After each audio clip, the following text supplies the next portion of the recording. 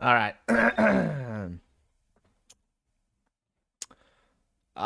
From save point, yeah. All right, let's continue.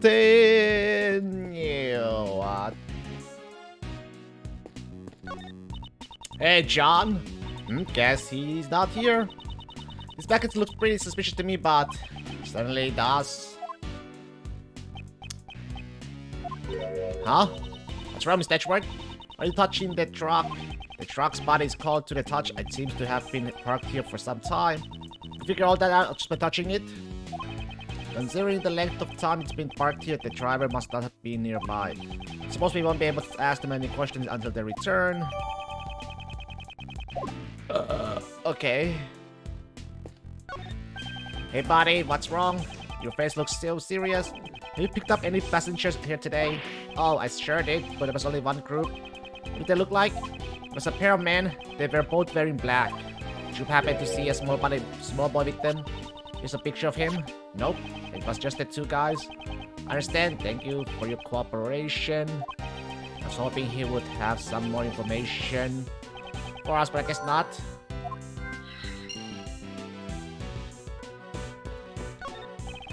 Thank you for your hard work, Prosecutor Edgeworth. I'm not a prosecutor at the moment, but I'll keep quiet about that for now. Thank you, what are you doing here? Sir, I'm on guard duty. Then could you tell me about the cars that have passed through here today? The only one that came through here were that taxi and that bull truck. So, two different vehicles came through this place. This valuable information.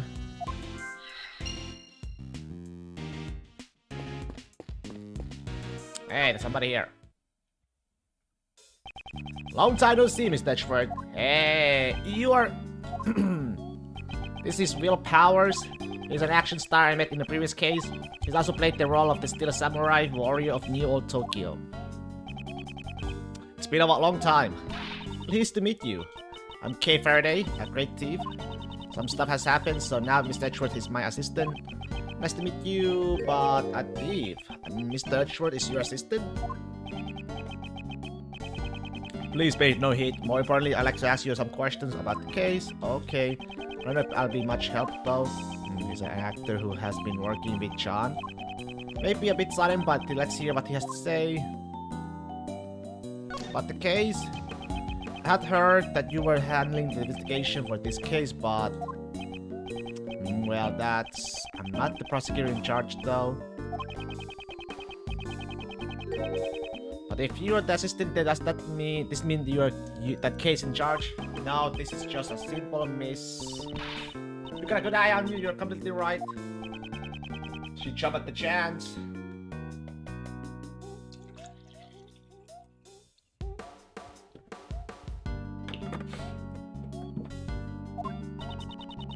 Since I'm in charge here, I'd like to answer a few questions post haste and be frank. Did anything happen to catch your eye? Erica, didn't you notice anything? Who is she trying to imitate? Be frank, huh? Well, I feel sorry for the victim. But I can't help but worry about what will happen with the filming from now on. No, that's only natural. Still, I would think that filming would be difficult now. I knew it. This is bad. We can only use this location for a little while longer too.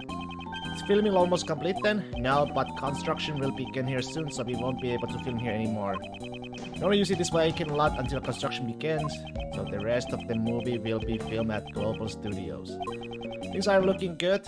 There's even some people are spreading bad rumors. Bad rumors? Lately, a journalist has been coming by repeatedly saying this film was lots hiding a real monster, I reckon. There ain't no use hiding it. Stuff like that. I have a feeling I know who you're talking about. Yes, it was that photographer from before. You're not actually hiding a real monster, are you? Of course not. If there really was one, I'd be out of a job. Seems they're putting a lot of work into this movie. That's because this is our first attempt at making a sequel to an old classic. Global Studios is pouring their heart and soul into this one. I wish they'd put that much effort into making a new Steel Samurai series. What role are you playing this time, Mr. Powers? I'm playing the Mighty Muzilla. Wow, you're the main character? Well, much obliged. Wearing a full body costume again, so my face won't be seen this time either. I see, that costume sure is cool though. I wanna try wearing it too. I know, how about next time I let me get into costume? Maybe just the horn part? That's not really possible. You can't get inside the horns. Well, I guess that makes sense. I'm not in the Screen Actors Guild after all. I don't think that's what he means. I would like to ask you some questions about John. About John? Ah, I heard about it from the girl on staff. How he suddenly vanished from right in the front of you guys. That's just like him. Does he do that a lot? I'd say so. During filming breaks, if you even took your eyes off of him for a moment, he'd be gone. Do you have any idea as to where he might have gone? I don't know, but I ran into him as he was leaving the film lot. What? Really? Where did John go? I saw him get in the trailer, but when I was checking the equipment, he was gone again. Trailer, huh? There might still be some traces of him left behind.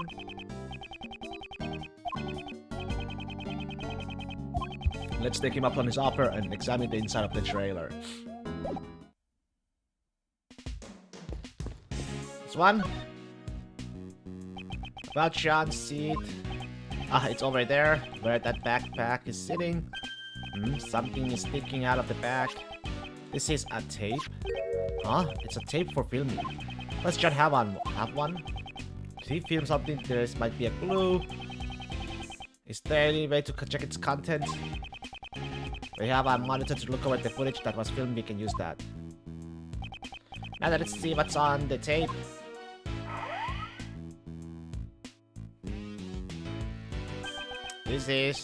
Looks like when John was practicing.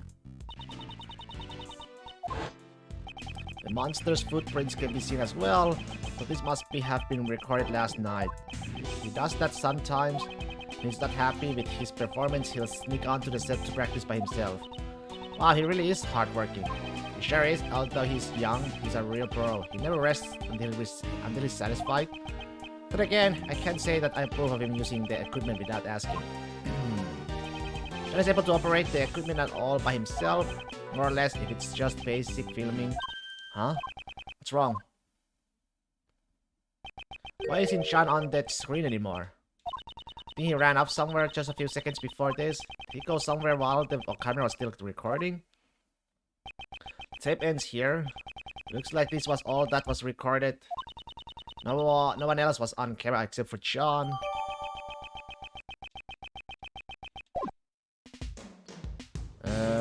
Okay. Piece of filming equipment have been placed here. Are you filming today? No, we had to stop filming for today. Since the box has disappeared. Let me see.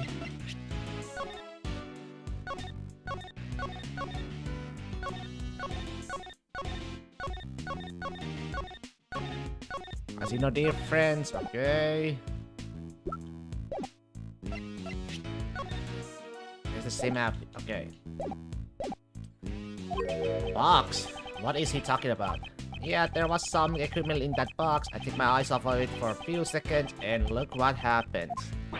So there's a thief among us. Exactly what was stolen? Nothing much actually, just the box is missing.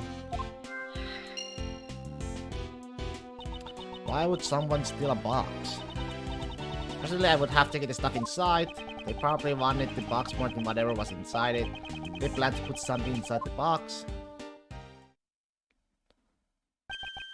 It's already 12:30. I wonder how Miss Courtney and the others are holding up. How long will they be able to prolong the trial? We gotta hurry and find John. Indeed? Oh heck no, that ain't how it's done. Hey. Yeah, I ain't gonna catch a scoop like that. Sorry, Chief. What am I always telling ya? We're beasts, scoop-eating animals. Scoop or starve, no story, no glory. You gotta get fired up. Yes, sir, as I clicked on my mentor. They're here. It's those noisy reporters. Hey, they came here too? Come on, Miss Netchworth. Let's go talk to them. Good grief, if we must.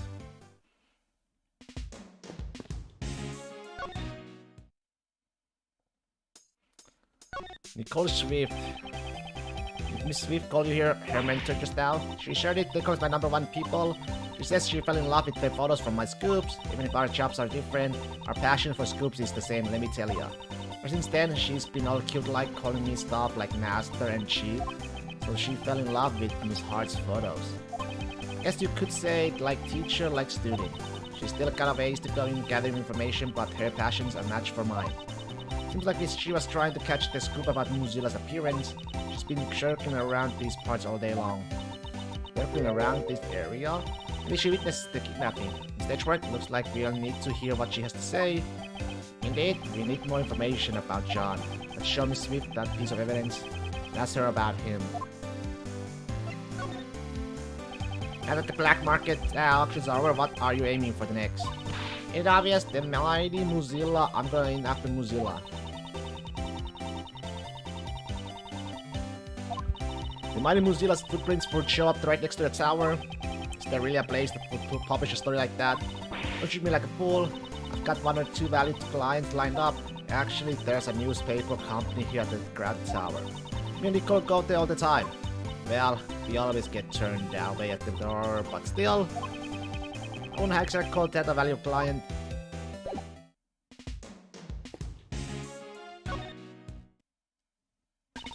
Your name is the Edgeworth, so we meet again. Miss Swift? Why are you here? You were here.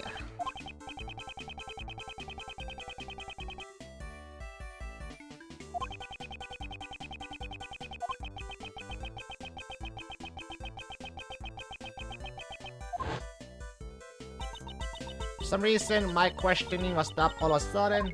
After a while, they just let me out and told me I could go home scot-free. Must be some kind of message saying I need to keep on doing my best out there, reckon.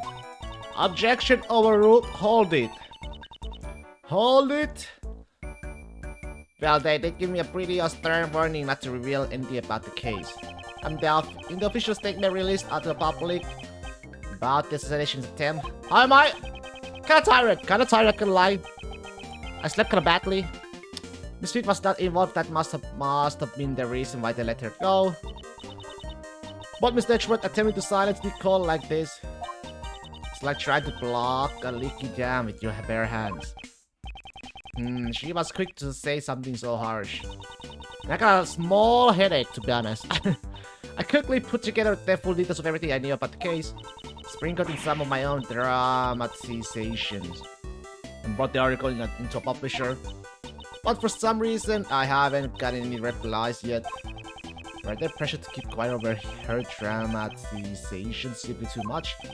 Both are probable, so I'm not sure which is true. I see the picture. Miss Swift, I'm sorry, but about this photo, they gotta say it. I know exactly what's going on. What do you mean? You're searching for him, ain't ya? That boy. Ooch. What? Things are still pretty tough for you, I see. Master Edgeworth, the man of crime, wherever he goes, dead bodies are sure to follow. Or something like that. That's a terrible reputation to have. Who would have thought? This time there'd be a kidnapping incident. What? How did you know that? Shh. Could you keep it down a little?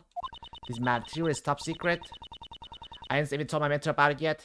Right, that's totally true. That's true. If you're a main character of the game, dead bodies follow you everywhere. Murder follow you everywhere. You gotta keep it secret for me. If she finds out, I'll be a goner. Why do you know? Judge Courtney should have only told us. I ain't telling that to anyone. So not even you, Mr. Prosecutor. Seems this reporter still hasn't learned her lesson. Yeah, can you give me the thing? All you want, I still ain't telling. Do you know something about it? Because the president's speech, a dead prison, a dead tower, to the... Truth is, I done so it myself. A boy being taken away by a couple of men in black. Hey, men in black! Oi. What? Where did they go? That I don't know. They were too far away, so I lost sight of them. Darn it. But at least we know what the criminals look like. Yes, a pair of men in black. Hey. Two men. Men in black.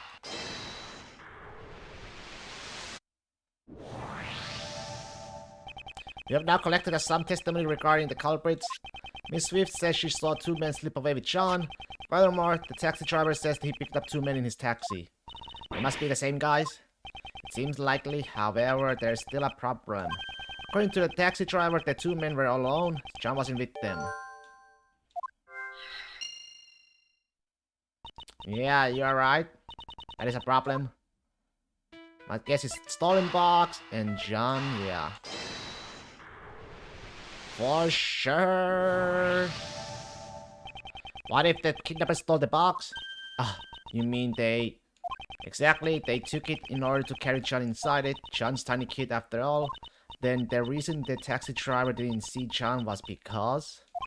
It's likely he was put in the trunk as the kidnapper's luggage. But why did they need to go through all the trouble of hiding him? At first, the kidnappers must have intended to abduct him without being seen. However, they didn't anticipate all the policemen in the plaza. I see. If they tried to just walk away with him, they would have been spotted. Just the mere presence of policemen would have been a sizable threat. I get it. In that case, we gotta ask the taxi driver. The two men you told us about earlier have any luggage with them? Yeah, they stuffed a huge box in the trunk. And that's that. Those guys must be the kidnappers. Do you remember where you took those men?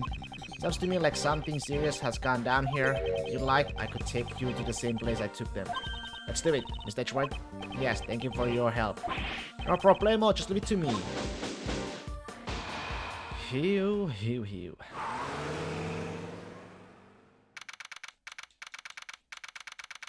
Almost 1 p.m. Ugh, that taxi drove way too fast. I don't feel too good. Mr. Edgeworth, are you alright? Your face is really pale. I'm fine. The driver said they came to his house garage. This must be where those two men brought the box. Mr. Edgeworth, look at the nameplate on the door. Nameplate? What? Blaze the Best? So this is the German's house. Does that mean the one who kidnapped John was Blaze the Best? Blaze should have already been arrested, though. The garage door is unlocked. You really do have a good eye for this sort of thing. Oh. Blaze indeed. Blaze motorbike? It smells like a motor oil. Maintaining that motorcycle must be Blaze's hobby. Excuse me, we are coming in. Anybody home? Doing something like this, it's as if we're a couple of petty thieves. Shh, be quiet. Right now, we're great thieves. Have some self-awareness. She called at me. Nobody's here. For now, it looks like we can get through this without being arrested. This isn't the time to be relieved. Now the real deal begins. Let's go look for the treasure. We're looking for John, not treasure. Alright, the box there. What is this? I found something good. Hey, those are mechanic gloves. You wear them during vehicle maintenance or when you're working with machinery. They look really stained with motor oil. However, they are also horribly stained with dirt. Could the gloves have gotten this dirt just from maintaining the bike? I don't really like Blaze, but these gloves are pretty cool. Do you think we could come up with some reason to take these with us? When you say it like that, it makes it hard for me to take them as evidence. Heavily stained with dirt, okay.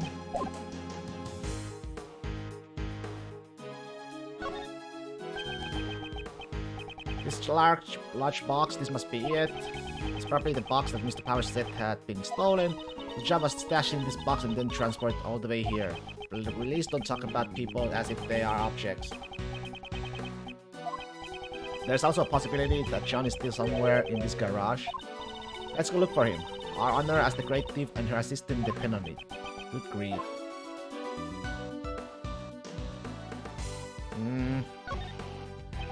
There are large tools hanging on the wall, such as a sledgehammer and a shovel. It's a lot bigger than the gavel Miss Courtney carries around. If I ever become a judge, I'd want my gavel to be this big. Swinging such a huge gavel in court would be intolerable. Please don't. Aww. Then I just swing the shovel that's beneath it instead. That has no business being swung in a court or elsewhere. Please don't. Oh. There's someone inside. Crash? Is it John? John, we're coming to save you. Yeah. This is... What the? Sebastian? You're... Sebastian? What? Why? This is Blaze's house, right? That would mean... Yes, it should also be Sebastian's house. So then why is he... Okay, go help him out. Sebastian the best. If it has to do with the rope, just leave it 2K. Interesting. I finished the Resident... Oh, you played Resident Evil 4 Remake? 10 out of 10? Really now? I'm quite excited to play it myself at some point. Resident 4 Evil... I heard it has a great reviews. I haven't played the original either though, so... I probably might have to play the original and the remake, who knows? Here I go, a little pull over here and a quick talk over there. 10 out of 10 though, huh? Are you alright, Sebastian?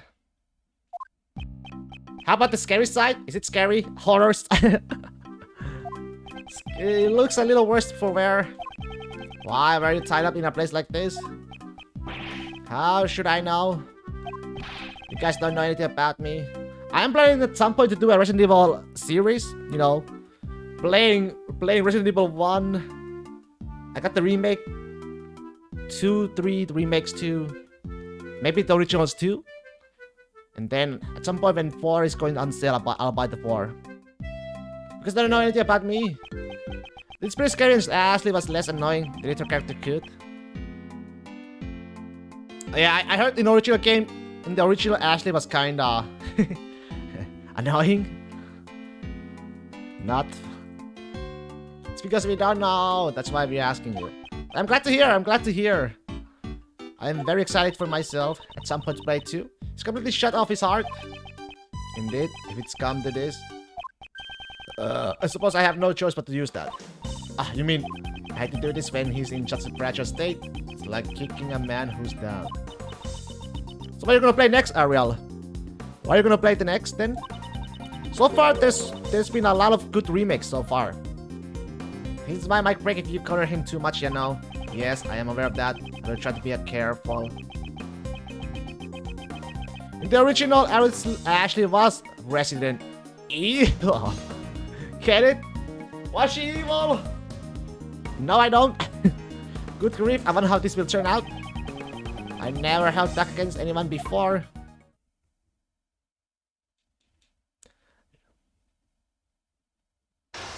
But I know the meme. Leon! Help!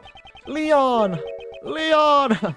After her running out of the meeting room this morning, why would he be here of all places? You guys, do you know how I feel? Ooh, 5 pieces, huh? It's gone through a lot of shock. He must be on the verge of emotional meltdown. Can't be helped. At times like this, I must quietly listen to what he has to say. Okay? Quietly. No one else. No one tells me anything. I'm always the only one being left out like an idiot. I should try to answer his questions as best as I can. Considering how fragile he is, I won't have much time to spare. I need to ask about his true feelings and try to calm him down post-haste. Alright.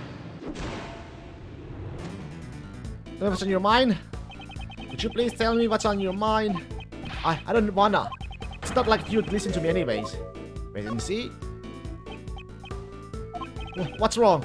Normally, you'd be shouting ouch right about now. Wait and see. You're serious? You're really gonna listen to what I have to say? I can understand the shock you went through after what happened with your father. It wasn't just Pops. This morning, I lost everything. Everything? Everything I have was given to me by Pops. Tell me, Mr. Edgeworth, just what am I supposed to believe in? Believe in yourself! If you can't believe in others, then at least believe in yourself. You need to gain experience on your own, but if you require wisdom, I can lend you a hand. Ever since I got locked up, I've been thinking, am I too incapable to be a prosecutor? Incapable? Which one was it? I believed incapable. Believe incapable is the word you are looking for. Judging your own ability is not an easy task. Sebastian. Little by little you are growing. Swan. Sebastian, would you tell me your side of the story? I understand. What should I talk about? He seems to have calmed down slightly. I'd like you to tell me everything you know about the kidnappers. Okay. Now then, tell me what you heard and saw. Why were you tied up in your own home? Why were you tied up in your own home and of all places? That's what I'd like to know. I'm the victim here. How would I know? Let's wait and see. I was really scared being locked up alone, you know. Did your abductors happen to say anything to you? I don't really get it, but one of them said, don't blame us, blame the owner of this house. Isn't the owner Blaze the best? In this house, wouldn't that be Blaze the best? Huh? Pops? Oh, I get it. Someone who hates Pops must have taken me hostage. No, considering the situation, that seems unlikely. The connection between Blaze and their kidnappers. This could be a useful clue. Who kidnapped you? Do you have any idea who the kidnapper could be? Well, of course I don't. If I did, I would have told you already. Let me try using that clue. Blaze was behind the kidnapping. Oh. A kidnapper can use his own home to hold someone captive. Sebastian, you were kidnapped by your own father. Damn, that father, man. What? It can't be. Was he going to kill me because I was a nuisance? Of course not. Would there be any reason for him to take your life?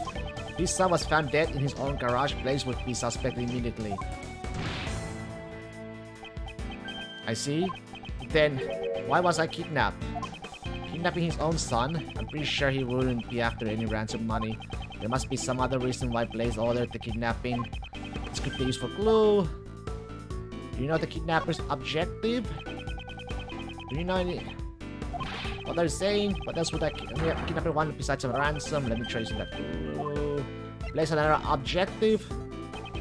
Kidnapping his own son in order to demand a ransom would make much sense. Yeah, you're right. Did you notice anything strange when you got kidnapped? Oh, as soon as I answered their question, they just took me away. What did they ask you? They asked a question? I know what they asked you. We're gonna play next. Well, my next big game will be that new Star Wars game. Oh, the Jedi Fallen sequel? Don't glare me at like that. That was a good game. Jedi Fallen Order. Yep, that's a good game. The Fallen Order was a good game. I enjoyed it. I think they asked me, do you know Courtney? I see. The piece of the puzzle is starting to fall into place. And the kidnappers did not intend to kidnap you. Their objective was John Marsh. They were planning to kidnap Judge Courtney's son. In order to have Patricia Rowland declared not guilty. Justin has a son. When Rowland gets declared not guilty, I suspect the kidnappers mistook you for John Marsh. All of this was just a mistake? Wait, maybe that's why back then... Did you just remembered something? No, it's nothing. It's nothing? Why are you lying? I'm useless anyways. Just leave me alone already. This is bad. He might be at his emotional limit. Let's get him to tell me what he remembered and try to calm him as well. Based on how distressed Sebastian looks right now, it must have been quite traumatic. I need to help him get back on his feet. What did you remember just now? I didn't remember anything about that guy. About Blaze? Would that guy happen to be Blaze? Darn it! Ooh, so this is the difference between me and someone who earned his prosecutor title. I've been wanting to ask you, why did you become a prosecutor? What does it matter? I'm not fit to be a prosecutor anyways. Wait. Say something. You must have some reason for choosing this path, right? No, it's not like that. It was anything special. I became a prosecutor for a really insignificant reason. It was just a personal reason. Just like you, I too became a prosecutor for a personal reason. Then Street Fighter 6, and then the real big one, Final Fantasy 16. Heck yeah, man. That one is probably gonna be a day one buy for me too. FF16, baby. Huh? Is that true? But you're really a successful prosecutor. I'm sure that Pops, the pick, Chairman Summer's gonna be amazing. Would have been more proud of you than me. You play some big games this year, baby. This year has some amazing games on, upcoming games. Zelda, Tears of the Fallen Kingdom 2. It's gonna come out this year. It's gonna be a big year. I see, so you wanted to give Valde's approval. Oh, I thought that if I became the best prosecutor, he'd be proud of me. That's why I just wanted to help out Pops as much as I could. Would you happen to be protecting your father? Well, I don't have any reason to protect someone like him. Didn't you want to help your father? Didn't you want to help out your father as much as you could? Just once. I only wanted to be useful to Pops just this once. That way, I could help him regain his reputation. Repetition. I think you mean reputation. You seem to be mixing up words again. The word that you're looking for is reputation. No one's ever told me that before. Your father, who has strayed from his path, continues to add to his crimes. Renowing that, do you truly want things to stay the way they are? But, in that case, just what am I supposed to do? You should triumph over your father, who has treated you like... And, I think this year is gonna be this Marvel Spider-Man 2 is coming out too. Hopefully, I think. He must stop Blaze before he commits another crime. I never thought of it that way. I want to triumph over Pops. Somehow it seems he has calmed down once again. Good job. Now's my chance to ask him about Blaze's secret. I will give Sebastian the courage to stand up to his father. What's Blaze and Patricia's connection? Is there some connection between your father and Patricia Rowland? I'm sorry, I don't really know. Every tiny bit helps. Can you remember anything at all? I think sometimes they would interact with each other during work, but... Last year we had 3 games, Elden Ring, and God of War, and Sonic Frontier. Is that all? Last year? Elden Ring was big too, and God of War was big. Hey, didn't last year Horizon too, right? Horizon... Is there something else? Horizon? But is there something else on your mind? Apparently, Pops is the one who recommended Roland to be the warden. Or was it 2 years ago? When did Horizon came out? The newest one. Or, you don't play nor do I care for Horizon. I don't care. Horizon was good, man. Forbidden West. That actually was a good game, man. You're missing out. Really, Pops is the one who recommended Roland to be the warden. Oh, was there a reason for Blaze to recommend her? Probably because, unlike me, Pops actually cares about her. Well, Pops has known her since he first became the chief prosecutor after all. What was he like when he was the chief prosecutor? Oh, Pops was amazing.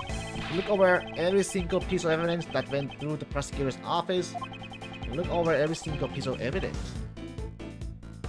This could be a major clue. Where's the evidence for the trial? Seems that the evidence regarding Patricia Rowland never made it to trial. I guess I only like franchise games. Nothing wrong with that too. There's nothing wrong with that. It's the duty of a prosecutor to watch over the evidence. Did you take care of it properly? If that's not it, just listen to what I have to say. I thought I would keep it in the safest place I knew. What have I done? He seems to have become unsettled again. Suppose I should let him a hand. Did you give the evidence to Blaze? The Blaze you thought would be the safest. Would that have been in the place in the best hands? No. Wow. He told me that it would be safer if he took care of the evidence. I'm sorry, but he has betrayed your trust in the worst way possible. Pops, why would he want to hide the evidence? To leave the trial undecided. Race's objective was to have Gordon and Roland were found not guilty by obscuring the truth. Sebastian, you were used by your father. It's possible that Blaze the Best has the evidence with him. Furthermore, we still have no idea where John is. I must return to my investigation post-haste, however... This is all my fault. What am I gonna do now? Seeing him like this, I can't just leave him be. He is still suffering in the gap between his ideal and reality. He will never move on until he figures out how to live his own life. Sebastian is about to face this greatest trial. Perhaps this is fate. I should give him the push forward that he needs. Will you walk the same path as your father? Will you continue to ignore the truth just like your father? Please, stop it already. I don't want your putty. Just leave me alone. You mean pity. I believe you mean pity. Is that what you're looking for? Oh, really? I also have my own reasons for wanting to speak with you. There was a time when I too did not seek the truth and continued to run away from it. However, thanks to a certain friend, I was able to realize my mistake. That's nice. You're lucky, Mr. Edgeworth. I don't have anyone like that. I will show you the way. If you have the courage to stand up, I will show you the way. What? Only if you have the will for it, though. I don't want to be like Pops. So, he wants to surpass his own father. I understand his feelings clearly now. You continue to be a prosecutor? You still intend to continue as a prosecutor? I don't really know. It's not like I became a prosecutor on my own. Because of that, do I even have the right to continue being a prosecutor? Decide that for yourself! Whether or not you continue as a prosecutor is something you must decide for yourself. Oh, only you can determine your path in life. I don't want to stop being a prosecutor. Because if I give up now, I know I'm gonna regret it for the rest of my life. So he wants us to continue to live as a prosecutor. He should keep his will in mind. Sebastian says that he wants to surpass his father and continue to be a prosecutor. In other words, he wants to be a different prosecutor from his father. It's the first answer he's alright at his own. I'm sure if he has the will, he'll find his way. What are you gonna do now? What do you plan to do from here on? First, I'm returning this red jacket. I'm not fit to wear it. Clothes fake the man. I think that's what Pops used to say. He knew all along I was a fake. It's clothes make the man. It's not fake. They're saying it's clothes make the man. You are what you were. Thank you, Mr. Edgeworth. I've learned something new yet again.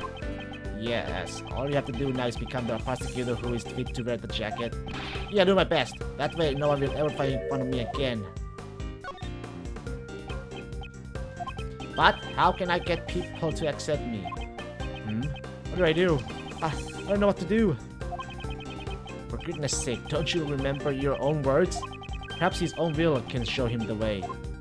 You don't want to be like your father? As a prosecutor, didn't you want to walk a different path from your father? Suddenly, the path you have chosen is not an easy one. Nevertheless, you still chose to live as a prosecutor. In that case, it should be clear to you what you need to do. I still question how I live my life to this day. But you, Sebastian, have found your own answer. So believe in yourself, prosecutor the best. He was mistaken for John and kidnapped by Blaze's underlings. And after his father stole his evidence, he lost his confidence as a prosecutor. The emotions he is going through must be more painful than anything I could imagine. It's taken longer than I thought, but with that, it's checkmate.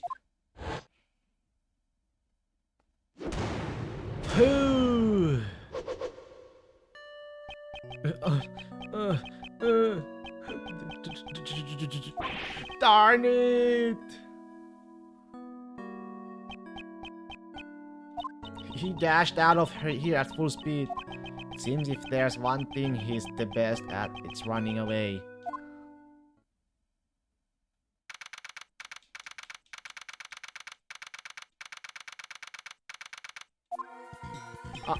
Curses, we are running out of time. We should check in with Mr. Shields. I'd also like to know what the situation is like on their end, but Mr. Best ran off again. We just give them the new information we discovered. Francisco will take his place. I wonder if that's going to be enough. Can't be helped, since he ran away, there's nothing more we can do.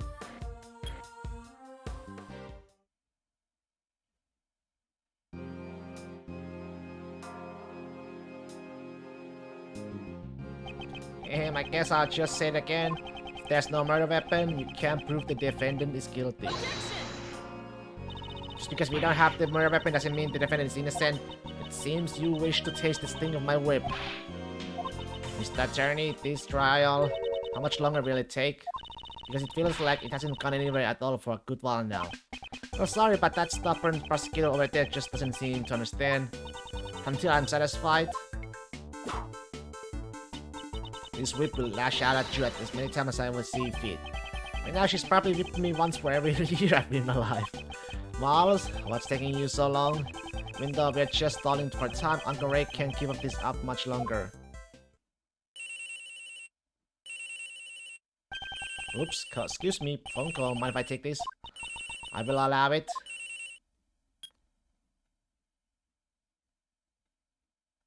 Mr. Shields? Oh, Miles, it's you? I was going over there. Found Sebastian. Oh, and the knife and chisel. Seems he handed the evidence over to Blaze the Best. It's very likely that Blaze knows the whereabouts of the murder weapon. Exterminate the Best? But why would Blaze? That I don't know yet. However, there may be some hidden connection between Patricia, Roland, and Blaze. Gotcha. In that case, I'll issue a sub point for Blaze the Best right away. I'll grill him personally. I will continue to search for the missing evidence, and for John as well. Try to hurry up, would ya? We're at our wits' end over here. Feels like the verdict could be handed down at any moment. Miss Dude? How much longer can Judge Courtney Hart hold out? I know she's in a lot of pain. I gotta hurry. How's the trial going? Blaze will be taking the stand. I don't know how things will turn out, though. He'll do anything from hiding evidence to kidnapping. He really is nothing but trouble. I agree we should probably take another look at the evidence concerning him. Okay, leave it to me. First, here's the latest evidence fresh from the scene. There are the gloves from earlier, although I am curious about them. Anything else? The case files from the I-7 incident. If I recall, Blaze was also involved in this, right? Indeed, he was involved in destroying the evidence. For now, let's keep this on hand. Okay, we got that again. Now, is there anything else? Same thing, right? Yeah. Of course, last but not least, we got this.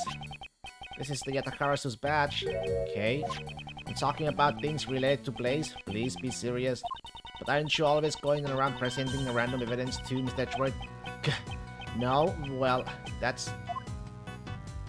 Isn't that... Sebastian? Ah, what are you doing here? Whoa! He ignored us. He came out of the Grand Tower. What was he doing in there? Let's go investigate what Mr. The Best was up to. Yes, let us go.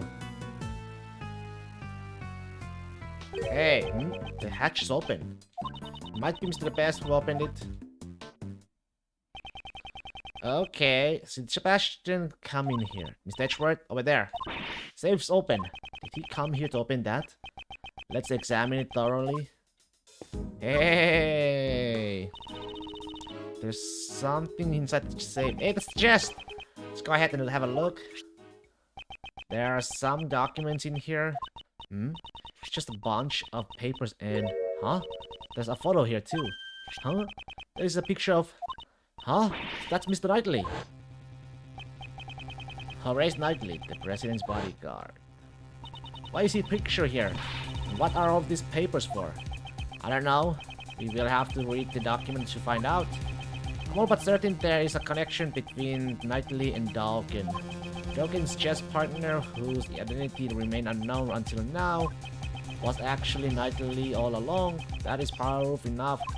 Tomorrow I shall interrogate him in the warden's office. I'll get him to confess that he's one of Dawkins' henchmen. That thing he laid to rest near the flower bed 12 years ago. You simply must retrieve it. This seems to be a report about Knightley.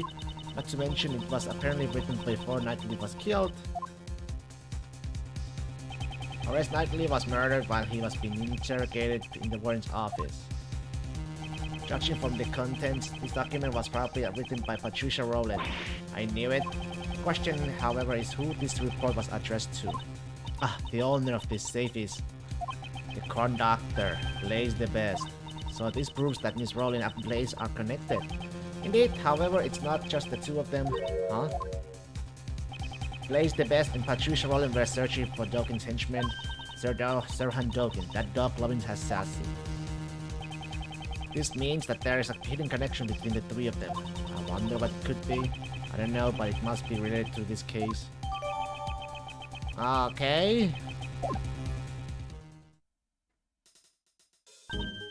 There's some other stuff in here that I remember seeing. There's something. The ring. It's Horace Knightley's, the chessboard, and the ring. All of his possessions are inside the safe. Basically, all of this stuff is evidence from the prison case, correct? Then the knife and chisel that vanished might be in here too. Let's see, Mr. Knightley. Mr. Chisel, they're not in there. I guess this is all just Mr. Knightley's stuff. See? It's too bad. Horace Knightley is dead.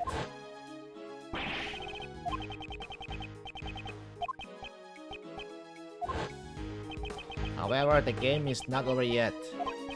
Unless I can see it through to its end.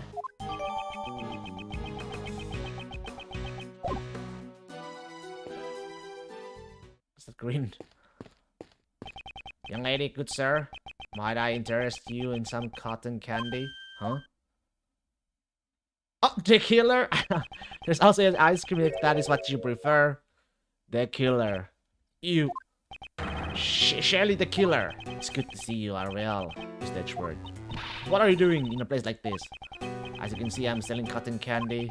Would you care for some heavenly cotton candy? Even sweeter than that. One bite will send you straight to heaven. That's definitely not something I'd want to buy from the killer. The meaning of my message. Have you understood it?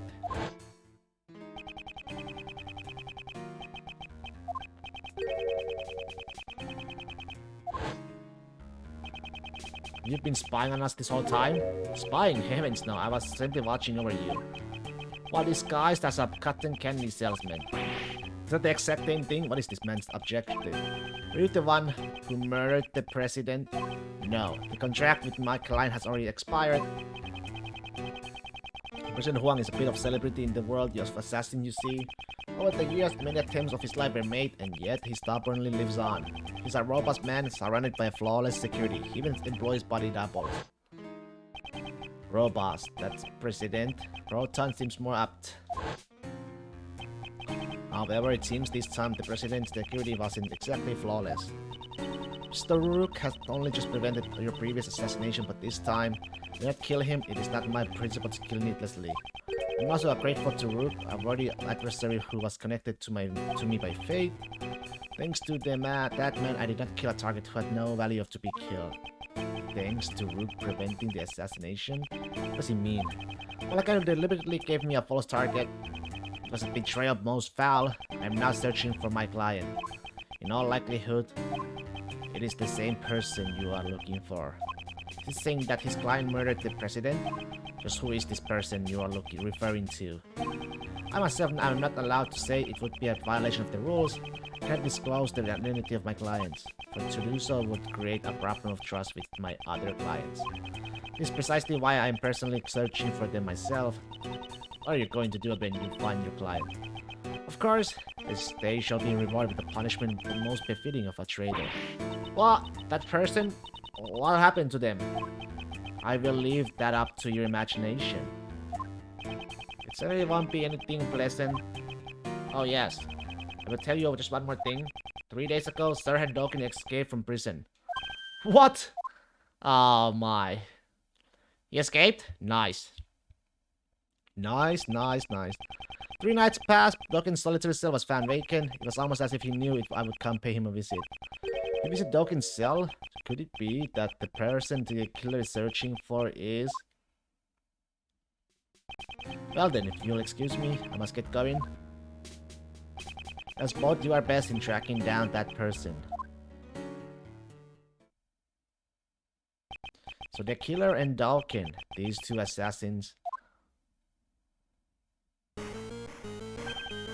This sound is... That's right, Judge Courtney's cell phone is ringing. Could be John. Mr. Edgeworth, how are you doing? Sounds like they're using a voice changer. Who is this? Someone you've been searching for. The one in the red hood. The red hood. Are you the person who ambushed Kay? Brilliant deduction. I expect no less from a prodigy prosecutor such as yourself. Edgeworth, wanna listen to you on this too? Very well. I'll put it on speaker. Well, I must say that I didn't expect the girl to get an amnesia. What's that supposed to mean? But that's not all, you see. Perhaps I should let you in on this, Mr. Edgeworth. Actually, I was the one who ordered Blaze the Best to kill Jill Green. What? This must be the person the killer spoke of. I really should thank you, Mr. Edgeworth. You have no reason to thank me. Oh, you haven't noticed? Why, that's troublesome, you know. I wanted you to catch Blaze for me. So I took the little K. What? K was suspected. I knew you would investigate the case. And I was sure that the great Miles Edgeworth would be able to catch Blaze. It was all according to my plan. And you know, I get the feeling that you have the wrong idea, so let me clear something up. Blaze the Best wasn't the one who kidnapped Miss Courtney's son. What do you know about the kidnapping? You and Miss Courtney are really quite alike, you know. She even came to visit you in the detention center and got all friendly with you. How could this person know something like that? Judge Courtney was supposed to have visited me using the detective's name. I bet you're wondering how I knew about the kidnapping, right? It's quite simple, really. It's because darling little John is in my care right now. What? Huh? You seem surprised. If only I could see the look on your faces. Quickly, little Kay. You have to hurry and steal him back. You wouldn't want to tarnish the Yatsukara's name on your first job, would you? You know it's my first job? How does this person know everything in so much detail? Well, I suppose I can't blame you for your mistake. It seems Blaze was after John as well, you see. There were 2 kidnappings. Such a fool, you know. Kidnapping his own son instead. Is John there with you? If he is, then I would like to hear his voice. He's here, but I'm afraid I can't do that. I see he's asleep right now. In that case, there's no way for us to know if you really kidnapped John or not. I suppose you don't have to believe me if you don't want to. What's your objective? Is it to get Patricia Rowan declared not guilty? Not guilty verdict, eh? I couldn't care less about that. His objective is different from Blaze's. I think I'll keep my objective a secret for now. Well then, I must be going. I hope you enjoy yourself, Mr. Edgeworth. Don't think you can get away with this? Then come and get me. I'll be looking forward to it. That is, you can bring me to justice, but I highly doubt that. Boom.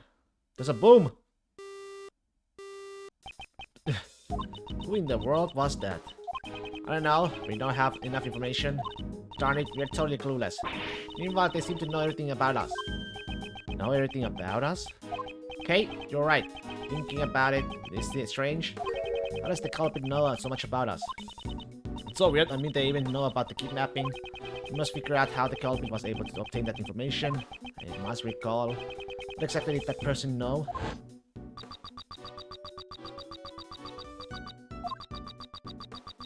Detention center.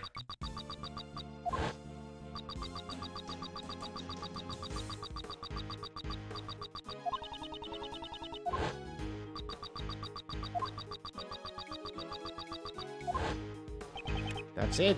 Finalizing our conversation with the culprit, I figured out, Kate, another source of this person's information. What, really? In all likelihood, this person is probably has planted a bug on us. I believe it is highly likely that we have been bugged. Bugged? You recall what that person said? If they couldn't see our faces, that means they weren't taking our pictures or following us. Then they must have planted a bug somewhere. Could be in my stuff. Was there anything they could have had a chance to bug? Must be a hint somewhere in our conversation just now. That's right. That person knew something that they shouldn't have. The conversation between Judge Courtney and myself in the visitor's room.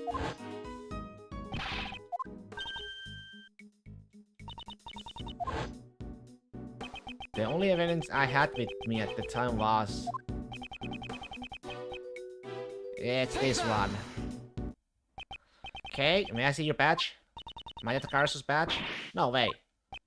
Why not? Is that right? Just because you became a great thief's assistant doesn't mean you are ready to wear this badge yet. It's not it. It's very likely that a bug was planted in it. What? In my badge? Let's take a closer look. Hey! Oh, this is... Seems I was right.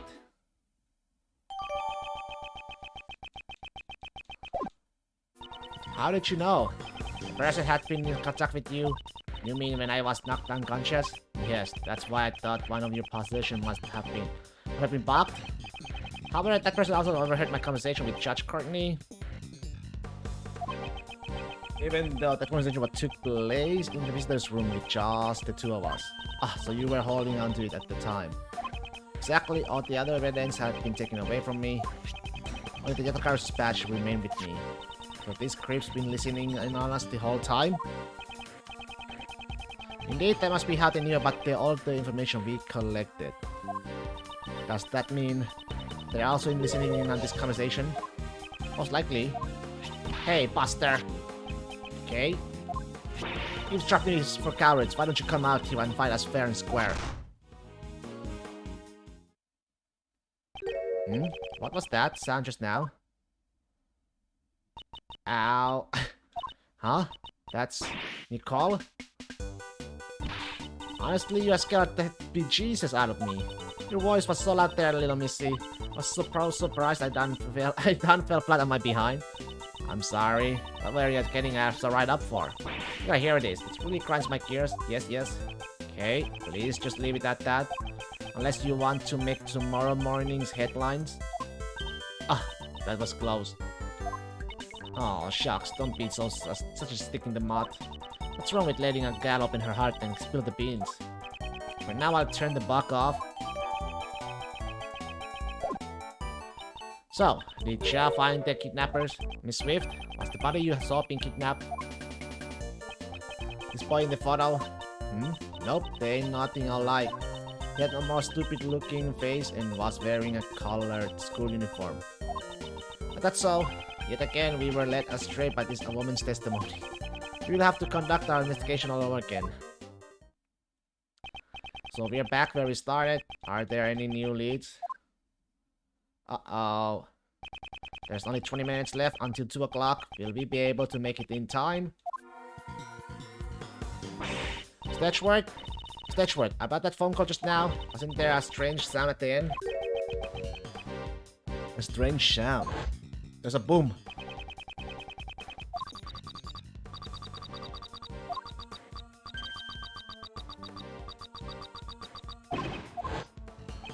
Now that you mention it, sounds like an explosion.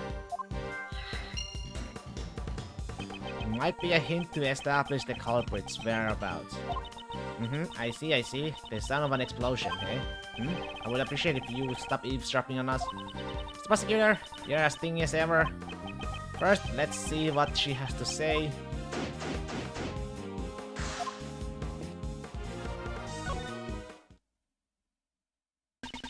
Hard work's helped move the case forward. I reckon it's all in a good day's work. Not so sure about that.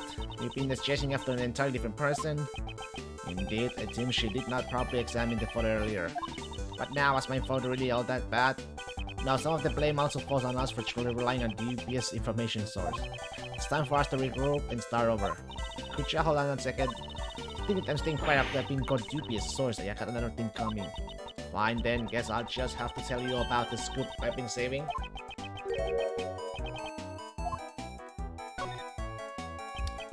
Although I'm not expecting much, let's hear it. What is this scoop of yours? It's Mozilla. I have a decisive evidence that the mighty Mozilla exists.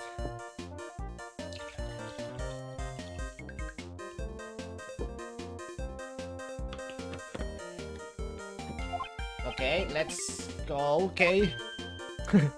Hold up, I'm being serious. Y'all might not believe it, but it's true. We don't have much time, but there's no other way. Would this as evidence of yours be something you recorded on that tape recorder? That's Mr. Edgeworth for ya. You're good at figuring things out, aren't you? The sound of Mozilla spewing out fire. This place nearly became a sea of flames. If you say so. Don't make that face. If you think I'm lying, then have a listen for yourself. Ready? Here comes the flame.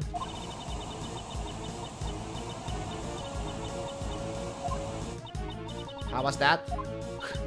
It's hard to tell over you're shouting, but if you say so, I guess they could be flames. Miss Swift, should you truly witness these so-called flames? Well, to tell you the truth, I didn't really see it with my own two eyes, on account of I wasn't actually there at the time. Mozilla had appeared, wouldn't you have noticed no matter where you were? Well, I was a ways off and was using a slightly unusual recording method, so... could you explain to me this recording method in more detail? Guess I just dug my own grave. Truth is, I was aiming for a scoop, so I did me some wireless wiretapping. Wait a minute, wireless wiretapping? If there's no wires, how did you tap them? Okay, please don't concern yourself with the semantics. She was simply intercepting wireless communications and listening in without permission. I've been spending the last 2 days scooping out the Grand Tower with my mentor, so you were investigating the black market auctions? In that case, you naturally would have tapped the immediate area in surrounding the Grand Tower. You betcha! But right then and there, I hear an ear-shattering roar. Finally, Mozilla appears, my heart is pounding, I feel him drawing near. So everything except the sound is just her own personal impression, right? Yeah, it seems like you didn't actually see anything. Well, I reckon there are things more of my thing anyways, as I continue tuning into the situation. Little Miss K over there almost shatters my eardrums.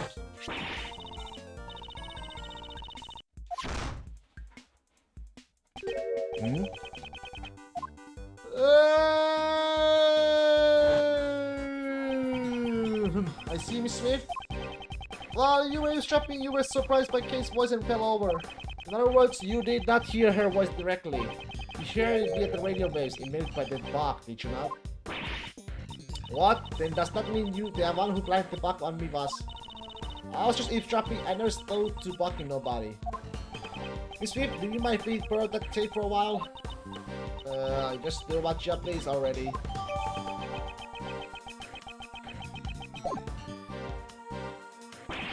Mr. Edgeworth! Mr. Chaos, Miss Berry? Did you find him? Not yet. Just where could Sean be? Sean? No, it's nothing. Don't worry about it. They don't know anything about the kidnapping. Regarding Sebastian, we found him not too long ago. Really? That's great. Thank you so much. Now I won't be arrested again.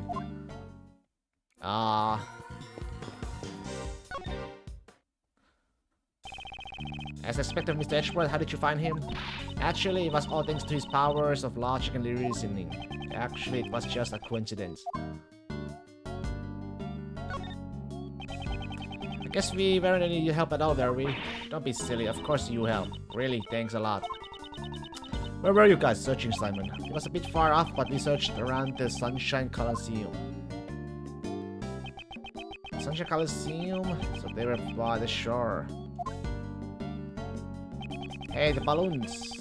There are a lot of people at the event there, so I thought he might have gone as well. An event sounds like fun. It's the festival I want to go to. It was a lot of fun. There were food stands, fireworks, and much more. Someone got worn out by all the people in the crowd pretty quickly, though. You didn't have to tell me them that. Sell out. Once we wrap up this case, let's all go there. Hey, okay. At any rate, I'm glad we were able to find him so quickly. Why is that? Truth is, our circus show is about to start soon. So I don't think we would have been able to help out with the search much longer. So, see, Sus, sorry to burden you with this when you also need to prepare for your performance. No, it's okay. Please don't worry about it. After all, I also didn't want to get arrested again. I'm so relieved you were able to find him in Stetchford. Yeah, but the warden still hasn't been declared guilty yet. What? You're saying there's still a chance I might be arrested? No way. Hey, please don't tease him.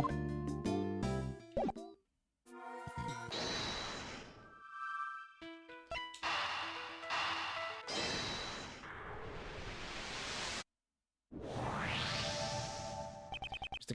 KS, didn't you say that there were fireworks at the Coliseum earlier? Huh? What about them? Were those fireworks set off during the day? Yeah, even just while we were there, a bunch of them were set off. What is it, Mr. Edgeworth? That explosion sound we heard at the end of the kidnapper's phone call.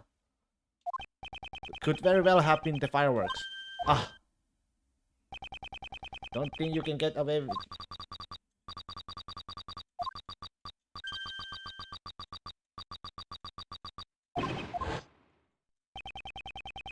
The sound of that to have been picked up by the phone, it must have been fairly loud. So that means the culprit was near the Coliseum. Even so, I bet the fireworks could be heard in lots of places around the Coliseum. Indeed, it would be impossible for us to search the entire area by ourselves. If only we could have the police lend us a hand. What the?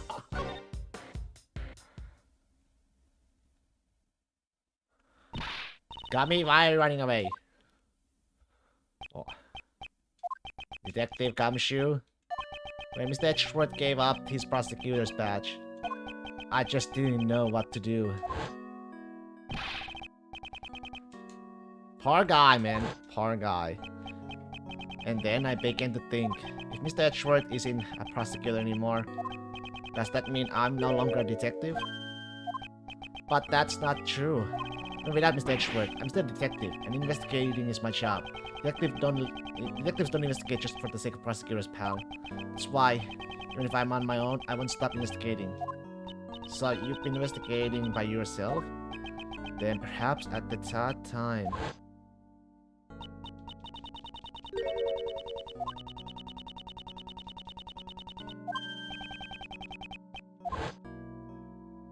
So, Jill Crane's autopsy report.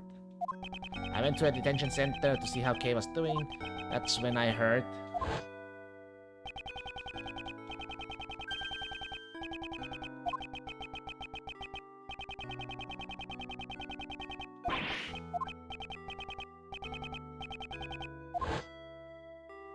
You heard that conversation? That's right, and that's why I looked over the evidence again myself, sir. Gummy, that's amazing. It was you who saved me. Kay. Really glad you got your memories back. Thank you. You get now? I can investigate on my own. Kami, don't run away. You've already proven that you can investigate on your own. After all, you saved me. Detective, I need your help. Currently, I am not a prosecutor, nor am I much of anything else, and so I will pursue this case. I ask you not as a prosecutor, but as a friend. Detective Gumshoe, will you help us?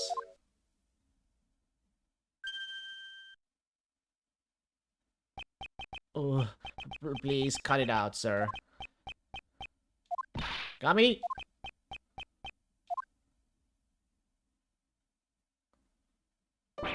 Okay, I get it, pal. I can't bear to see Mr. Edgeworth bowing his head to me like this.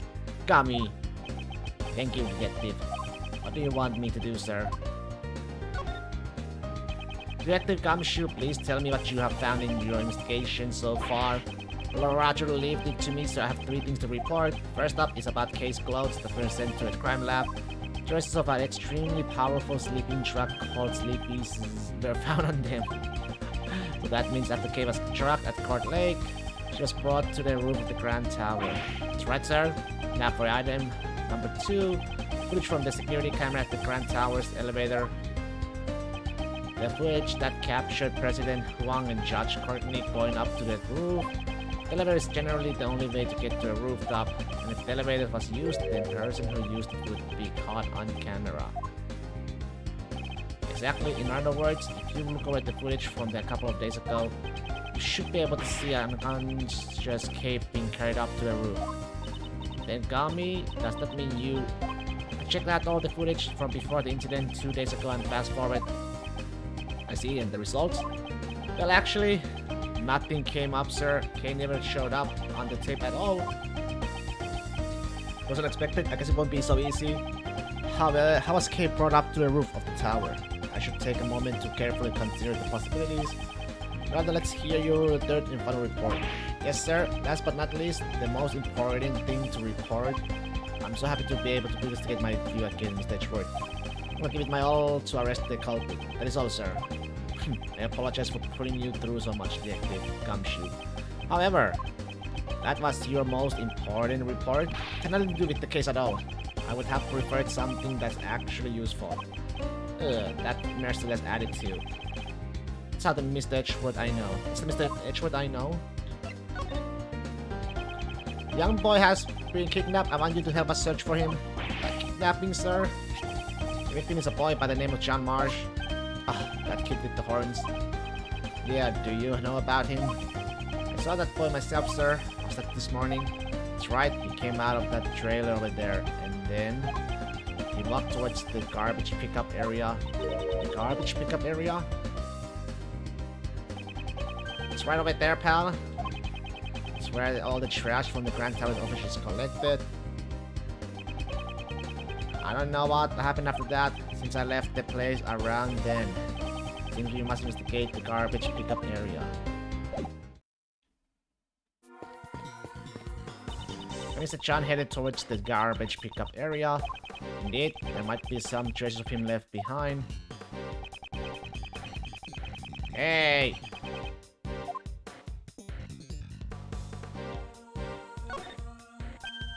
This milk cartoon is the one John was drinking out of. There's no mistake, something must have happened to John. The garbage pickup time is at 11 AM, so that's why there's no trash. When I looked here earlier, the place was overflowing with garbage, sir. Looks like the days David bulk waste is collected during the garbage pickup. There really were a lot of bulky items placed here, pal. Garbage trucks come back that can crush any kind of garbage to dust. No, it seems in the case of bulk waste, it is transported as is. They've been crushed. Huh? What do you know about how bulk waste is disposed of, Mr. Edgeworth? Ah, maybe Mr. Shield is in order to accomplish his and Mr. Edgeworth concussion plan. Send him something like a moving process instructional brochure. There are times when you're so sharp it's scary. Although, they're few and far between. Combined with Detective Gumshoe's testimony, chances are high that John was attacked at the garbage pickup area. If he was here, there wouldn't have been so many witnesses. But why would John have come to a place like this? It would be natural to think that he came here to throw something away. We have no way of knowing it since the garbage truck has already collected everything. Wait, do we have?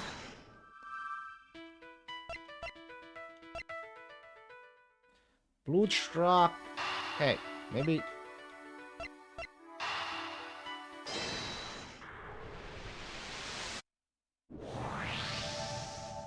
The only vehicles that came through the plaza this morning were the taxi and the blue truck. And Mr. Best was kidnapped in that taxi. Yes, meanwhile, John was attacking the garbage pickup area. And the garbage was collected from there at 11 AM. Ah, I got it, sir. The blue truck was actually...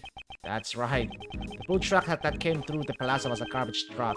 However, the plea that is made, the officer who gave us the information made no mention that the blue truck was a garbage truck. Talk about careless, how could someone mistake a garbage truck for a normal truck? It's not okay, today was the day for the collection of bulk waste. I suspect it was a standard truck without a trash compactor that came by to collect the trash. John was taken away by this garbage truck. Where do your garbage trucks go? To the dump, of course. Hold up. The culprit was disguised as a garbage collector, right? Then this truck was probably a fake too. How do we know they really went to the dump? No, the garbage truck should have been real. Eh? Why's that? That will be made clear if you will simply take a look at the garbage pickup area. This shows that the garbage truck John was kidnapping was real. Take that! It's gonna be that, right? Garbage pickup area is locked. Only a real garbage collector could have unlocked it to collect the trash. Precisely, we should assume that a genuine garbage truck was used. For example, the kidnapper could have put John into a large cardboard box. If the box was mixed in with the rest of the bulk waste, the garbage collector would have carried John away without even knowing it. Exactly, the culprit would then lie in wait at the garbage dump, and if they said, "I threw it away by mistake," the box would be returned to them. Any garbage dumps nearby? Let's see. There's 2 of them. So which garbage dump was he taken to? Which indeed? Could there be a hint in any of the information I hold? Could be that. Near the Coliseum. Based on the explosion the sound we heard of from the kidnapper's phone, we know that John is being confined someplace in the vicinity of the Coliseum. One of the garbage dumps is right next to the Coliseum. John was almost certainly taken there. In which case, the place he is being confined to must also be somewhere close by. Detective Gumshoe? Yes, sir. Could I ask you to search the area around this garbage dump? You don't have to ask me like we're strangers, sir. It feels so distant. Please just order me around like you normally do. Are you sure, detective? Right now, I'm not a prosecutor. Can I tell you, sir? Militars don't just investigate for the sake of prosecutors. You have my thanks, detective.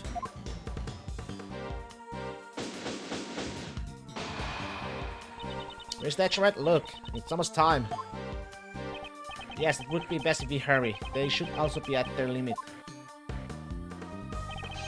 Detective Gumshoe, I'm counting on you. Give it to me, sir. This may be an official investigation. I'll call in all my pals from the station to help. I'll have to. Stealing John back is my job after all. I will be returning to the courtroom. Might be able to draw out some more time. Okay, well then, even in the deeps of night. The clock just struck 2. We have to hurry. Yes, sir. Oh, my introduction when no other bird dares to take flight.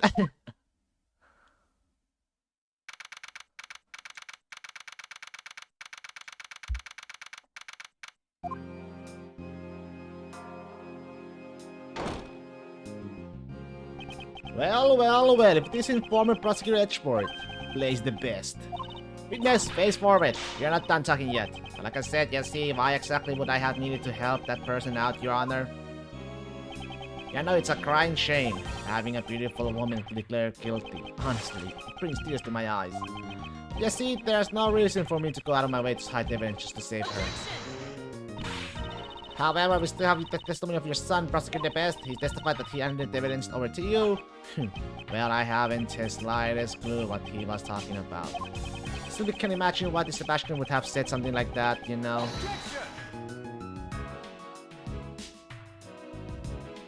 What if there is evidence that shows your connection with Warden Roland? And just what do you think you're doing, former Prosecutor Edgeworth? I was under the impression that you were no longer in any position to stand in court. Now, Edgeworth, how dare you barge into my prosecutor's bench? Francisca, I'm sorry. You could lend me the bench for a little while. What are you saying? Judge Courtney, I brought the other evidence related to this case. Your Honor, please allow me to testify. Should never allow it. Objection. Courtney Pie, Uncle Ray also asked that he be allowed to testify. There are no objections from the prosecution either, right? Understood. The prosecution also has no objections. Objection. There's no way you can allow something like this, you know? Such high-handed methods. Surely are enough to warrant being held in contempt of court, wouldn't you say, Courtney? As long as John is still in danger, Judge Courtney cannot rule against the warden. Must convey to her somehow that the search for her son is progressing.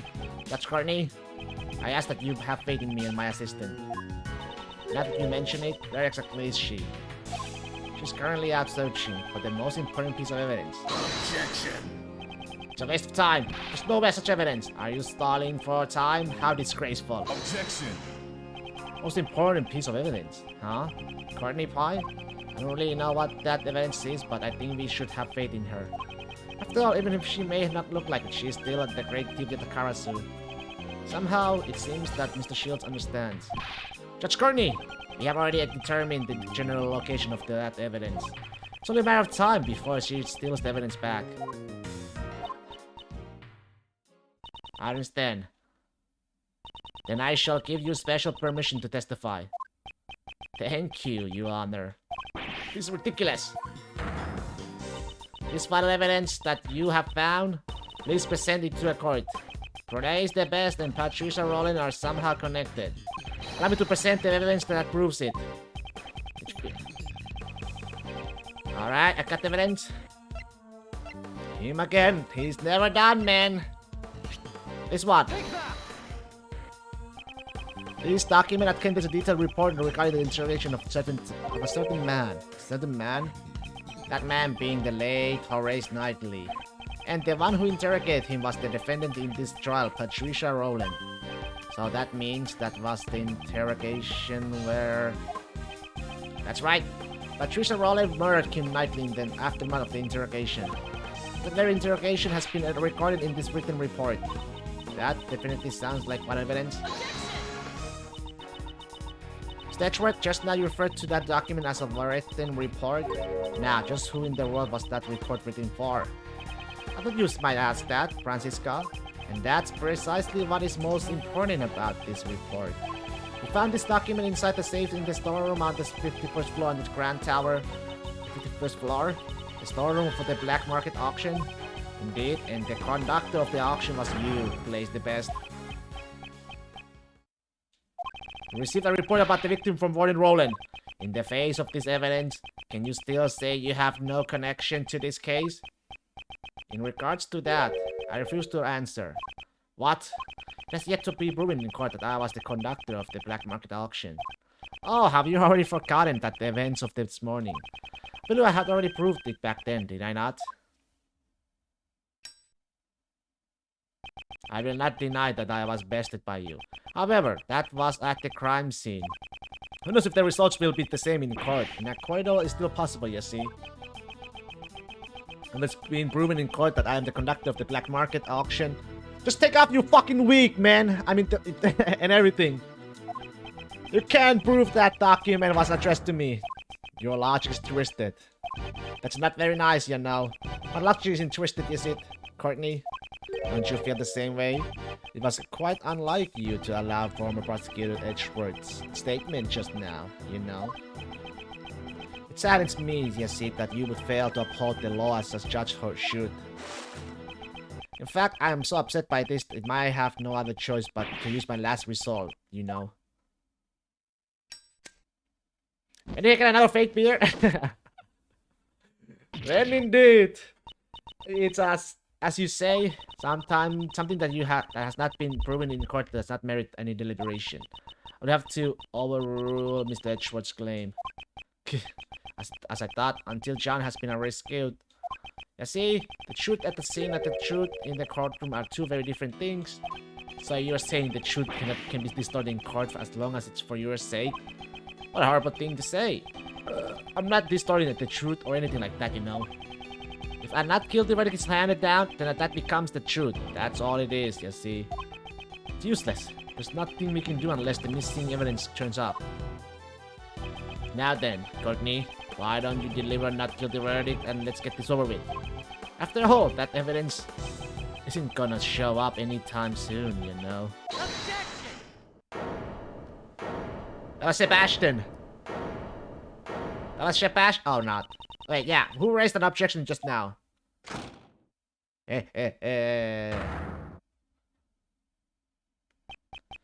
Pops.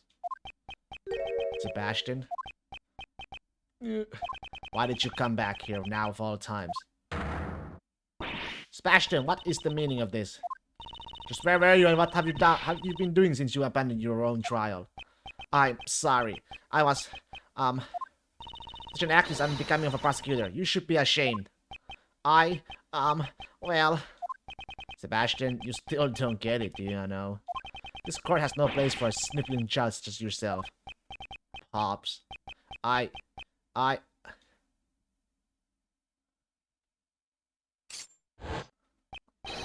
come to present new evidence, Your Honor. So, please, let me take my place back at the prosecutor's bench. Sebastian, I didn't think he would come back. Objection. What's all this now, Sebastian? You don't seem at all like your normal self. Pops. Come now, what's the matter? You want Daddy to play with you? Is that it? Well then, why don't we just head on and back home? We'll return to the witness stand. What's wrong? You're shaking like a leaf.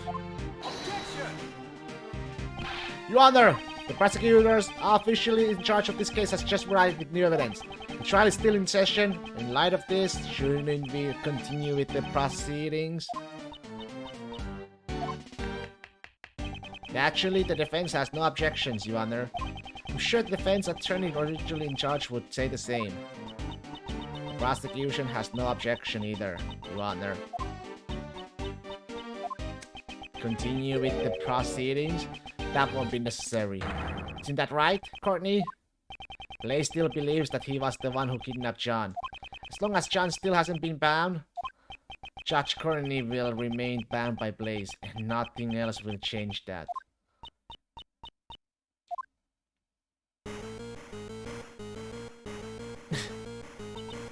That sound is her cell phone. My phone as well. Uncle Ray's phone is also. Stetchward! Mr. Shields! We found John, sir! We arrested John! Excellent work, detective! That kid was the most important piece of evidence, right? Way to go, okay? I wanted to spread the word quickly, so I had them call. Nice!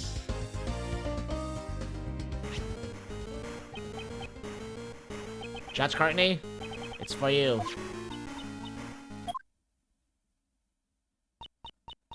Yes, I see. I'm so glad you're safe. Make sure you properly thank everyone, okay?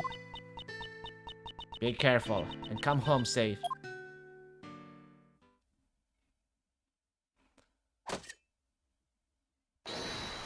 She's back, baby. Let us resume the proceedings. Now that I may have once again swing my gavel to my heart's content. You're kidding, right? This is just a sad joke, you know. Witness, this is no joke. Please return to the stand.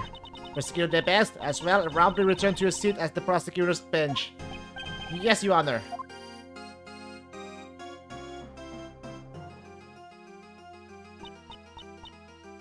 Sebastian De Best. Yes, Miss Von Karma. I leave the rest to you. Huh? Going up against your own father? It won't be easy. I shall observe how things pan out from the gallery.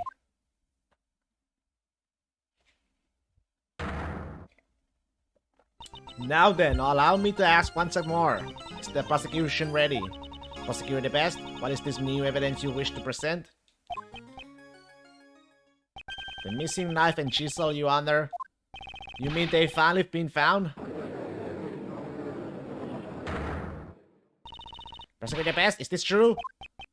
The knife and chisel, I wasn't able to find them. I search and search, I really did. But it was already too late. Too late? What do you mean? I remembered this morning when I passed by Pops in the garage at home. He was holding something wrapped in a newspaper. Pops, where are you going? Ah, Sebastian, just taking out some trash. At that moment, I heard it. The faint sound of a bell. Could that sound have been, by any chance, the bell attached to Dawkins' chisel? In other words, you are saying that the witness threw away the evidence? I searched for it, but I didn't make it in time. I'm sorry. Where exactly did you search for it? The garbage dump. I went to the garbage dump and searched everywhere. I thought the evidence Pops threw away had to be there. It's in...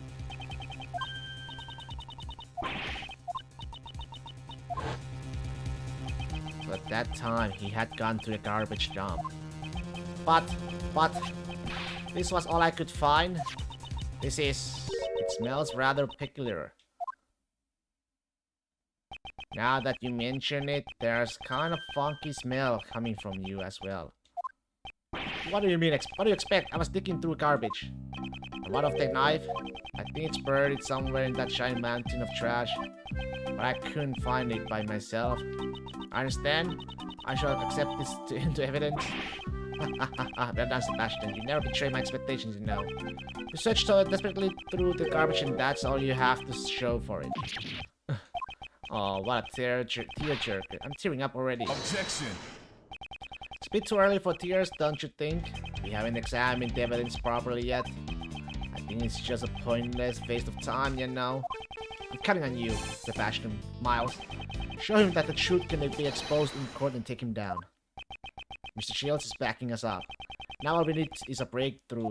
Prosecutor the best, let's take a closer look at the evidence. Right. Okay. Let's have a look inside. It'd be great if we could find some kind of proof. This is the bell that was attached to the Dawkins chisel. Are there any traces left behind on it? It's not good. There's not even a single smudge on it. What did you find, Prosecutor Best? Did you even find anything? Darn it. Of course you'd find nothing. Something like that can't be called evidence. All this is trash. It may be sad, but that's the truth, you see. Where's Sebastian's effort all for naught? Indeed, this bell does not seem to be valid evidence. However, pretty sure the color... Let me see one more time with the... Yeah, the same color with the newspaper too, the yellowish.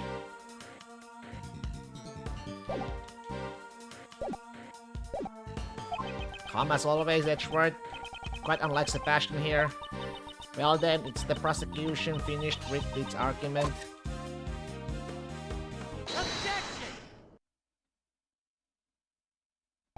Justin, not yet. We're not through yet. There's still something we haven't examined.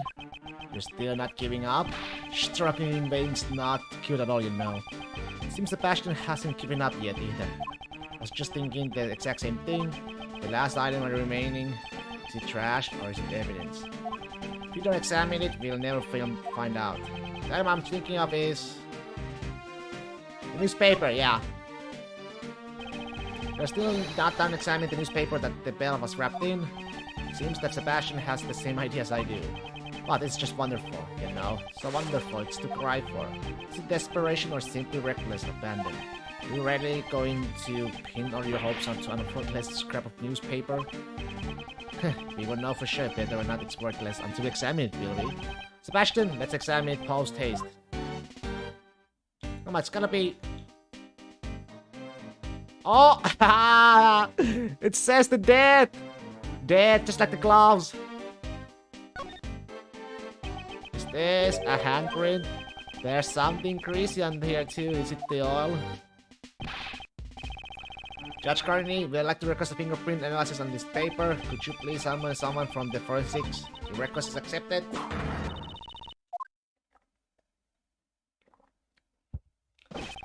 Reporting there, these are definitely fingerprints. However, it's from a glove. What? Hey, we have that glove now. Did I tell you it's nothing but a worthless scrap of paper? Just think about it, you know, when handling important evidence. What kind of idiot will use gloves? Oh wait, wouldn't that be you? The idiot who doesn't know when to give up? That's pretty harsh, talking to your son like that. What's wrong with calling an idiot an idiot? If you want to be the best, you have to be heartless. Heartless! I have no compassion for worthless individuals, not even my own son. Pops. And now you have always called yourself a genius prosecutor, haven't you? Didn't I explain to you this morning why you were a genius up until now? That's right, it was all because of me. Because of my authority. You're always being protected by people like Courtney. And me. Now get that stinking face of yours out of my sight. Stinking? You know, now that I think about it, that stench might just suit you perfectly. Just keep it away from my nose, or my eyes will start watering. Wrong. You're wrong, Pops. Sebastian, what are you talking about? You're the one who stinks, Pops. It's you, not me. What? You haven't noticed, have you? You smell, Pops. So much that you can't even hide it. Mr. Edgeworth, try smelling this handprint on the newspaper. The smell. It smells like oil. You know something that smells just like it? I'm thinking of it back then. Good job! Sebastian. That's right.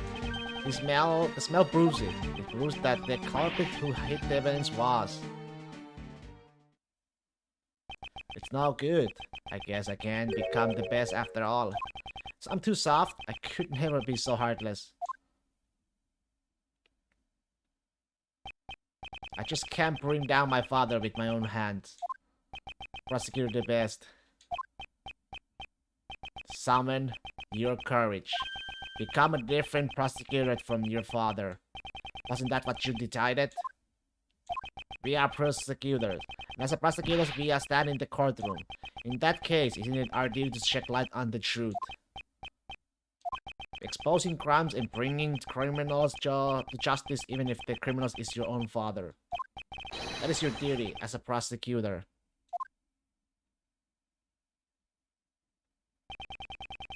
Then I promise you that if you have the courage to stand up, I will show you the way. And if you cannot do it alone, then we shall do it together. Thank you, Mr. Edgeworth. I'm going to present the evidence that connects this handprint with my father. Take that! This is the smell of motor oil, the kind used for maintaining motorcycles. Both myself and Mr. Edgeworth have smelled this exact same smell before. Where is the best? It was in your garage. And wouldn't you say these fingerprints have a rather peculiar shape? The five letters that spell out that. It's exactly the same as your own gloves. Objection. You can't buy gloves like that from anywhere. Doesn't prove anything. Is that really the case? It's not the only thing that these two pieces of evidence have in common. Fingerprints on the newspaper and that was used to wrap up the bell. And Blaze's mechanic's gloves. This is the unmistakable similarity they both share. It's gonna be the A. Take that! They're both missing an A part. If you examine the imprint left by the left letter A, you'll see it's unmistakably from this glove. What? And that's not all.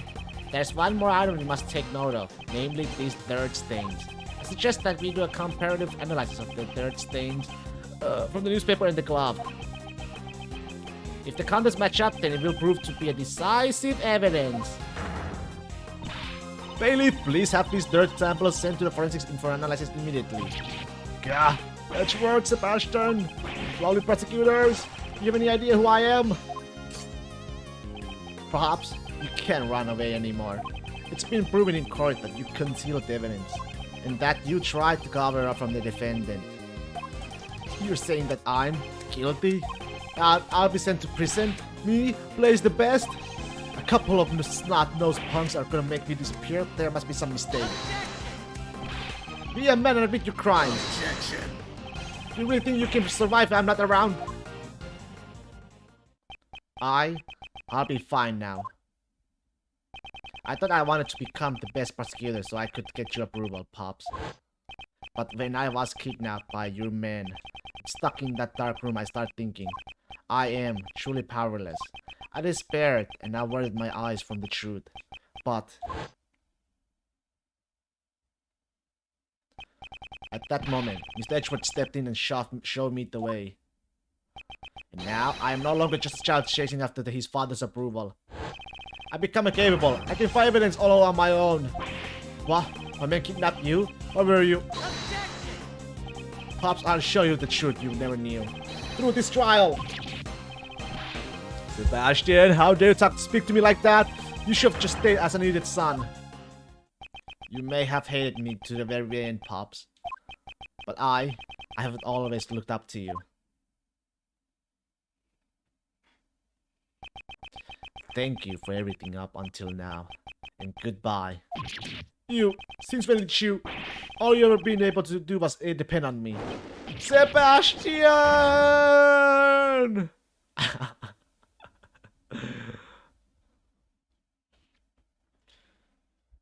Hew. It has been established that the evidence was collected sealed by Blaze the Best himself. A judgment regarding his concealment of evidence shall be delivered at a separate trial. The missing chisel and knives still have yet to be found. However, once a search of the waste disposal site is underway, they will surely be discovered. The knife will be found? What will happen to me if it's found? No need to worry. You'll simply receive the punishment you deserve for your crime. Punishment for me? Brace, what in the world are you doing? You. After all your boasting about being able to create your own truths and not guilty verdicts. That's why I contacted you immediately after the prison incident in the first place. To make matters worse, you even kidnapped the wrong kid? Just can't believe this. You really are completely useless! That was certainly a violent outburst, but you heard her, Prosecutor the Best. Yeah, she got flustered and said a bunch of important stuff. Right? Indeed, that's correct. He still doesn't seem very sure of himself. Very well, and with that, this court is adjourned. Not so fast. What? Who said that? What? Huh? Oh, it's Lang! Who are you? Mr. Lang! Oh boy! Judge Courtney, it's still too early for a happy ending. Lang Shi says the end of the trial is not always the end of the case. And who might you be? The name's Shi Long Lang. I'm just a humble lone investigator. Do you have some objection with this trial? Huh, not a chance. The defendant there has a heart as black as a moonless night. Lang, don't tell me you're the one from 12 years ago? You got it, ain't this nice? Now you're finally going to prison where you belong. 12 years is a long time coming for a suspended sentence, don't you agree? Agent Lang, what are you talking about? The SS5 incident from 12 years ago. It's a case I'll never forget. 12 years ago?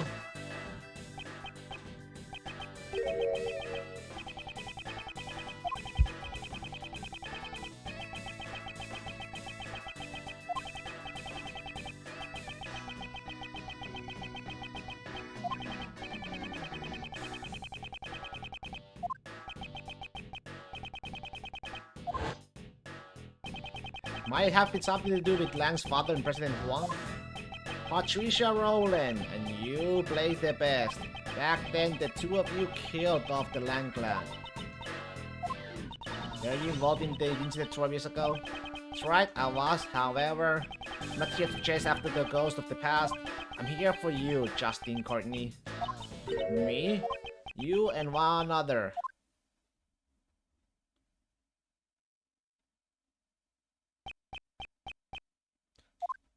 John? Miss Courtney, you're coming along too. As a suspect in the murder of the president of Shengfa Di Junhong. Agent Lang, what evidence do you... Not so fast! Settle down, Mr. Prosecutor. The investigation has only just begun. We are going to inspect the crime scene with the suspects in attendance. Agent Lang, you get his hands on some new pieces of evidence. If you have any objections, then you can tag along as well. I shall do just that.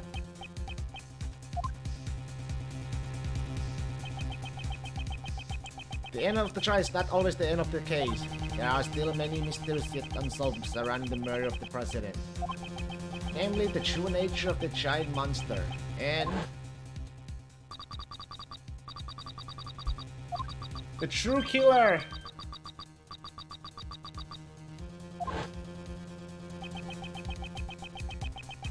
The true identity of the person on the other end of the phone.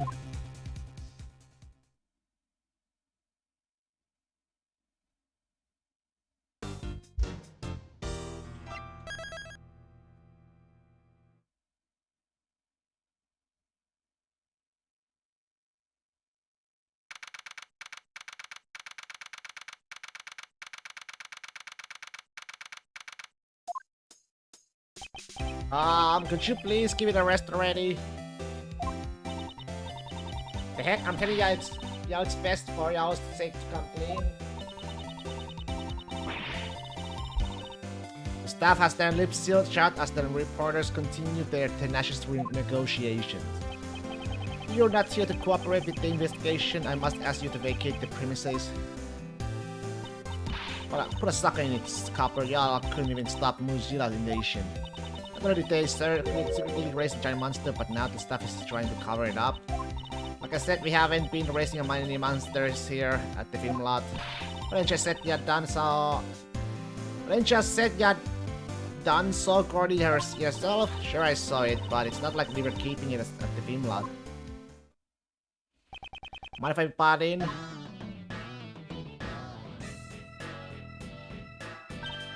Ah, Mr. Edgeworth. And John. Oh, y'all came here to search for the monster too? We're searching for a criminal, not a monster. Langshi says. The darkness inside a criminal's heart can be likened to a monster. But when it comes to killing people, criminals are much different from monsters. Agent Lang, this is a problem. I can't let outsiders enter the crime scene. These are all key figures in the case. I'd like them to be here when the investigation resumes.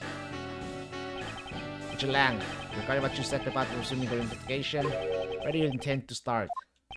Well, start by reviewing the case. Today, the body of the President Huang was found here at the film lot. The President's whereabouts from the nights ago are still unknown. Seems he snuck out from under the eyes of his bodyguards and ventured outside. And that night was the last time he was seen alive. It was when he met with you, Judge Courtney, on the roof of the Grand Tower. So, why did you meet with the President? That, I cannot say. You can't tell us, even under suspicion of murder?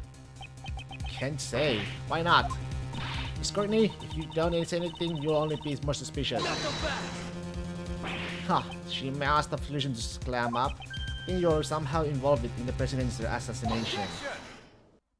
The President's body was only discovered today. That still leaves a blank of one whole day after Judge Courtney met with him unaccounted for. Don't be so impatient. We're gonna fill in that blank right here, right now. Every evening and on that blank day in question is what is important. What happened here last night? So why don't you tell us, John Marsh? Me? We know you were here last night. What? John was here? Between that little Missy's testimony and the footprints we found, we can easily prove it. John, you were rehearsing here last night, right? You were spying on me? I'm sorry, I just came to check up on things. You really shouldn't be staying up so late, you know. Mind your own business. John Mars, that young lady was worried about you. You will not speak to her like that. Sorry. How many times have I told you to be more mindful of the way you speak? Is it just me, or does Miss Courtney's personality seems kind of different? She seems to be as strict with her own son as she is with those who violate the law. A mom's gonna be a mom! Are you listening to me? And earlier as well?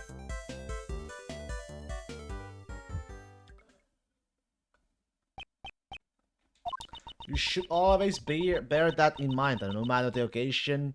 Not so fast. Can we get on with the investigation already? Ah, pardon me. For Judge Courtney to get carried away like that, this must be her motherly side. That's right. Agent Lang, do you suspect John? All about is the truth. Why was the president killed? And I want to know who killed him under whatever. It takes to find out. It seems the president was like family to him. John, would it be alright if we asked you a few questions? Sure, it's fine. I've got nothing to hide anyway. Okay. I wasn't feeling too great during today's shoot, so I made a few bloopers. They're reshooting the scene today, so... yeah, I decided to rehearse a little on my own, that's all. And all the time, there wasn't anything out of the ordinary. Oi, you were rehearsing alone that late at night? John, when I called you late last night, you told me you were at the hotel. You called him? About what time was that? I believe it was around 11 PM. I required him to call me every night. That's our rule whenever he stays away from home. The truth is, I was at the film during that time. Uh-oh, she's mad. So you lied to me? I'm sorry. Miss Courtney sure is angry. I think it's admirable that he practiced on his own even if he hid it from his mom. I'm sure she was simply worried. Who knows what could have happened to him out alone so late at night. And in reality, he did get caught up in yesterday's incident. But John said there wasn't anything out of the ordinary, right? Is that really the truth? Alright, I think I have an idea. Where is it?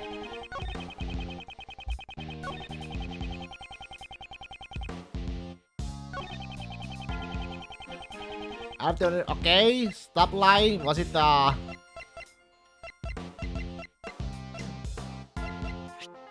this one, right? Yeah, it suddenly disappeared. Objection. That's right. There wasn't anything out of the ordinary? That's a lie, isn't it? We have evidence right here. Ah, could that be? That's right. It's the video you recorded of your performance. What? You were telling me you can't have a video from last night? Exactly, and in this video, there's clearly something that is out of the ordinary. This is a monster's footprint. It's a long case? Well, usually the final episode is a long case. Would you say that monsters' footprints are commonplace on a film set? John, why did you conceal the video from us?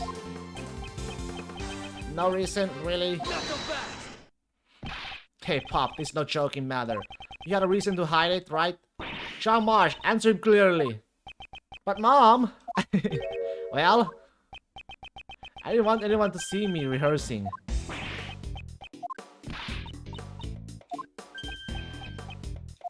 In other words, you're embarrassed about others seeing you practice?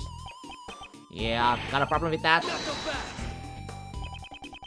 You're saying that's why you hid the evidence? John! Quit knocking at me, you already busted me, what more do you want? Yeah, the footprints were there, but I just practiced and headed home. How come you're so calm after finding those footprints? It's a monster, you know? A real-life monster! I thought it was just a part of the set. Besides, there's lots of other weird stuff around here too. You suspicious, Chief? This kid's really suspicious. Yeah, right. The smell of a scoop stings to a high heaven. Shut up, we're done talking. You're not done here yet. What now? The monster's footprints weren't the only unusual things that happened last night. Besides the monster footprints, what other unusual thing happened last night? Ah, they're not helping. They're not helping. The two journalists, absolutely not. Where is it?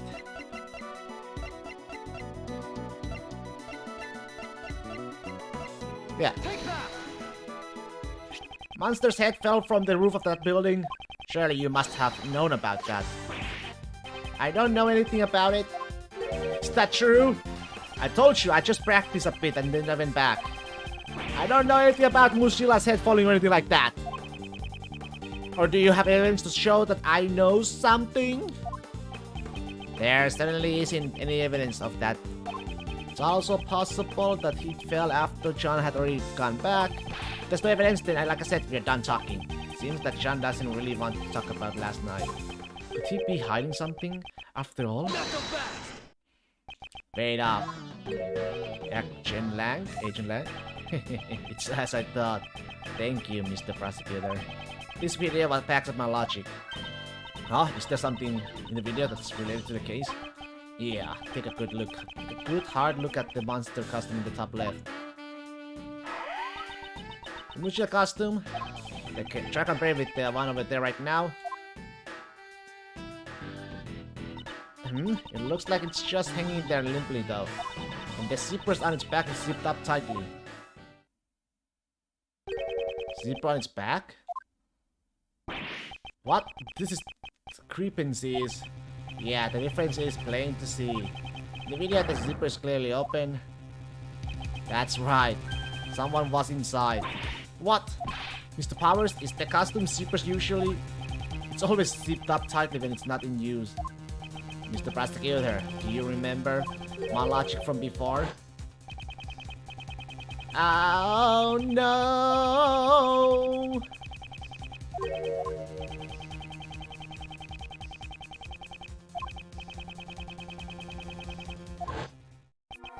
You're saying the body was hidden inside the costume? Yeah, that's right. Judge Courtney, 2 nights ago you pushed the president off the roof of the tower. You then hit the body inside the monster costume. I did no such thing. Say what you want, but you are the only one who could have done it. That should have already been proven impossible. The film lot was locked at the time. Judge Courtney could not have entered this place. And what if there was an accomplice? What? I'll tell you my reasoning, so listen up. Okay, when the president was pushed off the roof, John was waiting at the film lot.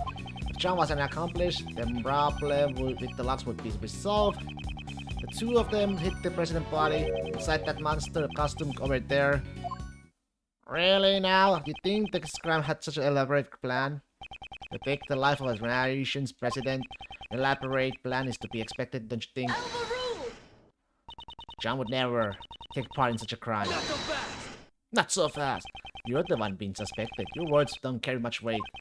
I wouldn't think that those 2 had sufficient motive for something like this, though. Well, maybe they had a motive that we didn't know about. You were the last one to meet with the president, and you are still keeping the details secret. Don't you think it's only natural that you're being suspected? Judge Courtney, is there no way for you to tell us your secret? My apologies, I just cannot, no matter what.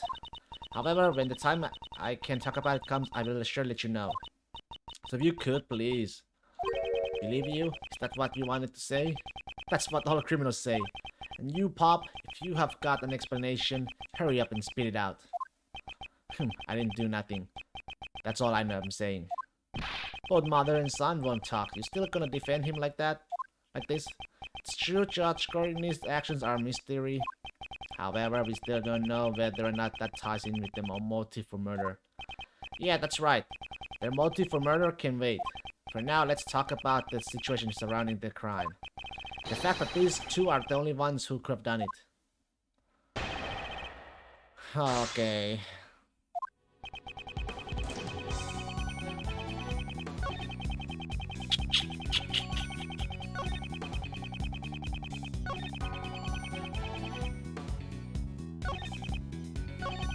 Let me try. In the video, we cannot see the inside of the costume, so can you really say for certain that the body was placed inside? Yeah, I'll give you that much. In that case, why don't we examine it? Inside of the costume, there might be some traces left inside. Mr. Powers, may we examine the inside of the costume?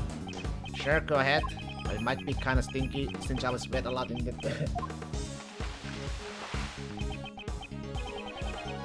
This is incredibly sturdy.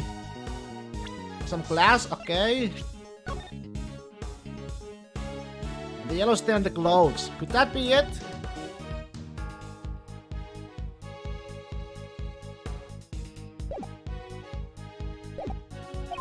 That's strange. You always make sure to clean it after using it so that the sweat doesn't damage the costume. Not so fast. Isn't this just proof that someone besides you used this costume?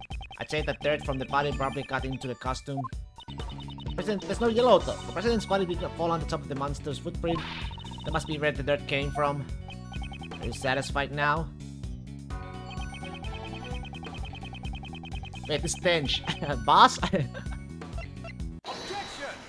Boss? Is that you? Dirt got onto the costume and the body was hidden inside it? Is that really the case? You have a problem with it? With that? There's a fair amount of dirt inside the front of the costume. Yes, that is a lot of dirt. However, I would like you to focus on the state of the body's in. It's lying on top of the dirt, and yet there's no dirt on the front of the body. The body really was inside the costume. And it's strange that the front of the body is stained with more dirt. Yeah, then how would you explain it? How did the dirt get inside the costume? From the video footage, it felt like that someone was inside the costume. But just well could have it have been? Where have I seen this? What's the matter, Kay? Just feel like I remember seeing something that looked like this dirt somewhere before. But where was it? There were braids of gray fragments within the dirt. Gray fragments? I know. There's another piece of evidence with dirt. It has to be seen to be something rather than normal dirt mixed into it. Something must have gotten stuck to it, and lots of it might have. Something got stuck to it. This may merit a closer look. Maybe it's dirt that looks like what's stuck on the inside of the costume. A bit, yeah. Take that. This dirt has some gray bits mixed into it. Huh? And what of it? We found an item belonging to a certain man that was covered in the same type of dirt. That is to say, these gloves. Those dirt stains. Certainly look the same, but tell me, just what exactly is this gray substance? This gray substance is plastic, concrete, or paint. It's gonna be concrete. This gray substance must be fragments of the concrete. You mean the stuff that was scattered around the monster's footprints? Exactly. Meanwhile, who do these gloves which are stained with the same kind of dirt belong to? Oh, I remember. We found it at Blaze's place. Earlier today we went to Blaze's garage. There we discovered these dirt-stained gloves. Come think of it, there were also hammers, shovels, and other tools placed inside as well. Why would mechanics gloves? Intended to be used on the machines be covered in dirt. If you broke the concrete with the hammer and then dug into the soil with the shovel, then it's only natural for dirt like that to get on the gloves. Then maybe... Yes, that's true. The true nature of the monster's footprints has been made clear. It's possible that these footprints were drawn up by Blaze the Best himself. Not so fast. It's possible. It's possible, you say? Please, don't enlighten me. Because I honestly have no clue why on earth would he do something like that. Why did he make the monster footprints? Thinking about it, the answer must be... He was sticking something! It's possible he was sticking something up. Probably went something like this. Last night at the spot, there was something that Blaze needed to pick up. For that reason, he broke the lock on the back door and sneaked into the film lot. Using the hammer and shovel, he set to work.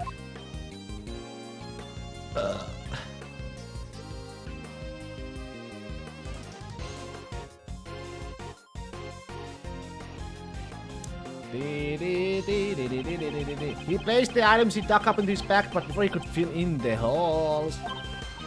That's when John came to practice. Exactly. Blaze panicked and had no choice but to hide himself in the Mozilla costume nearby. I think you would deduce so much from just a pair of dirt-stained gloves. However, all of this is merely a possibility. There's still no proof that he was the one who was hiding inside that costume. For all we know, he might have left the scene of once he finished digging. On the contrary, such proof does exist and none can be seen in the video. When this video was recorded, the Blaze was definitely inside the film lot. What? Though I can't blame Agent Lang for not noticing. The difference between current film lot And the one in John's video. And look at the state of the place's garage. And it's all too clear that the place was still there. All proves the place was still at the film lot when this video was recorded. Oh, could be this. Could be that there. Take that!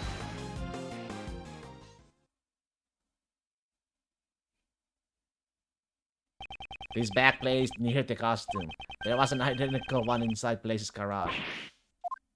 First the dirt on the gloves, and now the bag. It seems there is a connection. And that's my proof. Blaze was inside the costume. Ergo, the president's body could not have been hidden inside it.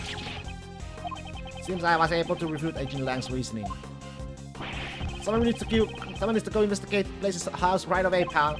We need to know what was inside that bag. Yes, sir. Hold it. Y'all pipe down and listen up. Yeah, just been saying whatever works best for y'all. And the noisy one returns. Yeah, there's the footprints of the mighty Mozilla. They ain't just some random hole ducks up by that old coot. I believe the true nature of these footprints has already been proven quite logically. Logic, I ain't buying it. Say what you want, but I know what I saw, and I saw Mozilla. Is she referring to how she saw Mozilla out of the window of the Grand Tower? Very past the rest. Upon our journalist's soul, we ain't having none of it. That statement is an insult to journalists everywhere. Ah, that's right. There's more to the monster than just those footprints. I remember hearing that Sunny over there was seen with the monster earlier. I reckon that gal over there, she said she witnessed it herself. When these two are together, all meaningful talk runs to a halt. If you only knew just what the monster really was, I think those two would quiet down. That's right, isn't there anything you can do? The monster's true identity? We don't have much choice, let's see what we can do. Isn't there something y'all are telling us about the... Nicole, ask him right now. Please settle down. Regarding the true identity of that monster, I already know what it is. What did you say? That's right. The video Chan recorded provided the hint that I needed. What you talking about? Miss Nicole saw Cordy. Then she went to check up on Chan's practice. At that time, she mistook something for Cordy. The monster can be seen in this photograph. Ah, I think I know. What? Ain't that just some plain old souvenir photo? Y'all don't really think y'all can pull the wool over the missed eyes before like me, do ya? I know. The film crane.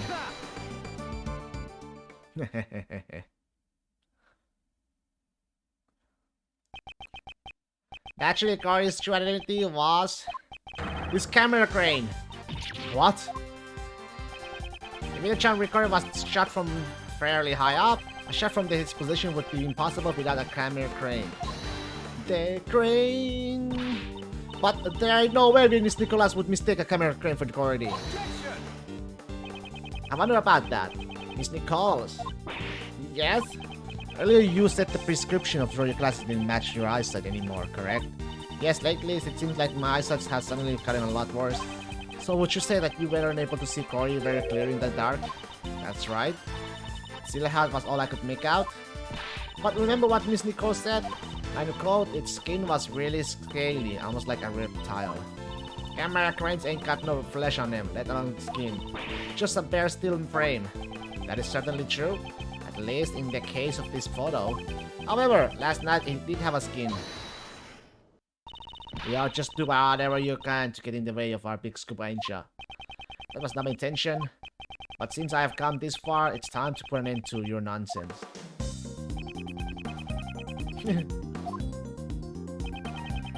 This is the skin. Take that!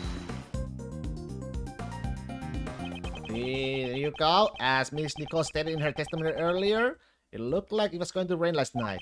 Well, it never actually rained. John still covered the camera crane with a rainproof sheet, which to Miss Nicole's looked like a monster skin. You gotta be kidding me. Isn't that right, John? Man, you saw through it all. Not bad, old man. Unfortunately, the Guardian that Miss Nicole saw was nothing more than an illusion. And again, Looks like my dream has shriveled up and died once again.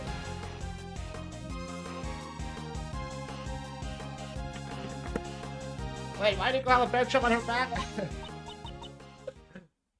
You should ask her that. Mentor.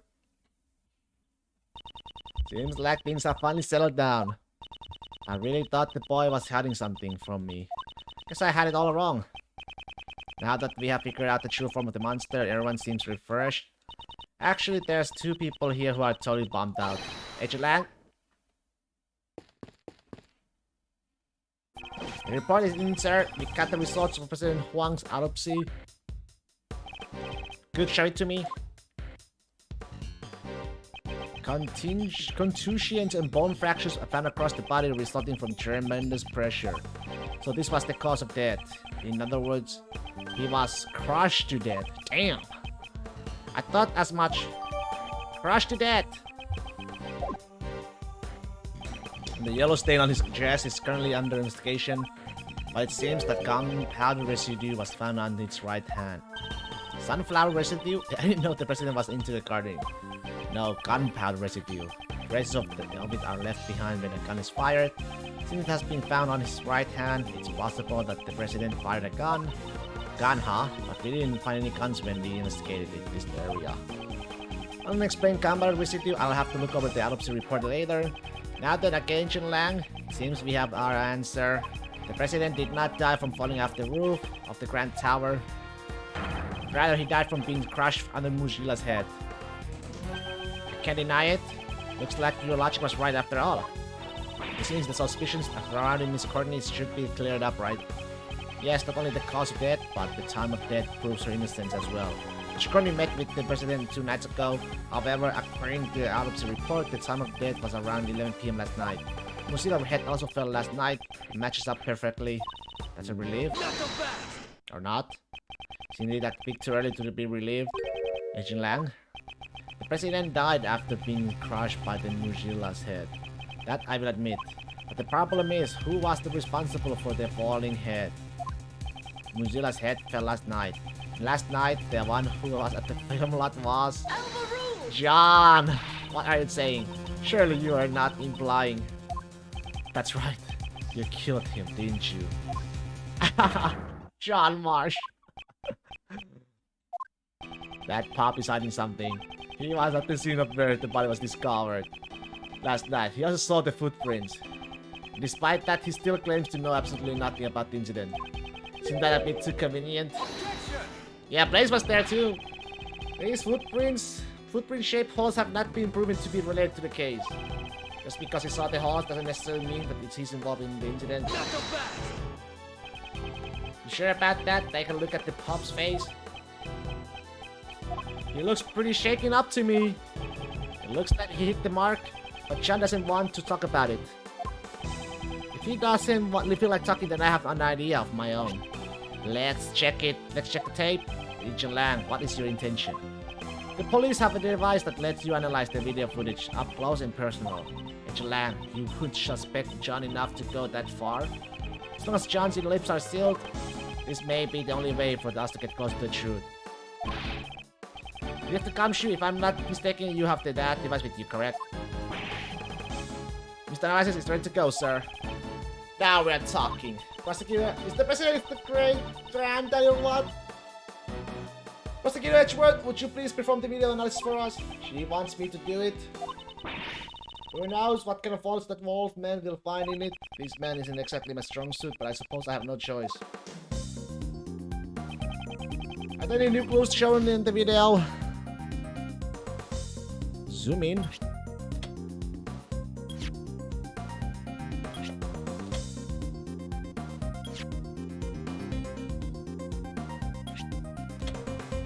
Hey! Eureka! This is... What's the matter? I wanna see it too. Hmm? Eh? Hey, what's wrong? Show it to me. What's the word? I request you submit the evidence to the court. Please take a look at the top right corner of this zoom in video.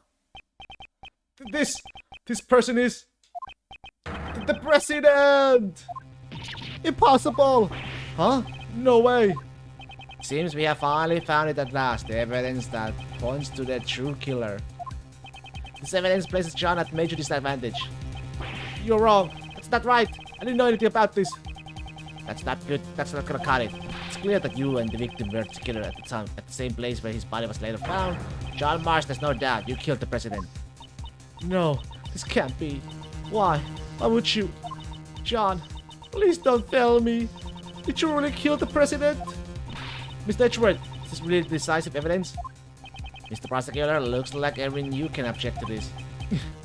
That pup said he didn't know anything, right? Yet the president's right here in this video. Sean, what are you hiding? Sean, please tell us the truth. The truth is, it's all my fault. Sean Marsh, what did you do? Mozilla heads falling, it was all my fault. While I was setting up the equipment on the roof, I used the heater. After that, I went down to practice, but I forgot to turn it off. Then my mom... Wait, no, but the heater back then... Oi! Where was it? I don't have it. I don't know if I have it. Oi! That's not true. When I came back to the lot after the phone call was over, Mozilla's head that was on the roof had fallen, and right next to it was the president lying dead on the ground. How can that be? I see there were indeed traces that something had caught fire on the rooftop. Fire! That's just the best! It's just a small fire, so I was able to put it out by myself. So the president's death was John's fault? But wouldn't that make this an accident, sir? Then, what did you do with the fallen head? I took it apart, brought the pieces up to a roof, and put it back together. So you put out the fire and even put the fallen head back on the roof, which means you were hiding evidence. We can't be having that, you naughty little pup. I didn't do it on purpose. I really just forget to turn off the heater. When the legs broke, the stand would have tilted if Mozilla's head was on the top of the stand. It would have fallen off. So, the head fell down because of the fire? Yes, and if that's the case, I also have a pretty good idea what caused the fire. There's a flammable can next to the heater, so it seems someone is lacking in safety of... yeah. Was it really just an accident? If that's the truth, then what was the president doing here? I don't know. There was no one else around when I was there. You expect me to believe that? The president wouldn't have just come to a place like this without a reason, you know. Indeed, the president's reason for coming here is still a huge mystery. 2 nights ago, he met with Judge Courtney on the roof of the Grand Tower. Last night, he was here at the film lot. Did he meet with John? I'll have to listen to John's testimony very carefully.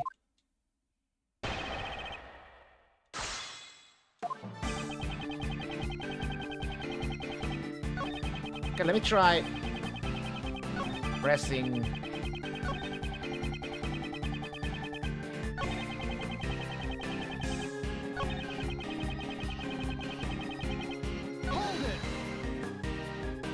What was the state of the body? I didn't get a good look because it was dark. He's suddenly become as quiet as a mouse. Guess John doesn't really want to remember anything about the body. Is that the only reason why he's gone so quiet? Should I press him for more details? Absolutely. You didn't get a good look, then how did you know he was dead? That's... well... He's clearly shaking. He must be hiding something. Wouldn't you normally call for help if you see someone collapse on the ground? However, you did nothing of the sort. But he was already dead. Is that so? You seem quite certain that the president was already dead. Now, is there a reason for that, I wonder? The guy was collapsed on the ground, and right next to him was the fallen monster head. But stupid, it wasn't hard to imagine what happened. You can imagine whatever you want, but there was no way for you to know that he was dead. You actually checked to make sure the president was dead, didn't you? Yeah, that's right. I was scared, but I got up close to the body and checked to see if he was breathing. I thought as much. However, why would he hide that? There must be a reason. Please tell me the state of the body was at the time. At first, I didn't know he was dead. I would have realized sooner if there had been any blood. But there wasn't any single drop and his clothes were completely spotless. No, it wasn't! There was a yellow stain on the suit. Spotless, you say? Either way, he wasn't breathing. That's how I knew he was already dead. Would you please append those statements to your testimony? Spotless? Okay. Objection! His clothes were spotless? Yeah, that's right. You got a problem with it, old man? John, it is painful obvious that you are desperately trying to hide something from me. What are you going on about? I'm not hiding anything. You are hiding something about this yellow stain on the president's clothes, correct? Why did you leave it entirely out of your testimony? The fact you made no mention of it only serves to cast more suspicion upon yourself. That's because you need more spanking. Judge Courtney, I have spanked this kid. I hope you have a convincing explanation. Or not. Judge Courtney? Allow me to explain. Why are you... The yellow stain left on the president's chest is almost certainly Lion Lily pollen. Lion Lily? When I met with the president on the roof of the Grand Tower 2 nights ago, I brought him a bouquet of lion lilies. Lion lilies are beautiful flowers with stunning golden petals. Some of the pollen from the lilies must have gotten on the president's suit. Huh? But I didn't see any lilies in the security footage though. They were simply obscured by the president's body. Why did you bring up bouquet? That I cannot say. Hey, you are keeping a bit too many secrets. You won't tell us why you met with the president or the reason you brought him flowers? My apologies, however, I did give him the bouquet. That much is true. But when the president's body was discovered, we didn't find any flowers. I honestly don't know how that could be. Ha, hey, Miss Judge. All your answers have been too vague. You can't say this and you don't know that. You accept filmsy testimony like that in your trials? Hey, cut it out. Sean, I threw the flowers away. You threw them away, so there were flowers near the body when you found it. Yeah, that's right. They were right on top of the president's body.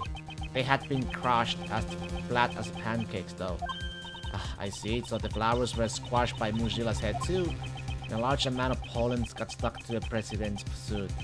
That seems to be the case to it. However, why did you go out of your way to dispose of the flowers? No reason. So John's not going to tell us anything either.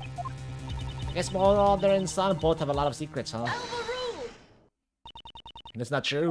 At the very least, I can tell you why John threw away those flowers. Huh? John, you saw me leaving the house with those flowers in hand, did you not? I get it. John saw the flowers and thought of his mom. He threw them away in order to protect Judge Courtney from being suspected. That's not true. You're all wrong. That was his worst lie yet.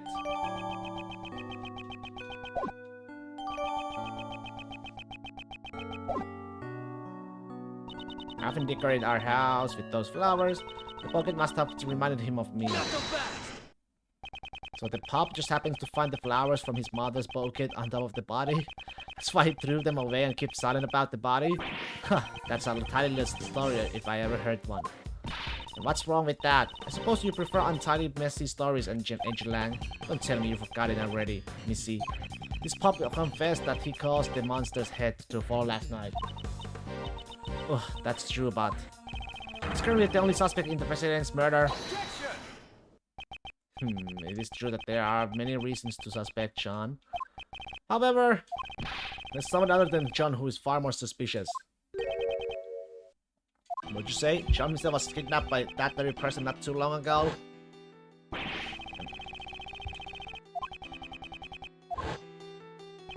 That's right, pal. The refrigeration wasn't turned on, so he wasn't about to freeze to death.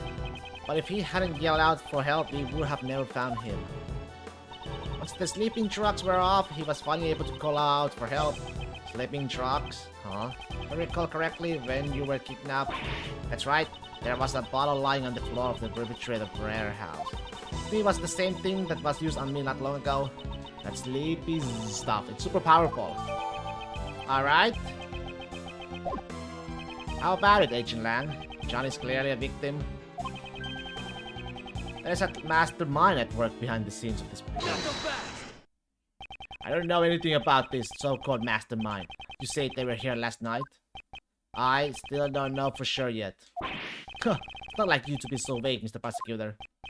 Indeed, I still don't have any evidence that ties the mastermind to this murder. Is there someone else? Is there anyone else besides John who had the opportunity to murder the president?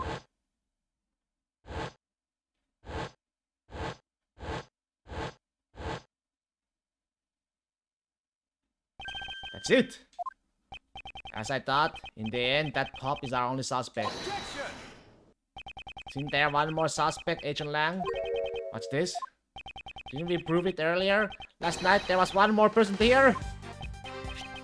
Today's the best? You're saying he's the one who did it? Last night, John was not alone. Blaze the Best was here too. Shouldn't we consider him to be a new suspect?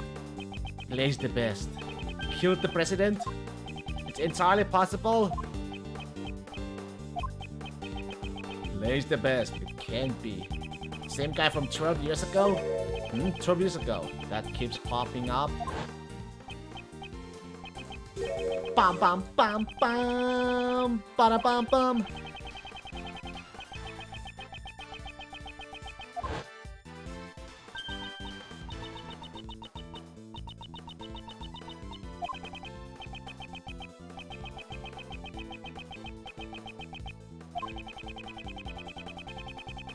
I'm fast, but I'm slow, and you can never catch me. What am I? I am the Flash, the fastest man alive.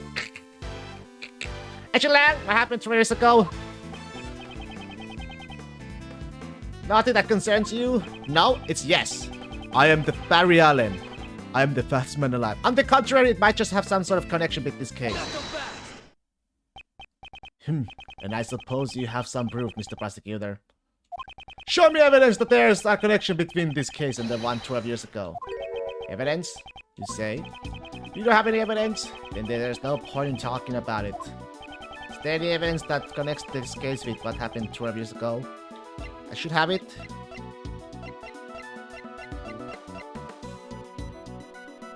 No, there's the IS-5, right? Hi, Misty! Never known. 12 years ago. How are you, Misty?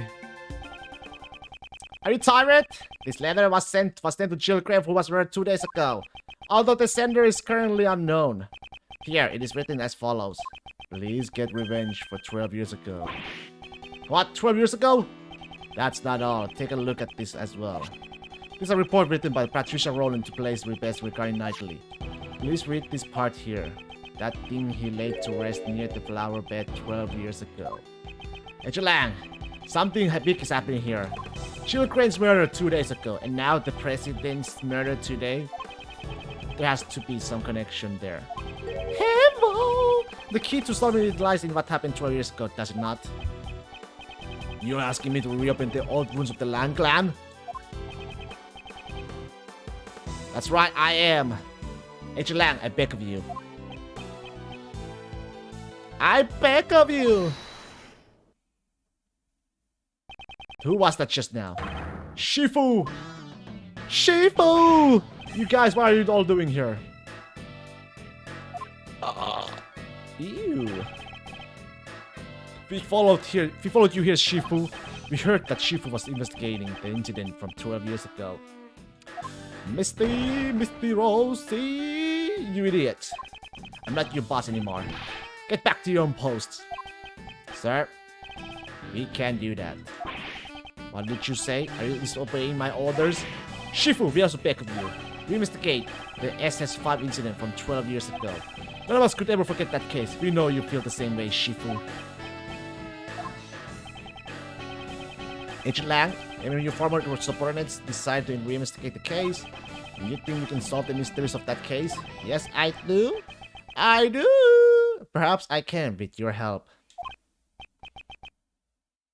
I got it. I accept your investigation. Shifu! Shifu! Shifu! Now then, with that decided, I guess it's time my turn to shine. Okay? We are investigating a case from the past, right? And guess what the best tool for that is? The little Mr. Thief. Right. If we have the case files from the past case, I can recreate it. Unfortunately, I don't have the case files. Huh? What do you mean? Access to those case files is restricted. It's been treated as highly classified information. Why is that? I don't know, but it seems like there were a lot of things that they wanted to keep hidden. You know what I know? It's limited to what was published in the newspapers back then.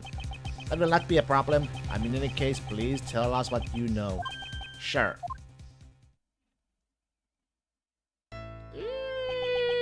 The SS5 incident.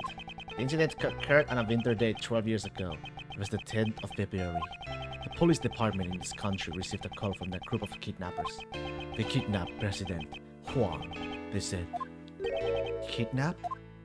The SS5 incident was the case of President Huang's kidnapping. They demanded a ransom of $100 million! Damn! 100 million? Wait, just how much is that? It's such a large amount, she's having trouble visualizing it. It's a lot of money. That night, my old man was the last person to meet with the president. They were together at the Shengfa embassy until midnight on February 10th. After that, no one knows what the president was doing up until he was kidnapped. With the president's life at stake, the Shengfa government frantically gathered the money. After that, the ransom was delivered and the president was returned as safe and sound. Safe and sound! No, that's the wrong song. That's the High Hopes. So President Huang has been the president since 12 years ago. That's really amazing. Well, being in office for so long is just a small part of how amazing the man is. Lang seemed a bit happy when he said that. And what happened to the kidnappers? Well, a top-secret covert investigation was carried out, then a secret trial was held. A trial? Does that mean the suspect was caught? The suspect was Patricia Rowland! Then, the reason why you came to the prison a few days ago. Yeah, I was put on next step. Okay.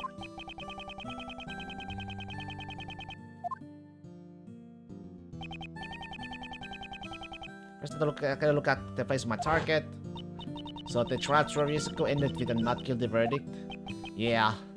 Back then, my old man was in charge of the very aspect of the president's security. He took responsibility for the kidnapping and was relieved of his post as bodyguard. But he continued to investigate as a regular police officer until he finally found the culprit. It was none other than Patricia Rowland. There was no other way she could have been innocent. However, the result was a not guilty verdict in the end. The case went unsolved. Crushed in the both body and soul, my old man resigned from the police. What was the basis for arresting Patricia Rowland? There was a lot of evidence, at least that's what I think. But I can't see those documents for myself. So that's where my story ends. What should we do?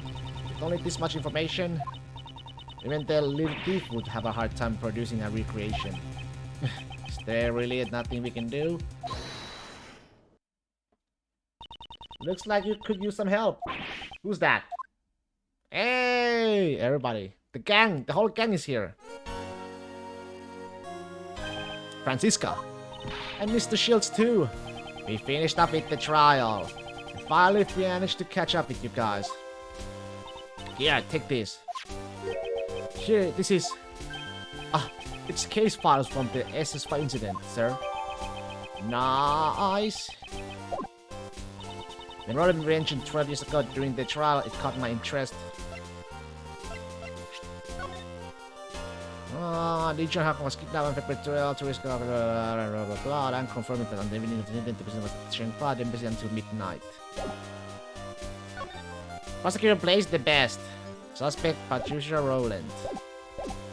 I looked into it immediately and got in touch with Interpol. I expect no less from you, Francisca. Don't get the wrong idea, Miss Malice Edgeworth. I didn't prepare these documents for you, the former prosecutor. I did it for the sake of the investigator taking up the case his father left behind.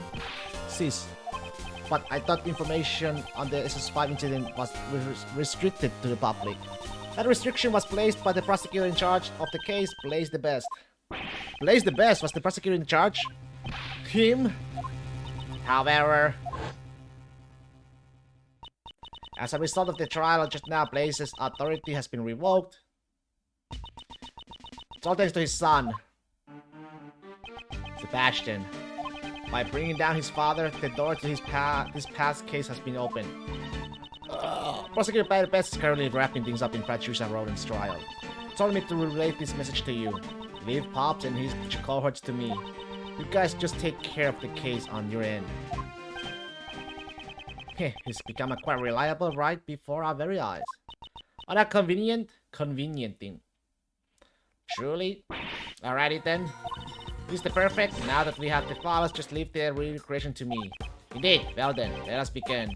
According to these documents, it appears that the incident took place right in front of the Tower Plaza. And let's head to the plaza right away.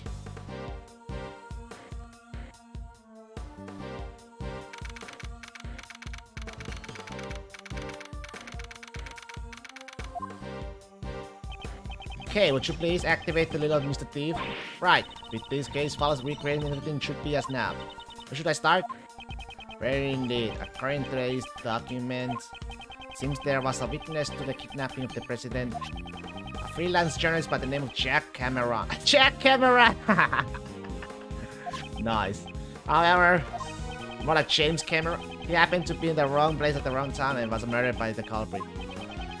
That would mean the place he saw the president was here. Here? At the Grand Tower? No, the Grand Tower was only built around a year ago, okay? Before that, this place contained mostly old abandoned buildings. However, 12 years ago, this place was. Now you're finally talking about some stuff that I know. Yeah, 12 years ago, at this very spot was the Happy Family Home. What's that, pal? It was a place where children who had lost their parents could live. Or to put it simply, it was an orphanage. The president was kidnapped at the orphanage. And the head of that facility at the time was Patricia Rowland. Apparently, Rowland always referred to it as her home. It seems that the suspicions would naturally fall upon her. Patricia Rowland, Blaze the Best, and President Huang. The darkness that remains from the SS5 incident still casts a shadow on the present case. Okay, I'd like you to input the investigation data from the Jack Cameron's murder case. You can probably assume that he was killed by one of the kidnappers. So if we solve the murder's case, we'll know who the kidnappers were, right? Precisely, I'm counting on you.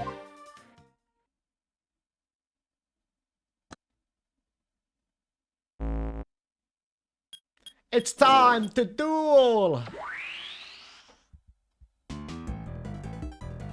Oh boy. Oh boy.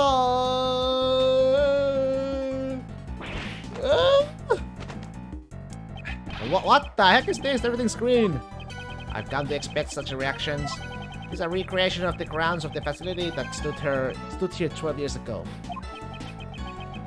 Based on the documents from the police investigation, I recreated the scene of the show, what it looked like when police arrived at 7 a.m. the next day.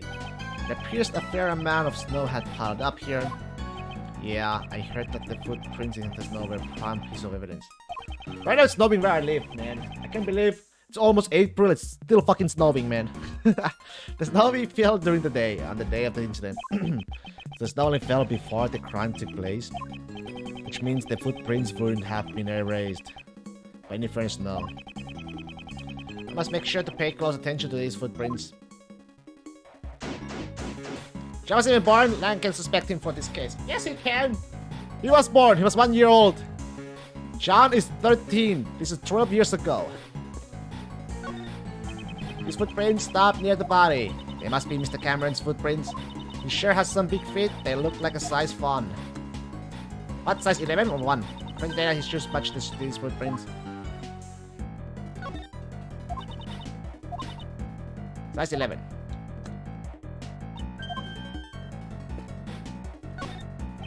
Footprints here seems to lead to and from the body. So Chan, as a 1-year-old, knocked out the strong president with some jujitsu. Exactly. Hey, the strong president is a fake president. He's a fat presidento. These footprints were believed to be the culprits. The shoe size is about size 7. That's fairly average. Seems we won't be able to tell who the culprit is from these footprints.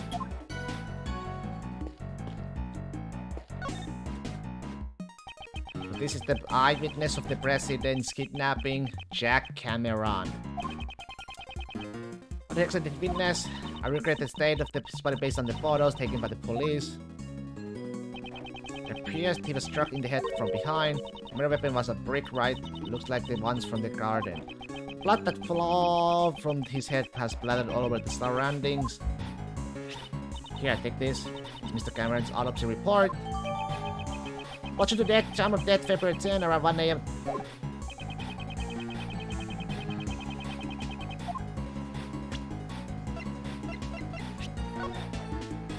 And died instantly after being hit on the head with a brick. He was likely killed just after leaving a message from his cell phone. Okay. What do we have here? Yellow flower has fallen here. In the language of flowers, it means a stolen treasure. A flower! Okay, please stop making things up. Still, this flower seems to be a different variety from the ones growing nearby. And well, why is it in a place like this? It bothers me a little. They should examine the flower bed itself after this. Anyway, someone must have stolen this from somewhere and brought it to here. Okay. In the language of flower, this means an angry prosecutor.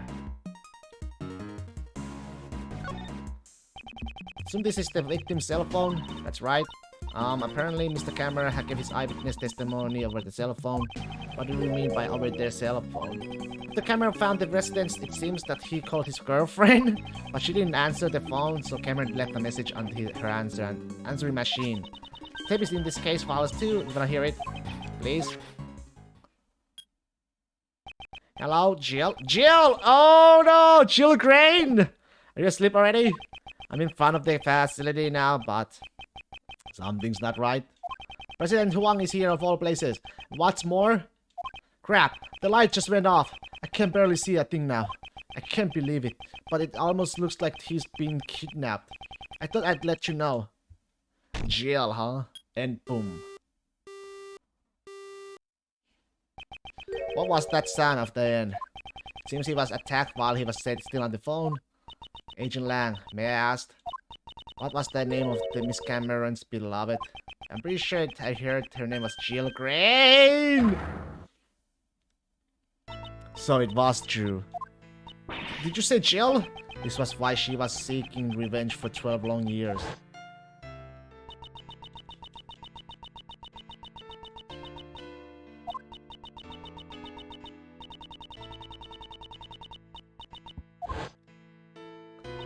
But Miss Crane tried to get revenge on Blaze, right?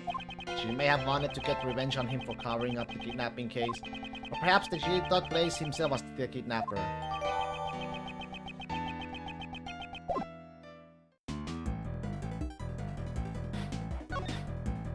Jack Cameron was a freelance journalist. He was killed because he witnessed the president's kidnapping. The blood really stands out in the recreation. It's giving me the heebie-jeebies. In the original photo, it looks brutal enough. A lot of blood was spilled. The back of his head is covered in blood. That must be where the blood spilled from. According to the autopsy report, he was struck in the back of the head with a brick. Indeed, it's likely that the killer approached Mr. Cameron from behind. Is the victim holding something in his hand? In his right hand? It's also written in the case files, it seems he was holding on a button. A button? Did he tear it off the culprit's clothes? Interesting.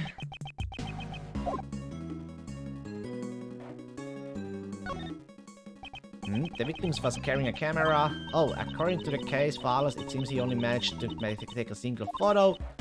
Here it is. Isn't that the president? He's being held at gunpoint. This must be the scene the victim witnessed. It says that snowman has something in his face. The person in the coat must be the kidnapper. Indeed, it seems like some sort of disguise.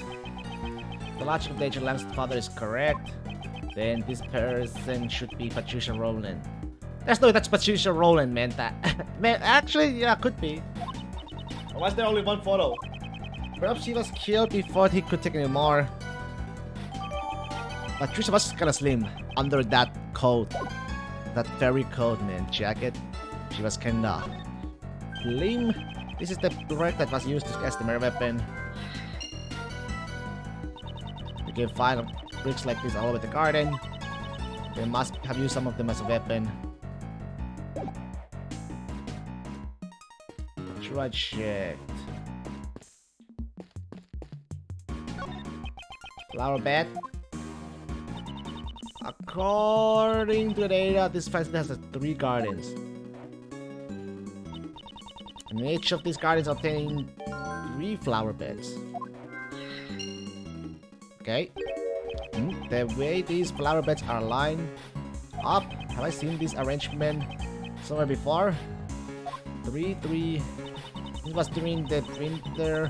There were no flowers in bloom, what a shame. What's this yellow flower?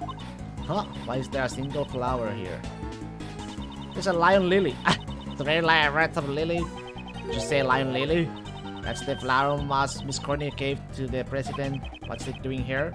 Could be just a coincidence. I recall the lion lily originates from Asia. In the language of flowers, it means the bond between parent and child. Never knew you were so familiar with flowers. That much is common sense. You're simply lacking your studies knowledge word. Okay, what do we have here? 3 footprints and 3 flower beds.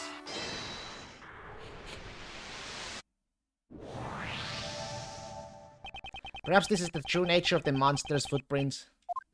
True nature. Compare the positions of the 3 footprints and the 3 flower beds on the left. Same! Air station! The exposed areas of dirt much stirred where the flower beds were. So place duck holes in front of where each of the 3 flower beds used to be. Exactly. Now, why would he do such a thing? I believe we have a piece of evidence that tells us why. We'll place the holes in the ground near the flower beds. Oh, it's not that one.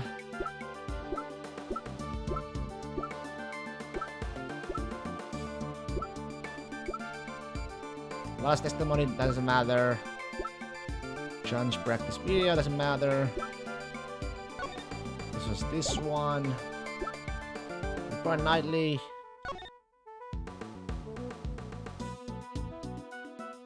I would like to rest in front of the flower bed 12 years ago. Take that! The report from Patricia Rowland to place the best said that something was laid to rest in front of the flower bed. The place was following Miss Rowland's instructions to dig it up. But why would he dig it up 3 holes? The report didn't state which of the 3 flower beds the animal was in front of. Oh, so Blaze didn't know exactly where to dig. That's why he had to dig up all 3 spots. Most likely, yes, I'm sure Blaze himself was none too happy about that. He went through all that trouble. I wonder what he was trying to dig up.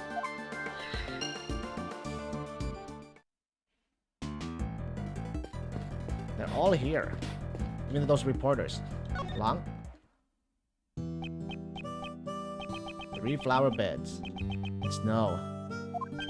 Major Lang, what's the matter? Bathroom break?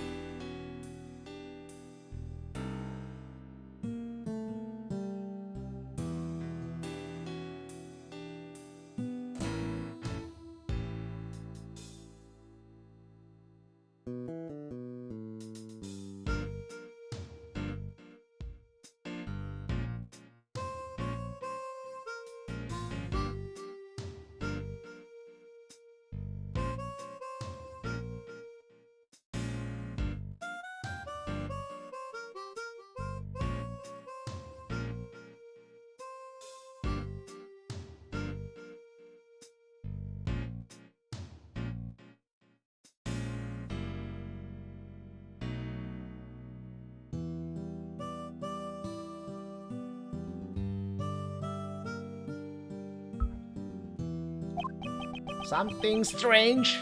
I wasn't able to read the SS5 incident case file up until now, since Blaze had all access to that information restricted. Yeah, that's right. And yet, I feel like I've seen this exact scene somewhere before. What do you mean? Where did I see this? If I could just remember. Looks deep in thought. Should leave him alone for a while. Okay. We have... Hey. This pilar appears to be burnt. According to the files, it seems there was a fire on the evening of the incident. Fire? Let's see here. Huh?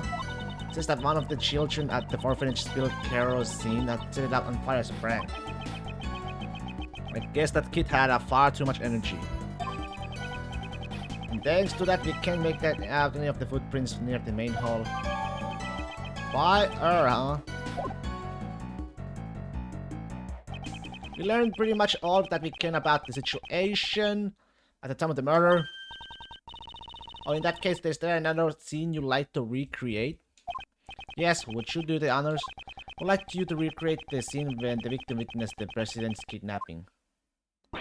Right, I'll recreate the scene based on Mr. Cameron's photo.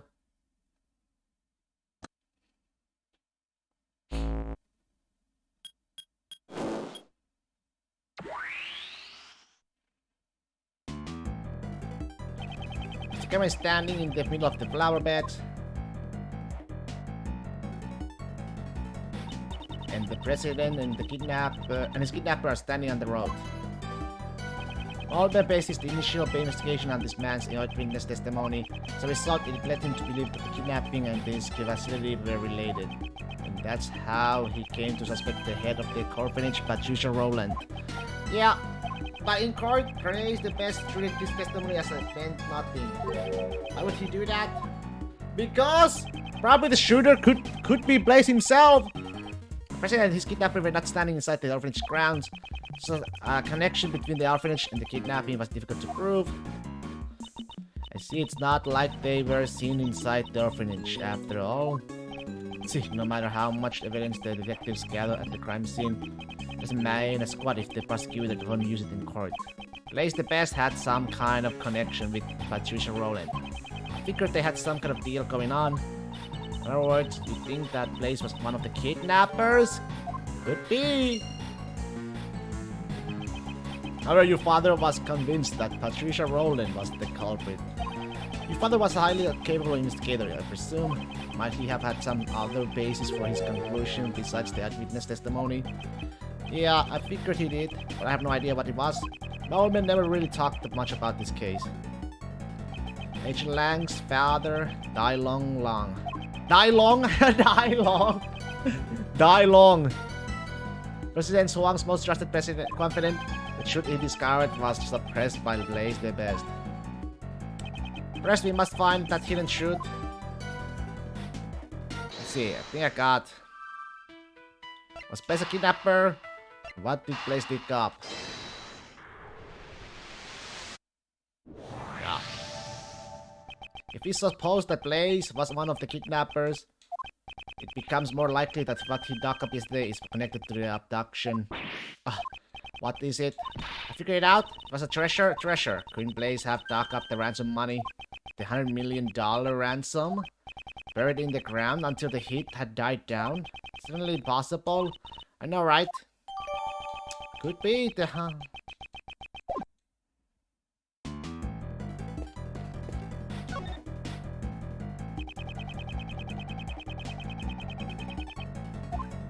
Okay, first things first. It's the president's kidnapper. Let's try throwing out whatever became from the appearance. Right, got it. The appearance. First things first, the kidnapper threatened the president with a gun. Look at how they're holding the gun. It's like they're trying to show it off. Totally not cool. Fortunately, we cannot see the person's face because it's hidden by their coat and hat. Look at that pop collar. It's like they're trying to be all that. Totally not cool. The body seems relaxed, suggesting that they had a composed mental state. They may have one hand stuffed in their pocket. Totally not cool at all. Okay, I'm sorry, but that's stuff I've thrown out from their appearance. That may be true, but... Did you Huan 3 years ago he was still the president of Chengfa? Doesn't he seem a bit younger? Though it might be hard to tell since it's so dark. Indeed, with the situation being what it was, his facial expression seems a bit strained. Wonder where the president was taken after this. We don't know that yet.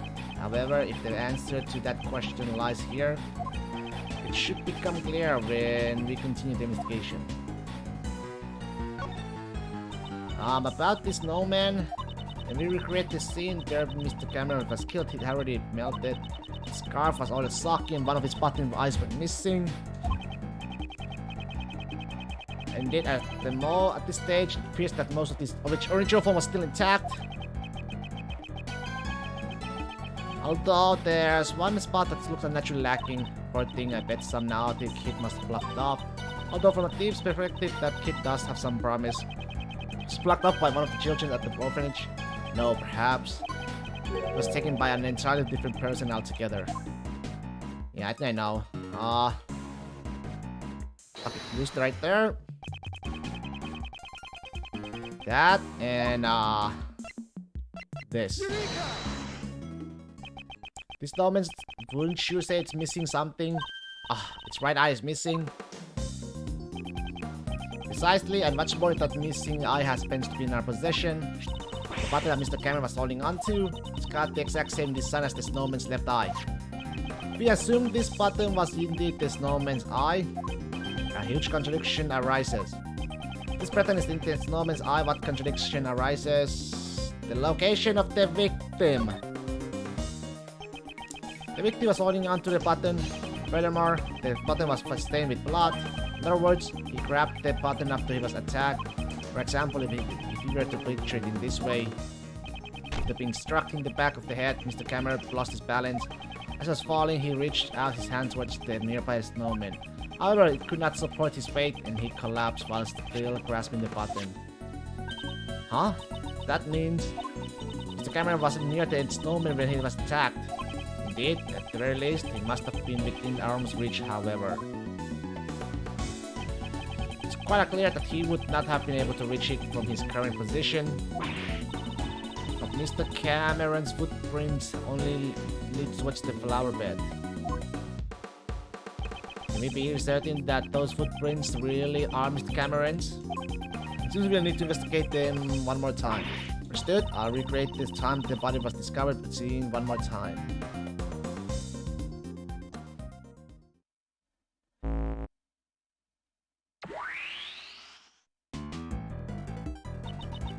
These footprints should match up with the Mr. Cameron's shoes, right? Let's inspect them again. These footprints, are they really Mr. Cameron's? They're from size 11 shoes, and these huge footprints match up with Mr. Cameron's shoes. No matter how you look at it, they're now moving steadily towards the center of the flower beds. When Mr. Cameron was attacked, he grabbed the button from the snowman. Even with a great deep speed, human conditioning, your arms just can't stretch that far.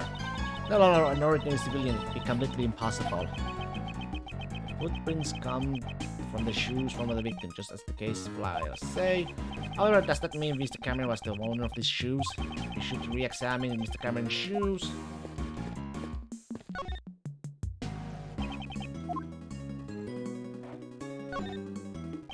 These shoes should match the footprints, however. Huh? These shoes? Seems like they were not the ones originally worn by the victim. What do you mean? If you look closely, you will see the laces were tied up strangely. The size doesn't seem to fit quite right either. Okay. You belong to Cameron and the court would like to place these shoes on the victim's feet after he died. Were most likely made by someone other than the victim. So then the footprints leading to and from the victim's head must be Mr. Cameron's? No, not necessarily. Seem like a little too small to be the victim's footprints. So none of the footprints are his. Then which way did Mr. Cameron walk from? It's quite simple. The victim did not walk here on his own accord, but rather he was carried here after he was murdered by the culprit. The question now becomes, where was he killed and carried from? Perhaps he was near the snowman after all?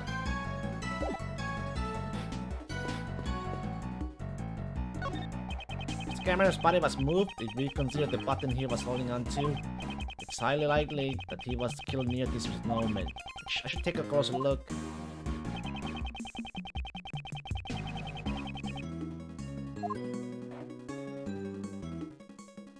Hey, that's there's missing. Brick is there, huh? There's a brick missing here. The rest are in order. Strange that only this one is missing. Yeah, I know. Mega weapon brick and the missing brick.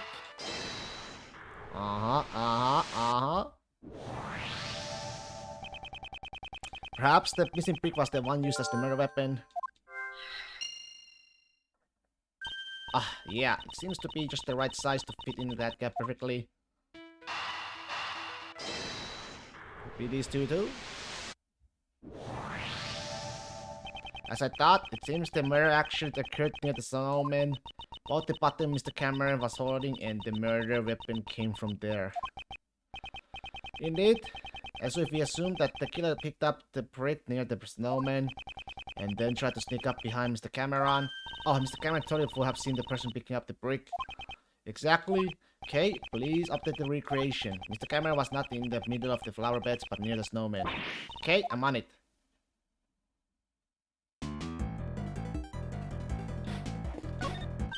No matter how you look at it, this is strange. All the people involved in this case are gathered in the same place. Did you make a mistake here or something?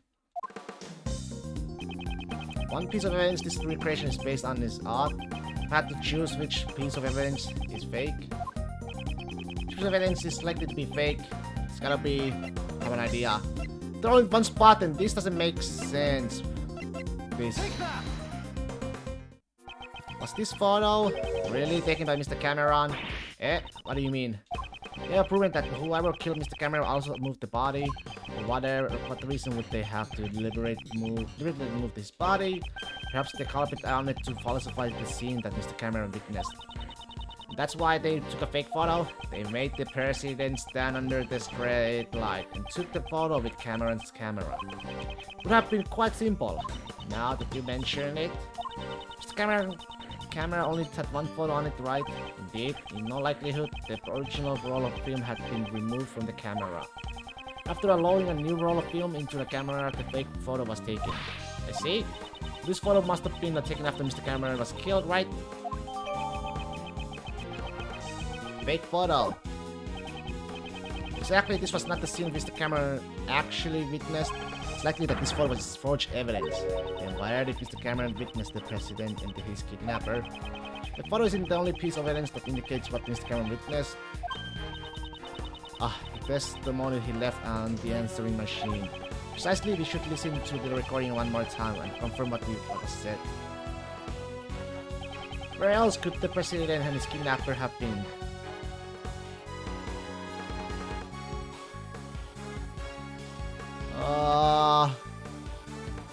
There? Or... where else? I don't remember. Let's try this burning thing though. If it's not it, then they were over there, so what's the basis for that claim? Do I really need the basis for my claims? In other words, you don't know, do you? Okay, that's wrong. Okay, stop it right there. Let's hear testimony. I'm still blah blah blah blah blah but the light just went off. The light just went off? The light went just off. I can barely see a thing. Okay.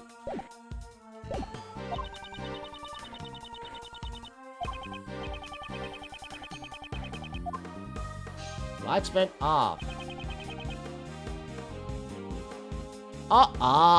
There. The camera set this on the answering machine. The lights just went off. I can barely see a thing now. There are only two places here where the lights are broken. The light by the orphanage. Okay, could you please update the recreation? Roger. Much better. This is... so the kidnapper was near the orphanage. Indeed, with this, we have shown the connection between the orphanage and the kidnapping. That's why they moved the body and took a fake photo to recreate a false testimony in order to remove any suspicion towards the orphanage in court. this, the state of the recreation has changed completely. The time the body was discovered, scene has probably been pretty impacted as a result. Let's go check it out right away. Preparations are ready. Since the state of the recreation has changed, once again, I should press the Y button and select change recreation.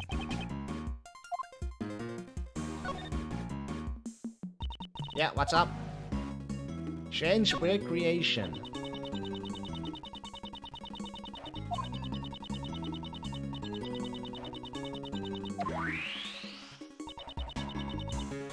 Okay. Or okay, then this or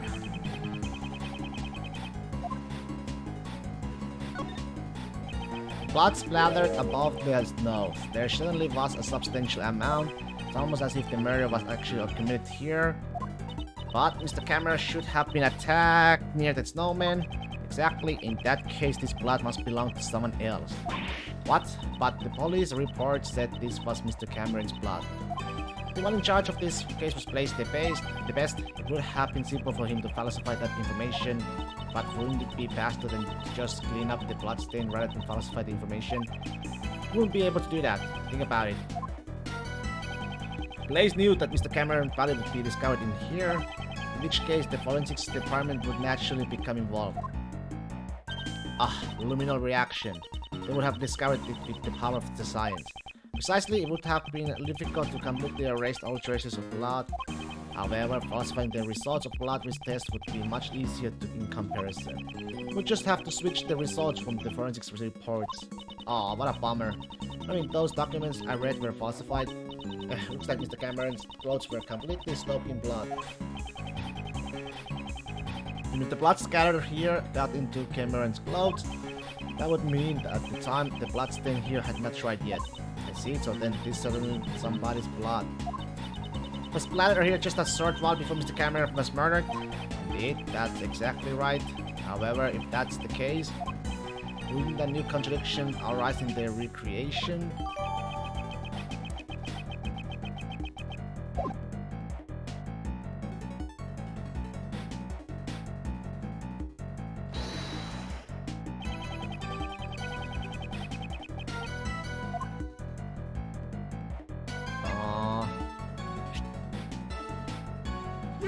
This and this. Yeah. This is clearly a contradiction. How you mean the bloodstain? You see how this bloodstain is broken up by the remains of the fire? This is proof that the fire occurred after the blood had scattered around the area. But I thought the fire occurred before the murder. It seems that information is suspect as well. If the fire had broken out after murder, then the child who started the fire should have seen the body and the bloodstains. Why then did they not come forward as a witness? It's likely that they would have put place at a great disadvantage. Guess we'll need to investigate this fire in more detail. Hey you! Yes sir, there should be some records of the fire in the police department under a different case file. I want you to bring me every last investigation report about that fire. Understood, Shifu. Oh, and one more thing. What is it, sir? Contact the house of Lang in Jingfa. There should be evidence from this case in my old man's room. What do you mean? I just remembered why I recognize this scene. A long time ago, I saw a picture in my old man's room. It was a drawing resembling this scene. What did you say? However, I think it looked like something a child drew. Child? Then the artist may have been the culprit behind the fire. It should still be somewhere in my old man's room. Have them send it over here. Understood, sir.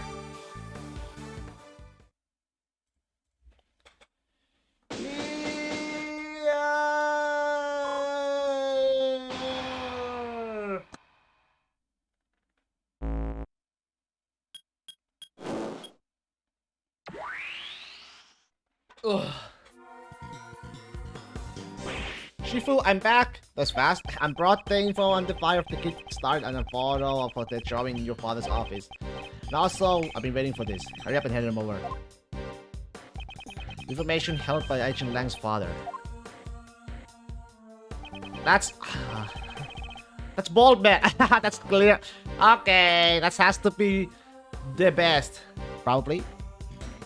No, that's not the best. That's Dogen. The dog, the knife, Baldy. Sir Dogen. This is it. It's exactly what I remembered. This was the picture shown by the child depicting the night of the incident. It's the Dogen. It sure looks like it was drawn with a child's touch. As I thought, the one who threw this is most likely the child who started the fire. That's Dogen, man. Black Dog. Shifu. What now? Sorry, but it's gonna have to wait. Hey, Mr. Prosecutor. Why do you think my old man had this? Perhaps he obtained it during the course of his investigation in the incident. Although I don't know why he would have concealed it. Jalang, might I be able to see the details of the fire? Yeah, sure. Allow me to read post-haste. The boy who started the fire snuck out of bed on the night of the incident. Seems this boy went missing several days later. What? Don't tell me that he did something he shouldn't have. That's horrible. He was only a child after all. While I hate for that to be the case, we can rule out the possibility entirely. Apparently the boy left some stuff behind at the orphanage. It was taken as evidence. What's this? What's that doing here? Mr. Prosecutor, do you recognize this? Yes? I know one piece of evidence that's related to it. Wait a second. Mozilla doll? Oh? I don't know what it's doing here. But isn't that the missing horn from the Mozilla doll? No, but you mean this came off the president? You know of it? Yeah, I've noticed the president kept it close by as a decoration. I always thought it was strange how one of the horns was missing.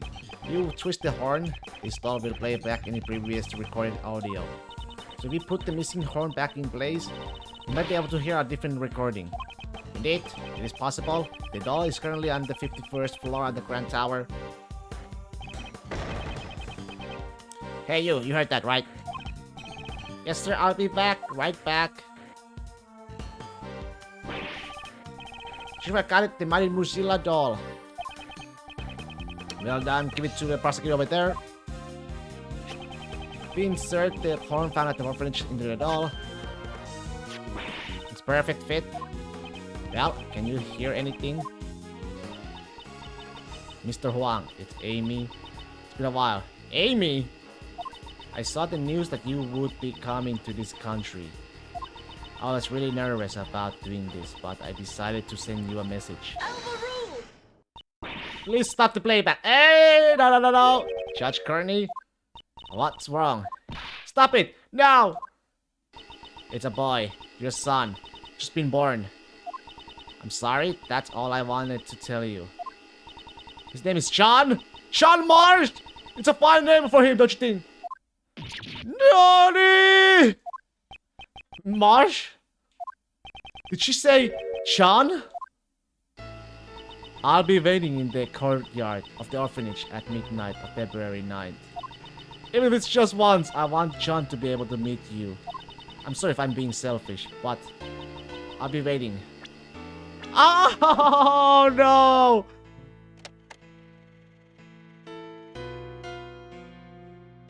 No way. That was my... Sean. What's the meaning of this, Miss Courtney? Sean is not my biological son. He's adopted.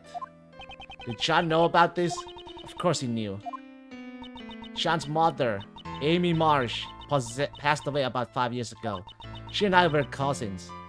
Since we were young, we have always been really close. We were often mistaken for sisters. That's why when she passed away, I thought it was only natural that I looked after John. Also, there were circumstances which prevented me from revealing his father's identity. I never even told John his father's name.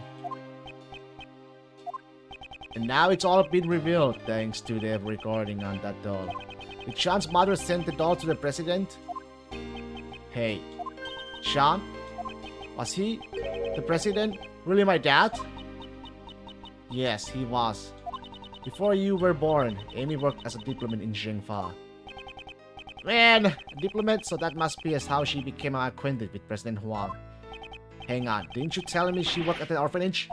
Yes, after returning to this country, Amy left her job as a diplomat. She always had a great passion for charity work, so she began working at the orphanage. Not so fast. Hey, Miss Courtney.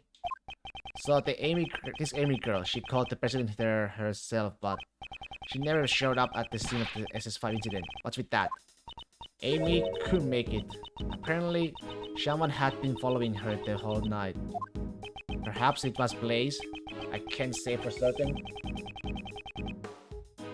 But it's possible that was his doing. After that, Amy never got another chance to see the president again. So she died 5 years ago. This conversation must be painful for John. Alright. Hey John, you thirsty? How about I buy us both some juice? We can go together. I'm a part of this too. I'll listen until the end. Besides, I can afford to buy my own juice. Oh, shut down by a kid. John, do you understand what the reason I met with the president 2 days ago? The secret meeting from 2 nights ago. I wanted to tell him about Amy's death and that you were alive and well. But I see, that's why you couldn't tell us your reasons for meeting with the president until now. I get it. She would have had to reveal his connection with John. I brought a bouquet of lion lilies so that he would understand I truly did know about Amy. Those flowers are dear memory to the president and Amy. The first present she received from the president was a bouquet of lion lilies. But now, even he has passed away, only he was still alive. Perhaps I could have introduced him to John.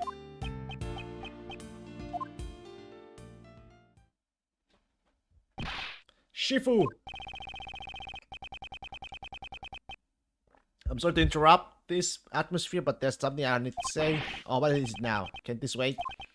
But actually, there's one last item that's been delivered here from Zhengfa. I have here the president's will. What? The president's will? My old man received a great number of special medals from the same thing.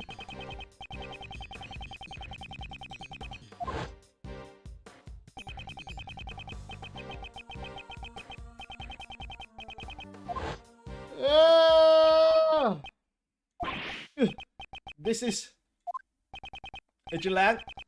Does that will have something to do with the current case? You bet it does. It says here, I hereby acknowledge John Marsh as my own son. What? John's name is in the president's will? Are you certain that will was written by the president? Yeah, he entrusted it to the Lang clan even before this SS5 incident took place. They'll have to appraise it back home, but by the name of the Lang clan, this is the real deal. Li Chunhuang was the president of the entire nation. The existence of his son would have caused considerable controversy. However, he left behind a will just in case. This makes it outly sure I still can't believe it myself, but there's no room for doubt. John Marsh, you are the son of Di Chunhuang, president of Zhengfa. Ding ding ding.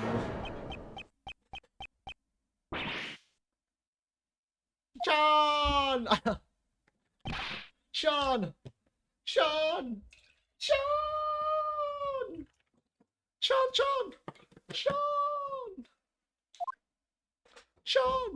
Sean! To be continued!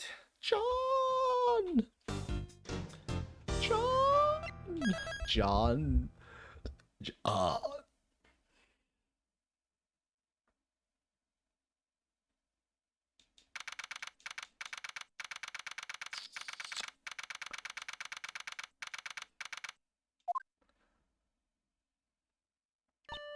John. So that guy was my dad. He found out about his own birth so suddenly. Furthermore, his newfound father is no longer in this world. I'd always been searching for my dad. John. I get it, alright. He's the president. I know it's a complicated situation, but we even met face to face during the filming. So then why? Huh? Why didn't he tell me who he really was? I'm sorry, John. Mom, you don't need to apologize. No matter how you look at it, it's all my fault. Yesterday I broke my promise with you and didn't even notice the fire on the roof. So I destroyed everything. I crushed it all. My dad, and those flowers that my mom carefully grew. John, please, for now, just don't think about anything. Just stay like this for a little while. Just for a little while, okay? The bond between a parent and child. That's the meaning behind Lion Lilies. I know it's not my style, but that flower is from Zhengfa. However, we have no means of protecting that bond. Angel Lang, allow me to say this. The case won't be solved on sentimentality alone. Therefore, shouldn't we do all that we can to solve it? Yeah, you're right. The recreation of the past has finished. Were your father's deduction correct? My old man took his deductions to the grave. He never told anyone about them, so who knows if they were right or not. In that case, what about your own deductions? I would like to hear what you think will happen based on the recreation, in order for us to get closer to the truth of 12 years ago. Yeah, I was thinking it's about time. I can see it now, my old man's back, real close. I'll catch up to him for sure. To the truth that my old man uncovered. There's no mistake that the president went to the orphanage. The stuffed toys prove that he was planning to meet with Amy Marsh. However, the president was kidnapped and Cameron just happened to witness it. If Cameron hadn't been there, it probably would have just been a kidnapping with no murder. No, that's not true! Afterwards, the body was moved to the flower beds and the fake photo was taken. That's not true, man. What? Was that what really happened 12 years ago? That's not true. That was Dogen, man. There's Dogen there, Sirhan Dogen! However, there's one thing I still don't get. Something you don't get. It's this. Why did they need to take a fake photo? Why would they go through all that trouble and even make the president take part in the photo? That's true. However, the answer to that riddle must lie somewhere within. Once we get past the layers upon layers of deductions, we shall surely reach it. Yeah, that's right. I'd like to hear your deductions as well. Come on.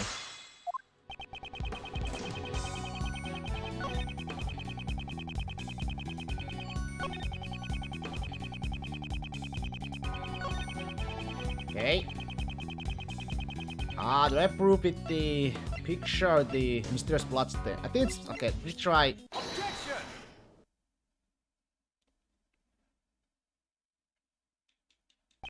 The eyewitness camera had not been there, no murder would have been taking place. Is that really the case? The criminal goal was only to kidnap the president. If there were no witnesses, there would have been no need to commit murder, right? And what if the camera wasn't the only one who was murdered? There was a large blood stain near the flower beds. However, the camera was murdered. Near the snowman, ergo this blood stain could not have belonged to Cameron. Someone else's blood was spilled. Quite a vast amount of that. Hey, Mr. Prosecutor, do you have any idea what you're saying? I do. It's hard to believe. However, that is what the evidence indicates. On that night 12 years ago, there were 2 murders. Are you saying that the other murder was covered up? Who? Just who the heck could have been killed? A murder that was cleverly concealed. All traces of it were erased, and the incident itself was completely deleted from the case files. However, there's the one piece of evidence that still remains intact after 12 years.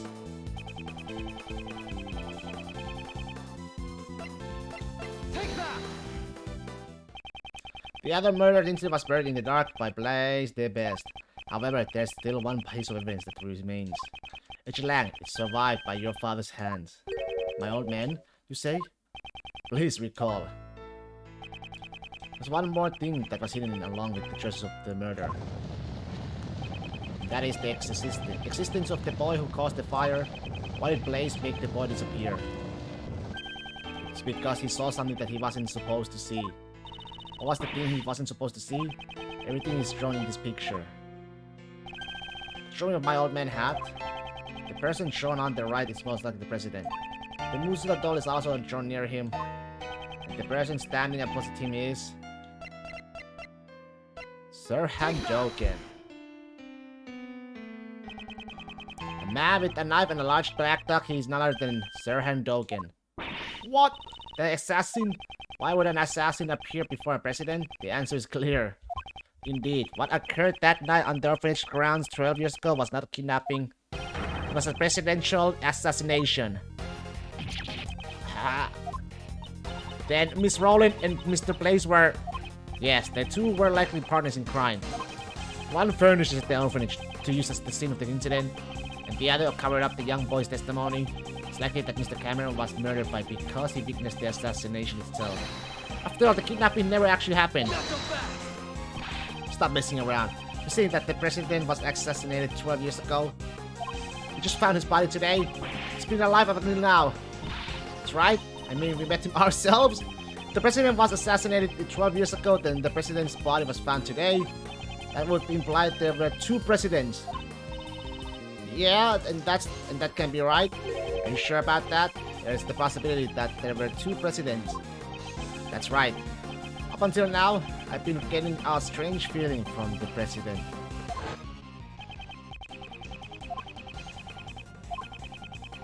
There's a fat piece of shit. The image of President Huang that Agent Lang described.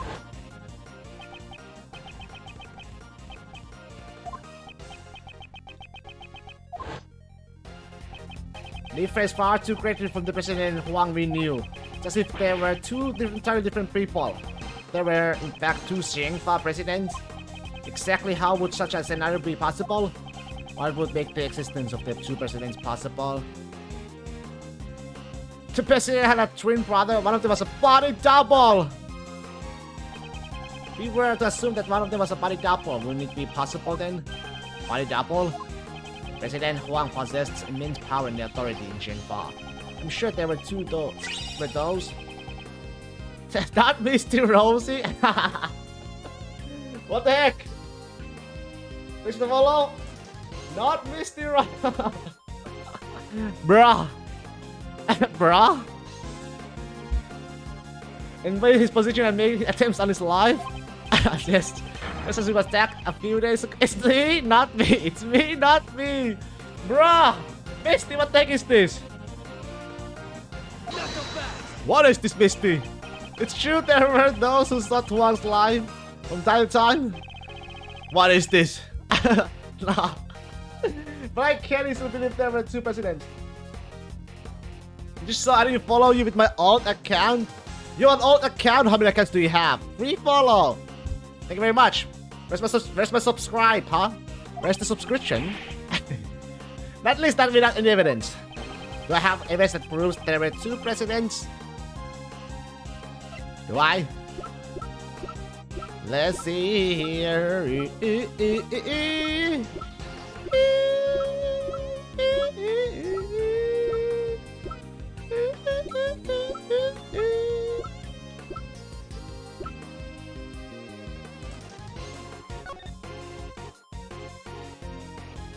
Oh yeah, until midnight. Yeah. Thank you very much, Misty. Thank you very much for them. Has Agent Lang not noticed this contradiction? Or has he now noticed it but can't admit it? What is it, Mr. Prosecutor? Don't shout something out only to suddenly clam up. According to the recording on the note, the president visited the orphanage at midnight.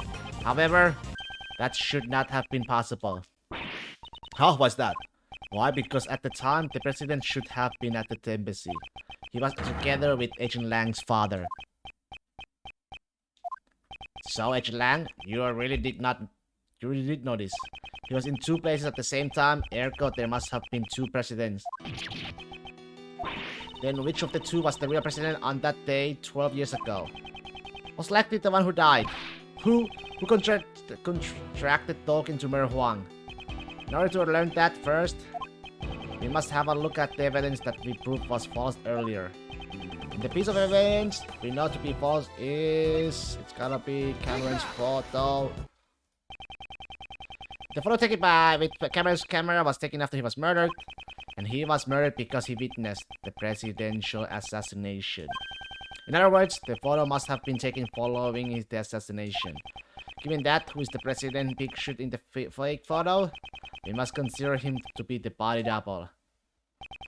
In other words, the body double had the real president murdered and then took his place. But Chief Roller, Blaze, and Blaze must have cooperated in that plan. Hold it, Huang's body was never found. Just where could it have disappeared to? The answer to that is already quite apparent. This is where the real president's body was. This is where?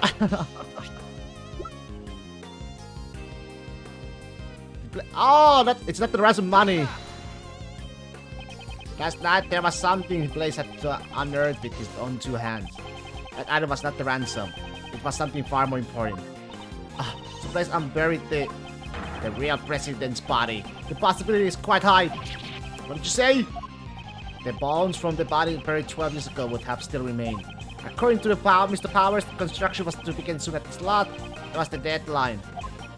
Oh, I'm gonna boil in the shower. No, boil the shower. Just take a sauna. Sauna! Both for the foaming and the retrieve for the body. Because they would have found the body when they started the construction. Whoopa! Jam, jam, jam. This is jam. Just take a cold shower. Cold shower is better. Cold shower for the win. Yeah, if the body was buried there, there'd be traces of it. Clap! Cold shower? Hell no! Hard pass? What? That's good for you. Hey, something called forensics. BRB? What is BR? I have the results of the search. Hypno. Hypno! We have found the trace in the dirt that suggests the body was buried here. Let's see, so it was Huang after all. We also recovered the skeletal remains. There's supposed to be a Hypno. Does remain very good at drawing? Man, that's supposed to be a Hypno? No shot. That is not even close to a Hypno.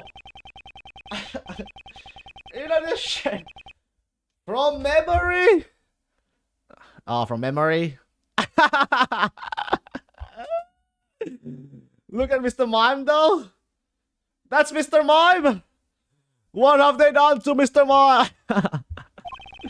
No, ruin.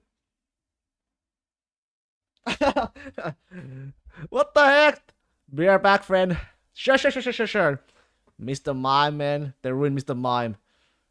That looks like evil witch, man. So the real President Huang was indeed killed 12 years ago. This is why incident was a murder. So the ISIS-5 incident was actually a murder incident. But there's so much information, it's way too confusing. Indeed, let's us take this opportunity to review the details of the case. First, the real president came to the orphanage, right? 2 years ago, the true President Huang visited the orphanage in order to meet his son. Footsteps in the snow that we thought belonged to Mr. Cameron were most likely made by the president at that time. President Huang was supposed to meet his son here. However, the one who actually showed up was the assassin Sherhan Doken. He came here to meet his son but was murdered instead. How horrible. A man like Doken shows no mercy. And after that, the second tragedy occurred. You mean Mr. Cameron murder? Indeed, Mr. Cameron saw the decisive moment. The real president was killed by Doken. His body was carried onto a rear courtyard by the team of kidnappers. Mr. Cameron must have witnessed that moment from the orphanage entrance. Although he himself believed that he had actually witnessed a kidnapping. Furthermore, by this time, the body double who had come to meet up with Blaze and Miss Rowland was already standing behind Mr. Cameron. And then the witness to the incident, Mr. Cameron, was killed by the body double. So was Mr. Cameron's corpse also carried by the body double? Yes, that seems likely. But there wasn't anything at the crime scene that looked like the body double's footprints. I've already figured out how he accomplished that. There's a piece of evidence that would have made it possible. Take that. Shoes. This is almost certainly how the body double carried Mr. Cameron's corpse. After Mr. Cameron was killed, the president body double carried him into the middle of the garden. Suspect the body double was wearing the same shoes as the real president at the time. He made sure to step precisely on top of the footprints left by the real president. Since the shoes were the same, there would only be one set of footprints left behind in the snow. I think I've got a pretty good grasp on the SS5 incident now, but there's still one thing I don't get. What's that? Why did they need to stage the abduction? Because Mr. Cameron witnessed the incident, he saw the president at the orphanage. Left behind witness testimony on Miss Crane's answering machine. Even Blaze couldn't make that disappear. Maybe the body double needed to reason for the president to have been at the orphanage. That's why they prepared the fake kidnapping charade. People in the fake photo are the body double and most likely Patricia Rowland. The person in the code is Miss Rowland. What makes you say that? Two would have to leave the orphanage in order to take the picture. Just like when he moved the body, double used the real president's footprints. So the second set of footprints must belong to the person in the code. Indeed, we originally believed that those footprints belonged to Cameron's killer. They were size 7 footprints, too small for Blaze's feet. Thus, we can presume that the person paralleling the part of the kidnapper was Patricia Rowland. Hidden in the shadow of the presidential kidnapping was a presidential assassination. I see, so that's why my old man... Why he what?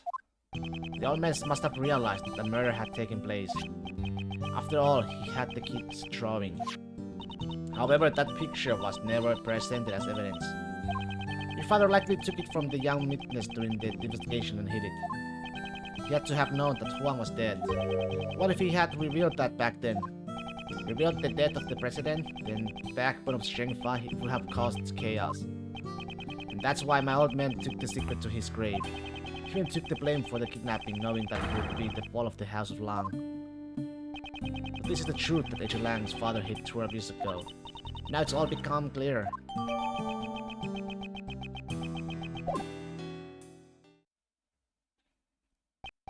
Is that really the case? I wonder. Huh? What? Who's there? Oh! That bell! It's... Serhan Dogan! Why are you here? How can you just presently show up here? Why do you have... Who do you think you are, pal? I found the conversation most intriguing. And I just... well... Are you feeling nostalgic about an old murder of yours? You're the one who killed Huang? Nostalgic? I think not. You were speaking about this person I am searching for. You were searching for someone? I escaped from prison in order to meet with a young acolyte. The one who wore the red raincoat. The red raincoat? Who is this person? I suspect that it's the same person as the mastermind you are searching for. Don't seem surprised, Anubis. Yes, they are, my boy. 12 years ago, this young acolyte saved my life.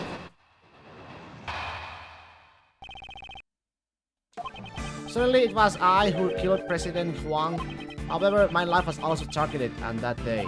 The body double Blaze and Patricia also to steal my lips. Had I not been reunited with the young acolyte back then, it would have been anything. I would have been in danger. But alas, even to this day, I do not know what has become of the young acolyte. So your client was indeed the body double who was the main perpetrator of the crime? It was a long time ago, but I remember his words even now. There have been countless attempts on my life, not just once or twice, countless. And yet, why must I be the only one to face the danger? When I stand before the people, I garner the same respect as the president does. Who could it be?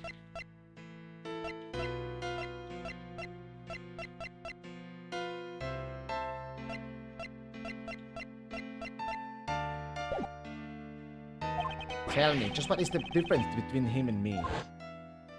The difference was great.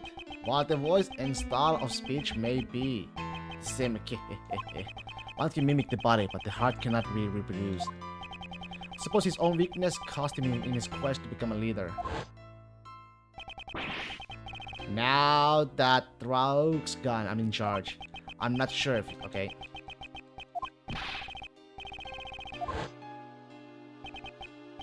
Perhaps the king and his knight were not so different after all. The double believed that the president's only weakness was a woman called Amy. To find the woman, he needed to assess the assistance of someone from this country. To join forces with Blaze. After determining her whereabouts, he simply waited for the right opportunity. A chance came with the meeting at the orphanage. Indeed, the director of the orphanage was bribed and brought in as an accomplice. Was he referring to Patricia Rowland? Well, given what I've told you, do you realize the whereabouts of the young acolyte now? You mean the boy who saved you? But how do you know that he is the mastermind? That day, the young one caused a fire at the garden of the orphanage. Ah, you're talking about the kid who started the fire as a prank? A prank? Not at all. On that night 12 years ago, the young acolyte was hiding inside the igloo. Seems he witnessed Patricia and Blaze moving the body from his hiding place. Apparently, he heard them talking during that time.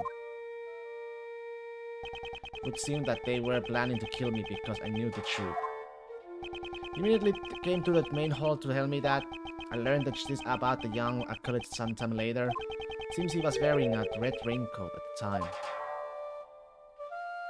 He let me out of the main hall. And then the young acolyte said he was going to get rid of our footprints. So he scattered some lamp oil near the igloo with the snow. What a evil and smart kid! Then he boldly set the oil ablaze. Ah, no way. So he set the fire in order to... All their focus was diverted towards the burning flames. I took the opportunity to escape through the rear exit. So the boy in the red raincoat is the mastermind behind this case. Exactly, isn't that right, Anubis? Yes, boy, yes it is. Okay. We know more about the...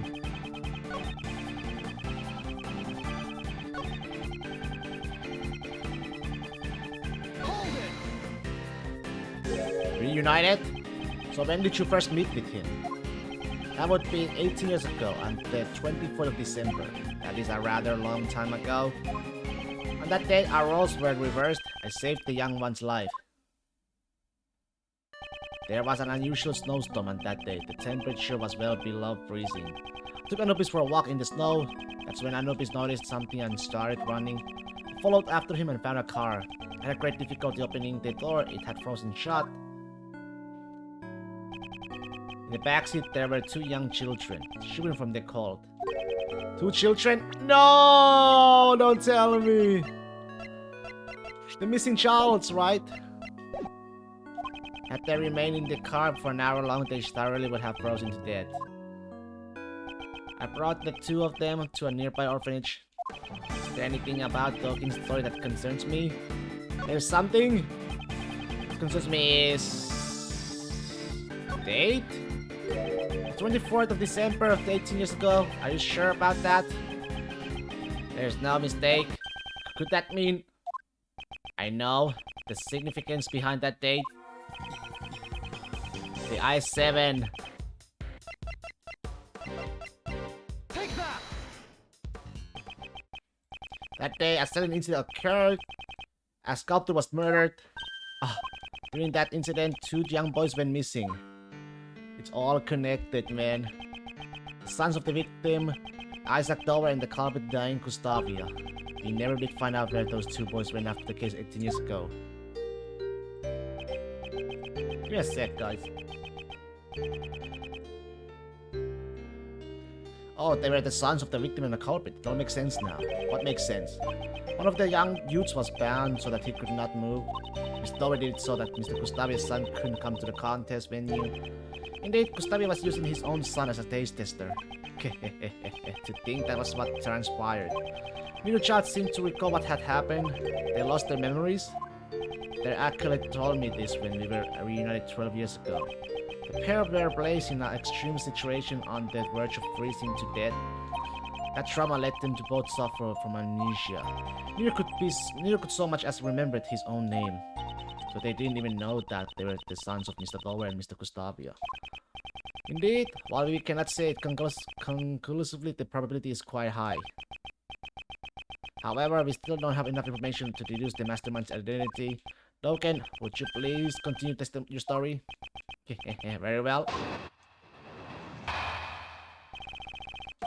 Continue my correspondence with the young acolyte even after entering prison.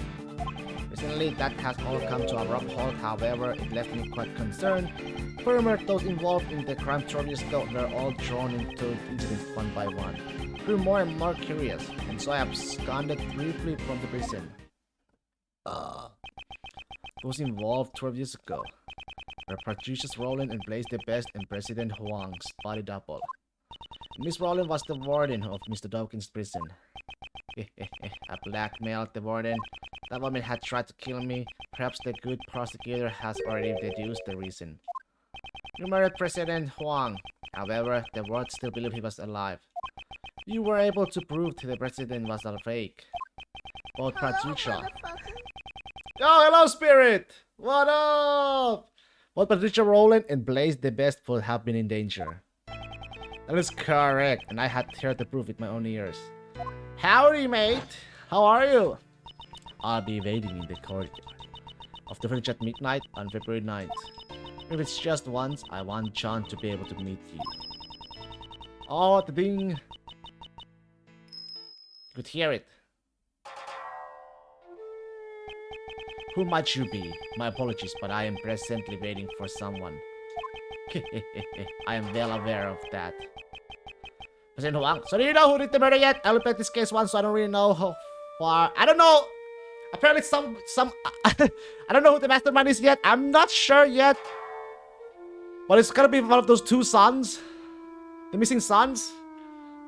I thought for sure it was Doken, but it's not Doken. It's the one who saved Doken the kid.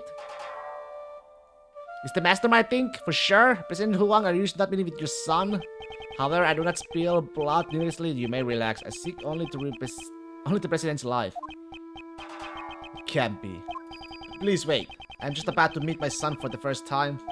I'm sure this will be the first and the last time. Please at least wait until we are finished. I'm not just sure yet who could be the mastermind.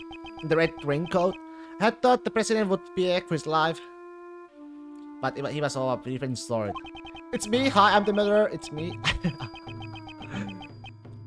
Misty, you're the murderer. Officially, the president had no son. However, he shook his head and said his illegitimate son was his, and he intended to recognize him publicly. They ran into my knife, Gala! Wherever he claimed that he had already made the preparations towards that end. 5 times! You stabbed him 5 times! Would that son of his be the boy with horns over there by any chance? Boy with the horns. Wait, you can see John's horns? There is no need to see them. From the moment I escaped from prison until now, I have been closely lending an ear to your voices. He said that the president made preparations towards the recognizing his son. But the word preparations alone would be insufficient for blackmail. That's it. There was one thing. How was the hot shower, Misty? I mean cold shower? There's one thing that could prove Huang's words. The will held but the house belonged. It's all proof of his trust in us. His son's existence would have been revealed to the world. The name of the recording. The mention of reparations, and the will in Zhengfa. Together they suffice to make the warden bow to my words. With those 3 pieces of information, one could prove the identity of the double. By using John. The president blocked the first strike with my knife with something soft. As pieces of it fell atop the snow, I struck once more. This time, the blow proved fatal. So Dogen cut off the Mozilla doll's horn. None but I heard his final words. Only myself and that child knew of that president's secret son. That child. Who is the child?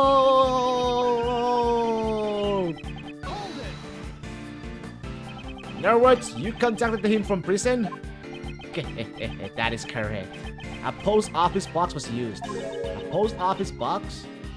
Would allow the one to send and receive letters without revealing the recipient's location.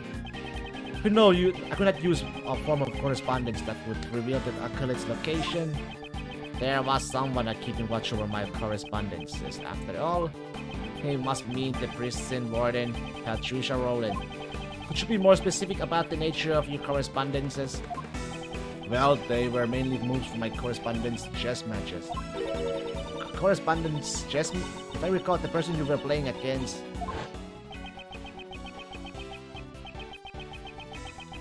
Knightley. It's Knightley.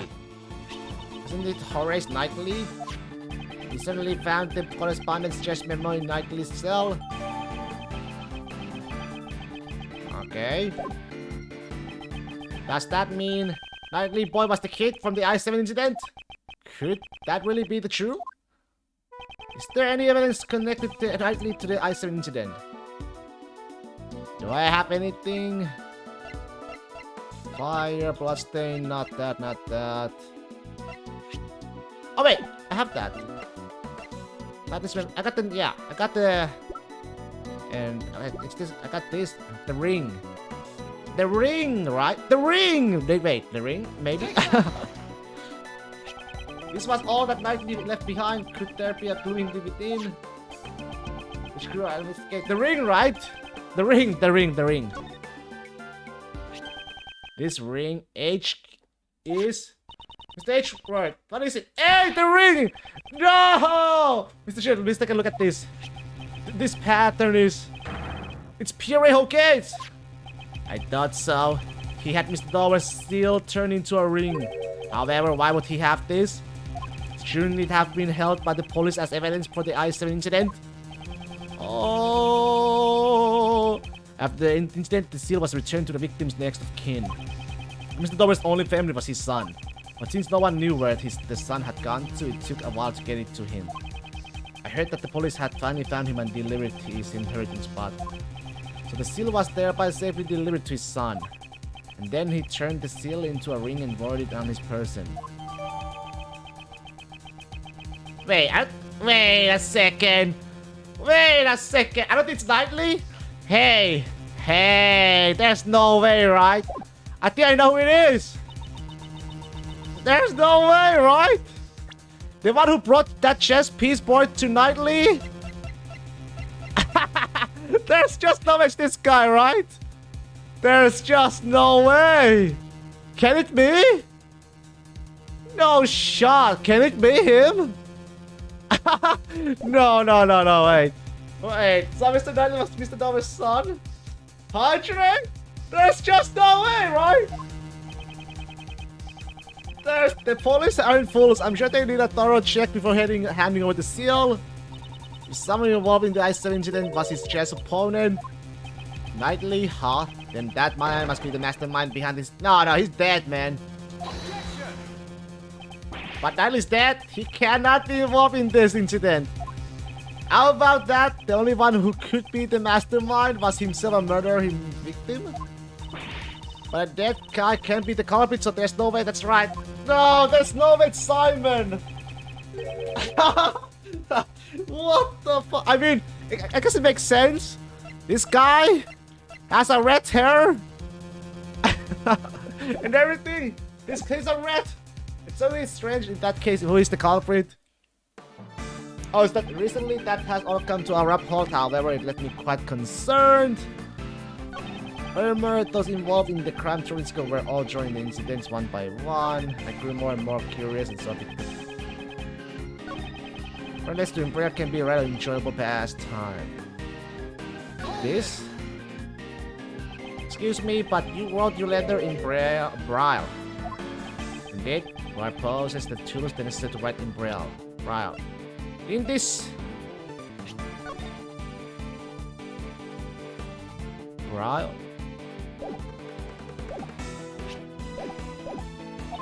Wow, so you need to use tools to write in Braille? I never knew. And would you please tell us what you wrote? Everything, letters, of course, and also the movements of the chess pieces. You wrote the movements of the chess pieces by hand? That statement is intriguing. Okay, how does your handmade dog piece move? Okay, that question can't wait, so then what did you do when the letters stopped coming? In the prison, I grew increasingly concerned about the acolyte's whereabouts. Okay. But that was when about... I think that trial... Yeah, that's the case when Simon was the suspect. So that's why.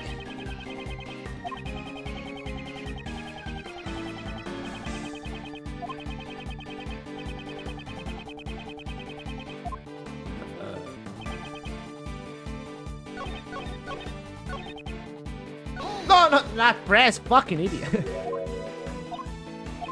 No, stop.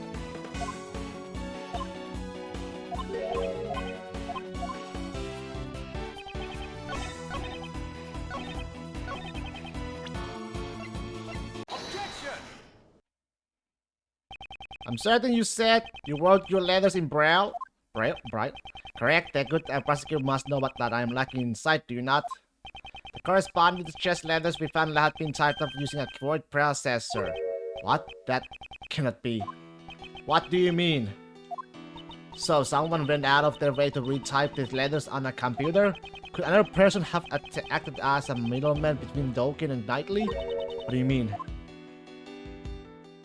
Dokken wrote his letters in Braille. However, by the time it reaches Knightley, it had been written on a word processor. You must assume that some middleman rewrote those letters. And the letters can be also be said that somebody might have taken the letters Knightley wrote and redelivered them to Dokken. Yes, that is indeed true.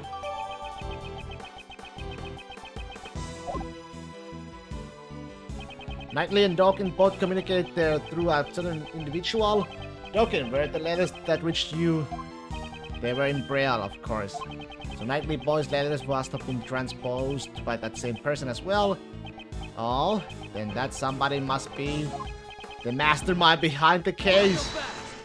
Okay, bathroom break.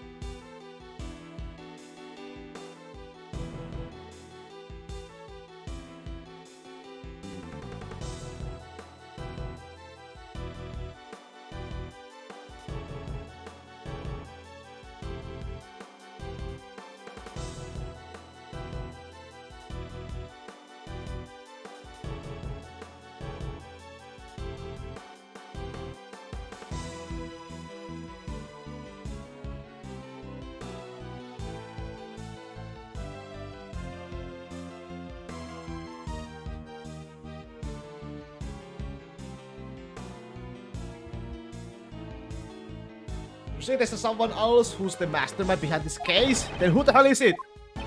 Our son Knightley is already deceased. In that case, there's one more youth that we should consider to be the mastermind. I mean, dying Gustavia's son. Who the heck is he? If Knightley is Dover's son, then Gustavia's son must be... Well, we are the only friends either of us had since childhood. Ah, he was the same as me. We had never had real families. Can't be. Could it? Could really be him? Mr. Edgeworth, what is it? You can't all pal. I figured it out. The identity of the mastermind who's been controlling this case from the shadows. What? Who in the world is it? I don't want to believe it myself, but it is someone we know quite well. The mastermind is... Simon Keats! The mastermind behind this case. Send a letter to Chilcrane which deceived place. Furthermore, he kidnapped Sean and eavesdropped on us. However, of all his actions, the one I have not been able to get out of my mind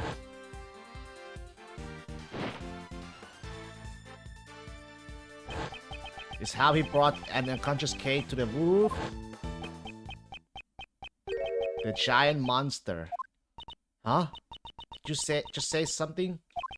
That's right. The key to exposing the mastermind is in the monster's true form.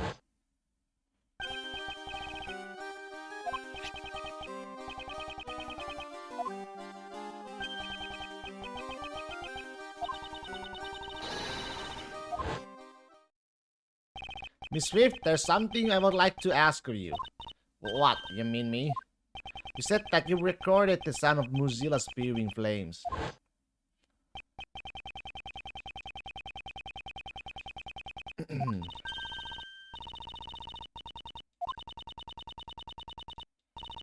Spewing fire.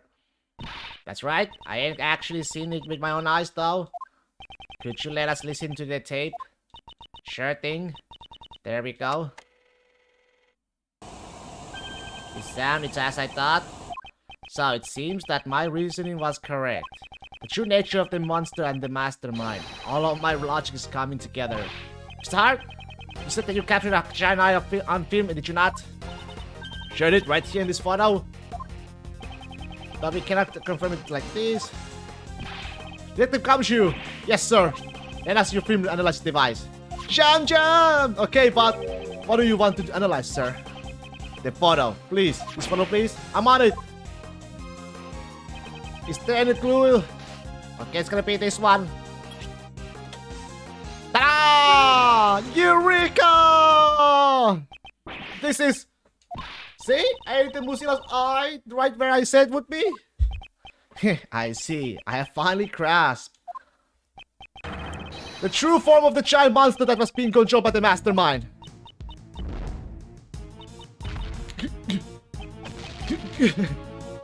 Giant monster? It's Mozilla! Are you admitting it? You are Anja. You are admitting that the mighty Mozilla is real. No, this is not Mozilla. This is the eye of a different monster. Please have a look at this. It's the lion! It's a flyer for the very big circus. This is... Precisely, there is a rather large balloon with the head of a lion pictured here. This balloon is the true identity of the giant monster! In addition, the sound is swift, recorded which she believes to be Mozilla spewing flames. Air balloon! Prosecutor, don't tell me you're gonna say something that'll shatter my dreams of scoop. Hot air balloons fly by using burners to heat the air, right, sir? Precisely, detective. The mastermind used this monster of his to bring Kate to the rooftop of the Grand Tower without using the elevator. Wouldn't that mean that the mastermind is someone connected to the circus? He's a member of the circus, Knightley's friend, and Dane Gustavia's son. Who would have tanked it? Apparently, an apprentice, beast tamer. He's no amateur.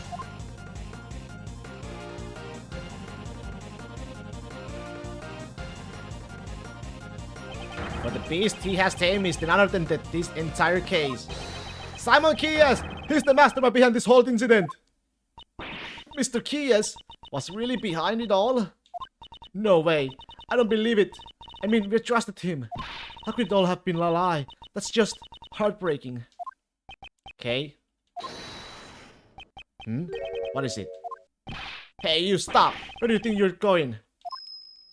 The boy with horns is rather perspective. The good prosecutor has done a remarkable job. Now that I have heard that, I have no further business here. What? Wait, Doken! Hey! Bad boy! Damn it, where did he vanish to? Stitchword, are you okay? Yes, I'm fine. However, that guy, John? That Dogen guy, he's the one who killed my dad, right? There's no question more difficult to answer, however, there's no use in denying the truth. Yes, John, you are correct. He'll pay for this. I swear he's gonna pay. I'll make him pay my John, you mustn't finish that thought. Prosecutor Edgeworth, please pay us no mind. He's gonna become a murderer! Sir, I put out an APP on Doken. All available police on units will be searching for him. You heard the man, kid. I don't mean to be heartless, but we need to hurry too. So, Mr. Prosecutor, where is the mastermind right now? Agent Lang is right. Our top priority is right now should be catching the mastermind. He said he would be practicing. He's most likely at the very big circus tent. But first, Agent Lang, I have a request. Request? What is it? Now that we have identified the giant monster, our next order of business is to capture it. The moment we arrive at the tent, I need you to locate that specific item post haste. Detective, I asked that you perform a follow-up investigation on the kidnapping incident. Roger that, sir. Is that right? I want to help out too. In that case, you'll be in charge of calling for backup. If he is truly the mastermind, we may require assistance from a certain someone. I met him so many times, yet his facade always fooled me into sympathy. He may have got the better of me in the past, but this time, I'll settle it once and for all. To be continued.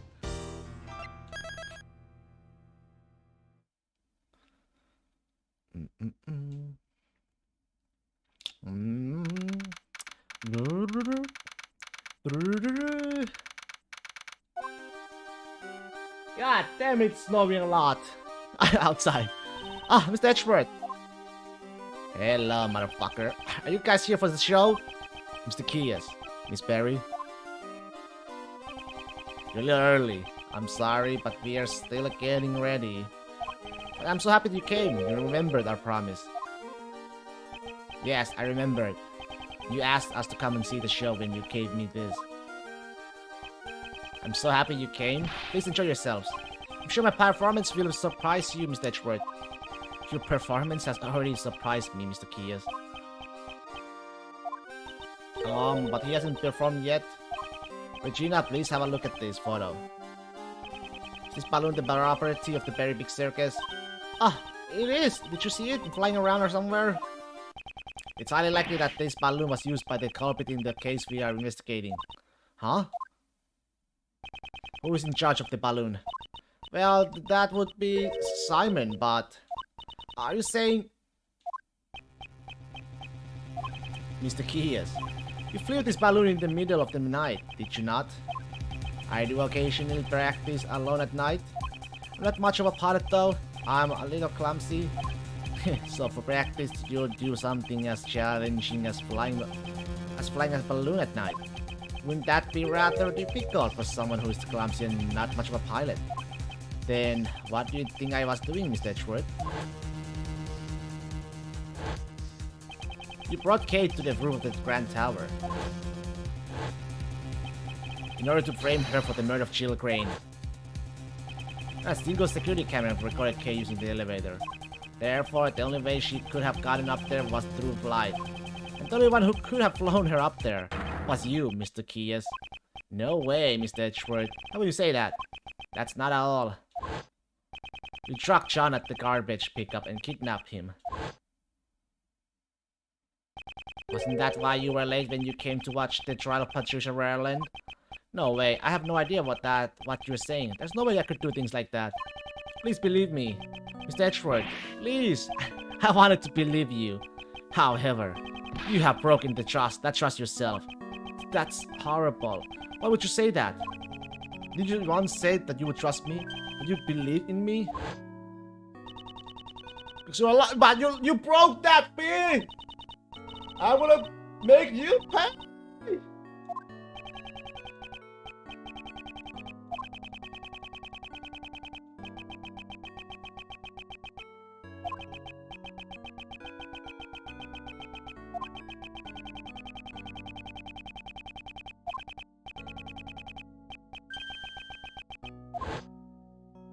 I'm so sad. Those words were all lies. It wasn't all a lie. We really did trust you. Kay, even you? You said we were like birds of feather, and yet... I'm hurt, Kay. You have hurt me deeply. Ugh. Hey, Mr. Edgeworth. Maybe Simon isn't a bad guy after all. No! Objection! I see, so that's how you operate. I understand now, all too well. No matter who you face, you find an emotional weakness and exploit it. You guide each person towards the outcome you desire without them even noticing it. That is how you were able to mastermind the entire case. I may have fallen for your tricks before, but not this time. Simon Keyes, I indict you! So it's come to this after all. You were always so full of confidence, Mr. Edgeworth. But I rather like that, because now I can rip that confidence to shreds. Oh! Sephiroth!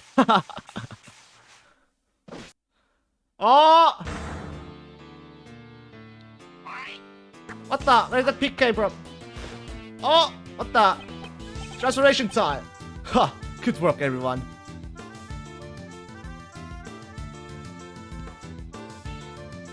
Catch-am! His personality has completely changed. So the animal tamer who could not tame animals. That was all a facade. This is the real Simon Keyes. Simon, that's not true, is it? Truth or lie? What difference does it make? The song's title is The Man Who Masterminds the... The Man Who Masterminds the Game. So fitting, man. It is so fitting, man. This dude, from the beginning of this game, was the mastermind. From the case 1 to this case. Damn, all connected. Huh? Mr. Edgeworth, just make me a little upset, that's all.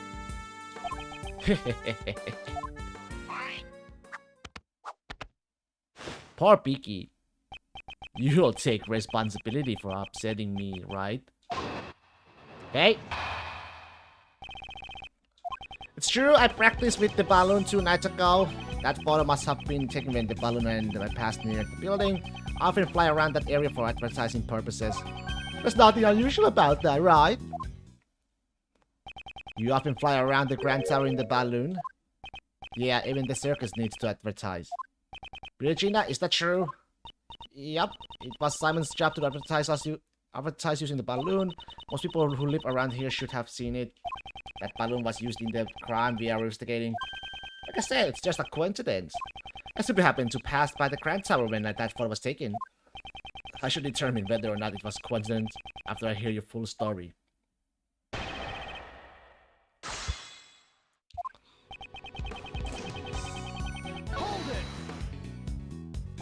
Was the balloon launched from this tent?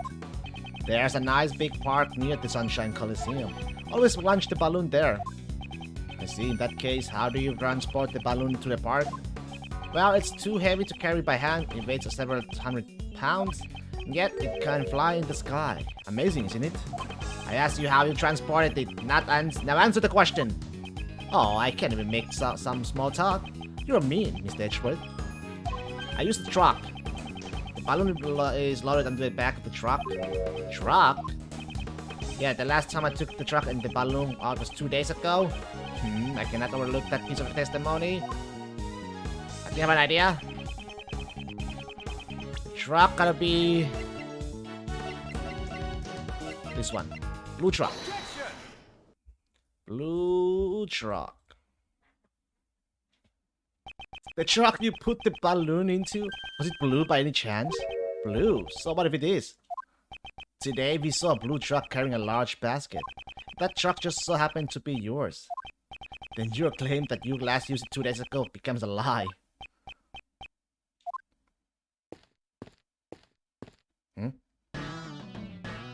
Emma! Agent Lang! Emma!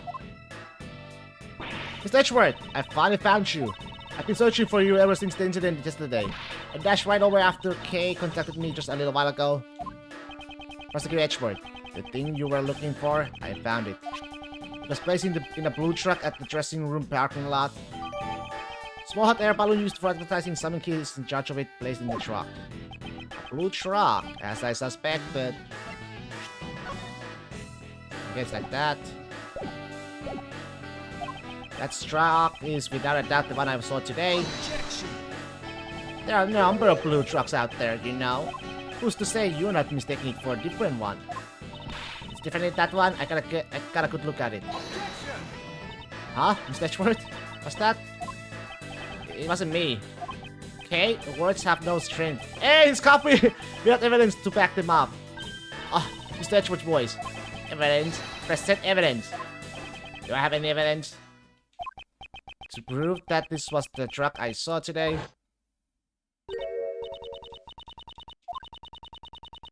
Oh, yeah, fingerprints. My fingerprint should be in there then. My fingerprint should be in that. Because I touched it.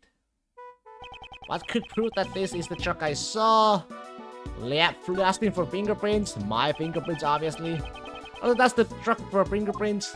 Yeah, fingerprints. What for? I don't see any point in that. A certain person's fingerprints should be left on this truck. And these fingerprints will prove this truck was parked in front of the Grand Tower today. Me! I was the one! Edgeworth, your fingerprints? I touched your truck, sorry. Indeed, earlier today I touched a truck at the plaza in front of the Grand Tower. I'd like to discuss for my prints. Emma, might I request a scientific investigation? That's what I'm here for. Just leave it to me. Alright, we're all set. Go ahead, Mr. Edgeworth. Wait, you want me to do it? Of course. Who else but Mr. Edgeworth would be up to the task? Here, I'll show you how it's done. Alright, then. You're the scientist. Why don't you just do it yourself? First, we sprinkle some aluminum powder over the area you want to investigate. Like this. Touch the screen to sprinkle the aluminum powder. Then powder will adhere to the fingerprints, so once you have sprinkled enough. You blow it away. Blow it away. How do I blow it away? How do I blow it away? Don't tell me, please. Okay, it's automatic, right? It's automatic. Don't tell me I need to blow into microphone. Wait, no, no, no, no. This is not gonna work, is it? Yes, I think so. I guess we'll just do it. All right, this is not good, Spirit. This was a problem for me too. This is not good. Just so you know, the key point is sprinkle the powder all over. This is not good. Let me just say. Is it automatic? It's not automatic. Shit! I gotta go for the settings then. Rip. Rip, man. Rippery microphone settings. There you go. Use corrected mod.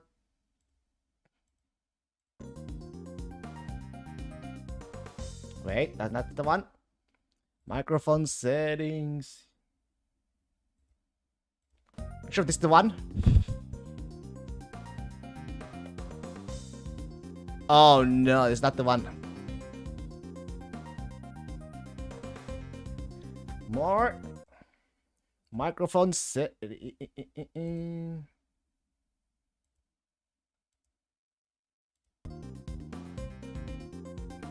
Come on. How am I gonna do this? Emulate.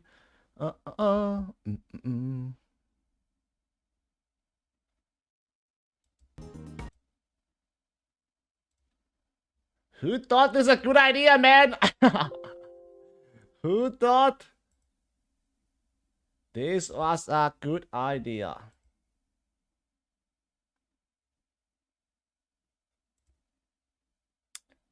Wait. That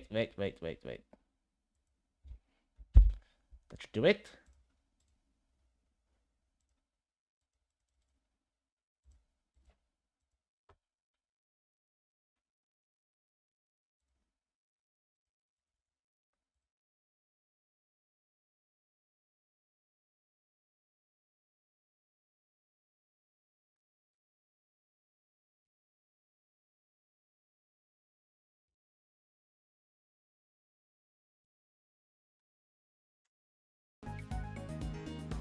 Like that. Oh, there we go. It worked. It worked. There we go. There we go. Yeah, that's no problem, man. No problemo. People happy. There we go. Just gonna assign a cocky for the microphone. Then gotta figure that out. That would be a big disaster, Spirit. That would have been a big disaster. We got one such a nice clean fingerprint. I hate. Let's run the prints again. Imagine I couldn't finish the game. Let's run the prints against me. Mine post haste. All right, just leave it to me. That would be a big disaster. All that. These are definitely your fingerprints, Mr. Edgeworth. It seems to me that we have just proven your statement to be a lie. What were you doing when you were driving the truck around? What were you doing, eh? Tell me. Just taking it for a joyride. Objection! Okay, what was abducted 2 nights ago? Your balloon was sighted not far from the scene. Today there was another kidnapping in which a garbage truck was used. And once again, your truck was seen nearby. Objection! This all sounds like nothing more than a pure coincidence to me. So it was pure coincidence that you parked near 2 separate kidnappings? I doubt that. You were involved in both kidnappings, weren't you? Is it a bit rash to automatically assume that the 2 kidnappings were connected? And what if I had evidence to prove that the 2 crimes were performed by the same culprit? Oh, you are serious? I can't wait to hear this. What did Kay and John's kidnapping have in common? They were both put to sleep. That much I remember with the sleeping trucks.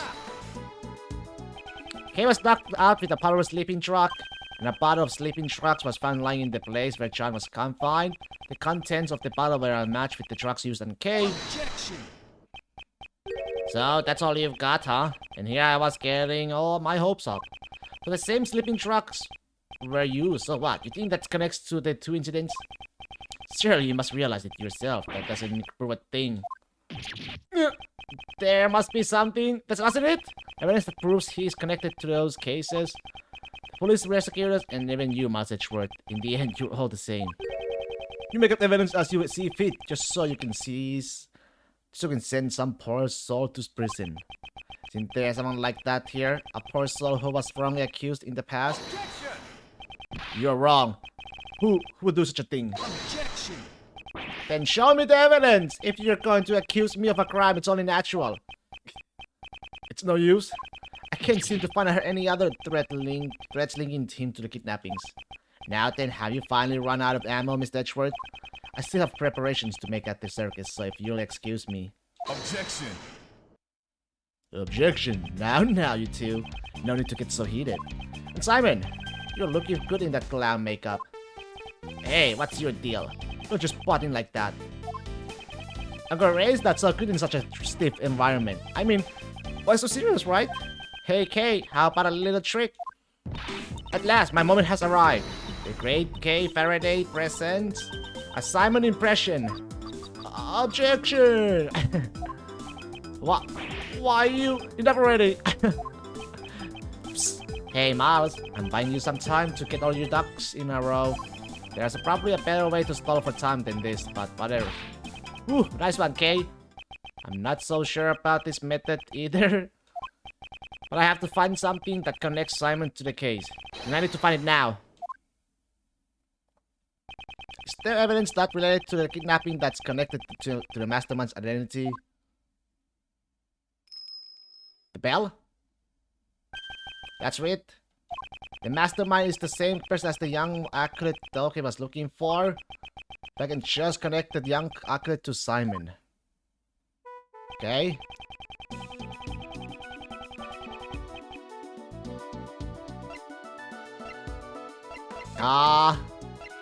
In this one? Take that! I found it. This is the evidence that connects you to the case. Really? Now? That's interesting. Well then, show me how it's connected. Leave it to me. You hold it like this and turn it this way. Super. Epic fail!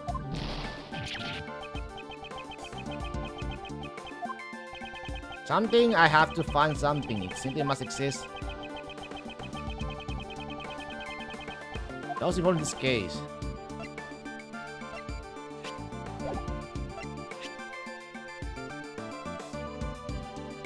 This? Take that!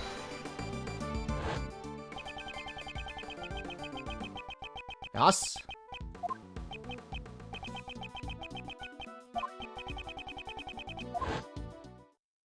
That's it. The mastermind played a role in the correspondence chess. If I can prove that it was Simon, then that's enough. I can't stomach any more of your story excuse for a performance. If you have no more objections, then I ask that you let me get back to preparing for the show. Objection! Thank you for the help, Mr. Shields, though you may have taken it a little too far. You sure look happy. I think you have found something. Look at me, I'm Simon the clown, the funny clown. Okay, you can stop now. Now then, Mr. Kias, do you happen to like chess? That was a rather quiet of the blue. But since you asked, I can say that I dislike chess. The mastermind played correspondence chess with Sir Han Dogen. Objection. If I recall, it was Knightley who had been playing chess with Dogen, wasn't it? Are you saying that he was the mastermind? There was no way Knightley could have been the mastermind. The reason being, the mastermind had continued to work behind the scenes even after Knightley's death. That being the case, who could have written this letter? I believe someone acted as the middle between Dogen and Knightley. So you're saying that you think I'm the middleman? And just why would I have to go all that trouble and do something like that? Most likely to make it appear as if there was a connection between Knightley and Dogen. And as a result, Knightley was killed by Patricia Ronan. No way, are you saying it was all set up so that he would be killed by her? Objection. What are you saying? There's no way I could manipulate a person that far. Look at me. Takes all I have just to get the animals to perform tricks. Only just a scrap of the letters in his exchange with Knightley still remain. Be decisive evidence. I'd like to investigate your room. There could be decisive. Objection. If it's the letter you're looking for, you won't find any in there. What? I'm the type of guy who throws his letters away as soon as he's done reading them. Where's the point in living in the past? Does that mean he's already kind of written off the evidence? Mr. Edgeworth, everything you have said so far has been nothing more than baseless conjecture. The evidence, I'm just one step behind it. What should I do? Am I all out of moves? Without evidence, I won't allow you to cast doubt on my friendship with Knightley. Who was that? Excuse me, Miss Berry? What's on her mind? I've been listening in on what you all were saying, and when you say Mr. Knightley, you mean Simon's friend, Mr. Knightley, right? Yes, that's correct. Does she know something? This morning, a letter arrived from Mr. Knightley. It was for Simon. What? What did you say? But that's impossible. Knightley's already dead. Miss Berry, please let me see that letter. Okay, here you go. Okay, open it. Quick, open it. Next move. This is a correspondence chess letter. This is the response to Dogen's last move. Now you can see the path to checkmate. I can't wait to see the look on your face. You weren't expecting to lose at chess against me, right? I can't wait to see. Okay. The postmark says March 26th, the day before Knightley's death. It seems the letter arrived late. Since the circus moves around so much, a lot of the mail people send us arrive late. Now, why was this letter addressed to you? This is proof that you were the middleman between the Dogen and Knightley. Normally, you would transcribe this letter into Braille before sending it to Dogen. In doing so, you created a connection between him and Knightley. Damn it! Curse you, Knightley! Why was he considered into your ear? Simon, why? Wasn't Knightley your only friend? Huh, don't be ridiculous.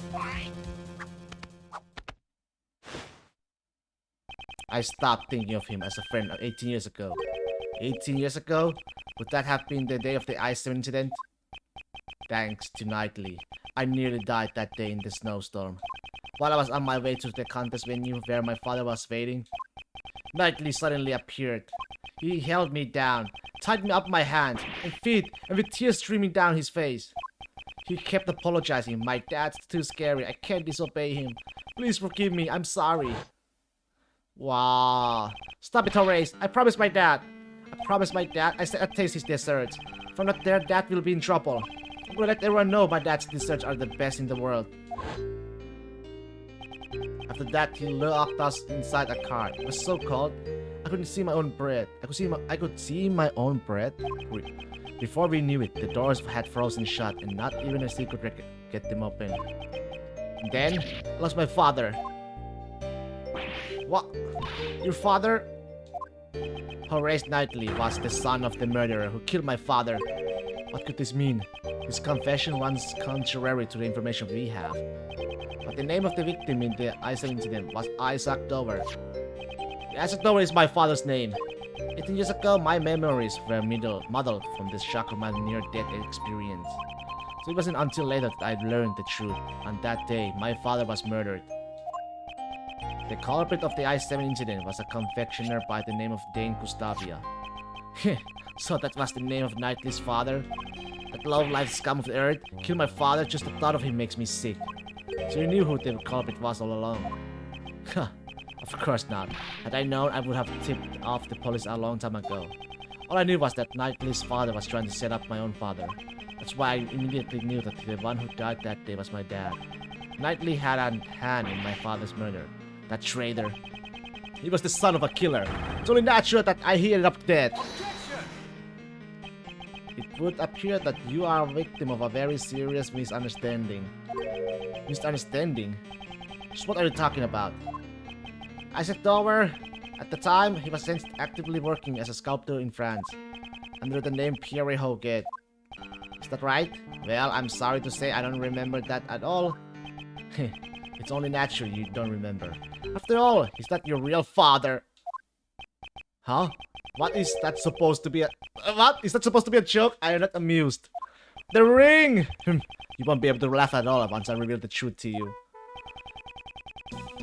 Oh no, no, no! Take that! Oh no! What's that? Is that Knightley's chessboard in his ring? I want you to take a good look at this ring's design. There are two letters inscribed in it. That is the seal Pierre Hoguet used as a signature. 18 years ago, it was found lying near the body of Isaac Dover. Why would Knightley have my father's memento with him? The police had found Isaac Dover's son and gave it to him. Isaac Dover's real son is Horace Knightley. What? What that means? In other words, you are Dan Gustavia's son! That's a lie! After all, my father is... My memories are...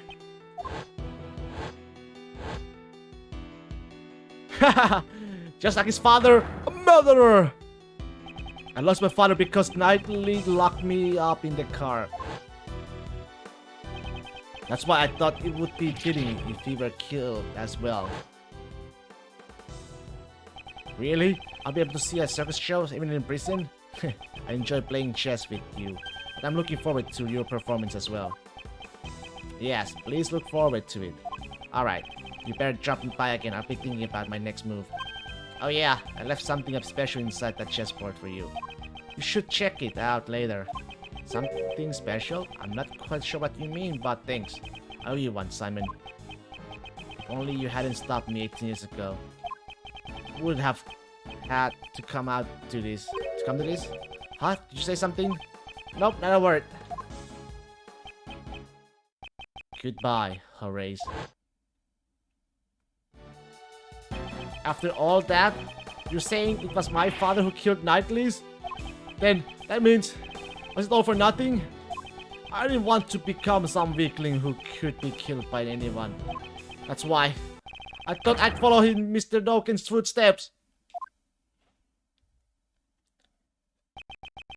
This finally proves it. Simon Keyes, you are Dawkins' correspondence chess partner. And the mastermind behind this case. That's right, it was me. I'm the mastermind behind it all. He's finally showing his true colors. Oh! As you all know, I witnessed the incident 12 years ago. President Huang's assassination. So the child who drew that picture was Simon Keyes. And when I was found out, I was subjected to horrible interrogation over and over by that heartless Patricia. I spent the nights trampling my bed, terrified of what the next day would bring. I'm sure you can understand why I want to sneak out of there, right? However, Blaze would have likely sent pursuers after you. Exactly, I was on the run from them every waking moment. 24 hours a day, 365 days a year. I couldn't even sleep at night. I jumped at the slightest noise. And that's why I became a circus performer. Blaze the Best was the chief prosecutor and Patricia Rowland was the warden of the prison. No ordinary person would be able to match. would be a match for those two, and there were no adults I could rely on. Furthermore, behind the scenes was the body double who had set those two in motion. So he was a fake, I was up against a nation's president. Talk about utter despair, right? My only ally was Mr. Doken. He saved my life, after all. He actually helped me out, unlike Knightley. This story is true? It's ironic. Doken, the fiendish assassin, was idolized by the child he saved. If I followed in his footsteps, I'd no longer have to worry about being eaten alive. That's right, now it's my turn. My turn to devour those who would feed upon me. And I suppose you never thought of to seek help from the police. No way, no way, no way. As long as Blaze was around and the evidence would be destroyed by him. Actually, I did something like that almost happened today during Patricia's trial. I knew from the very beginning that things would turn out like this. The evidence from Patricia Brolin's trial. So he's saying that he expected the evidence would be destroyed. I see, so that's why you kidnapped John. To force a guilty verdict even in the absence of evidence. Objection. Who's to say, but in order to expose the crimes 12 years ago, there was no other choice. That's according to you. However, Blaze also attempted to kidnap John in order to manipulate the trial in his favor. Your methods are no different than those of the people you so despise. Objection. That's only if I were actually the kidnapper. But I would never do anything like so evil. No way, no way, no way, no way. I just simply couldn't. Besides, Mr. Edgeworth, I'm actually quite thankful to the real criminals for giving me the opportunity to extract such rich revenge.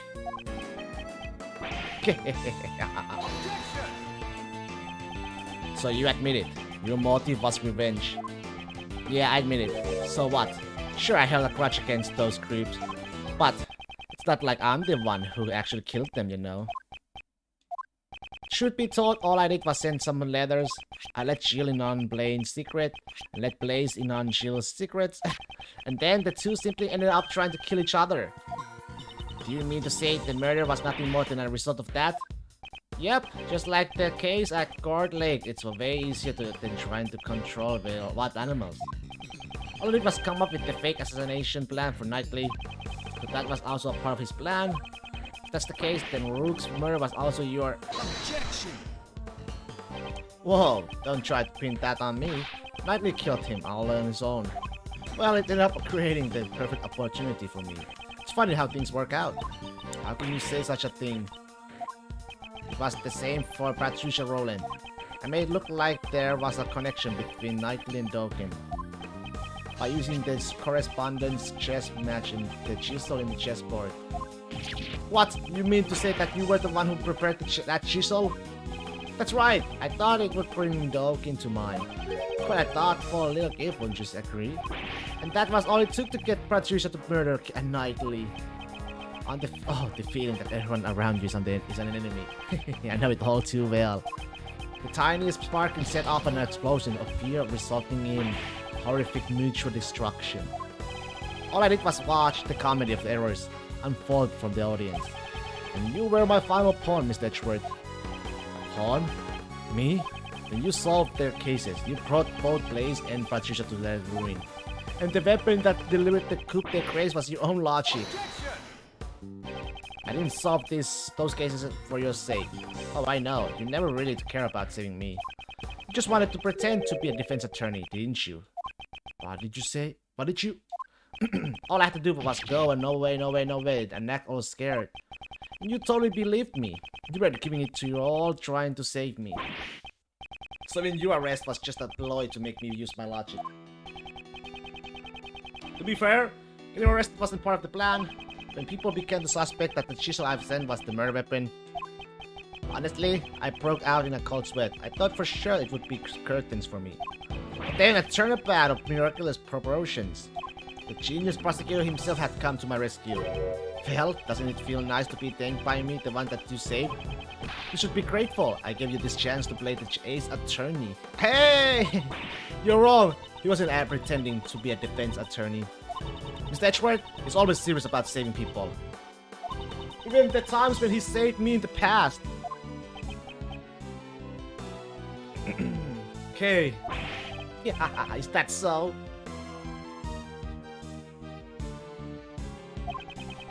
Are you sure he's not just trying to emulate his own father, the one he admired so much?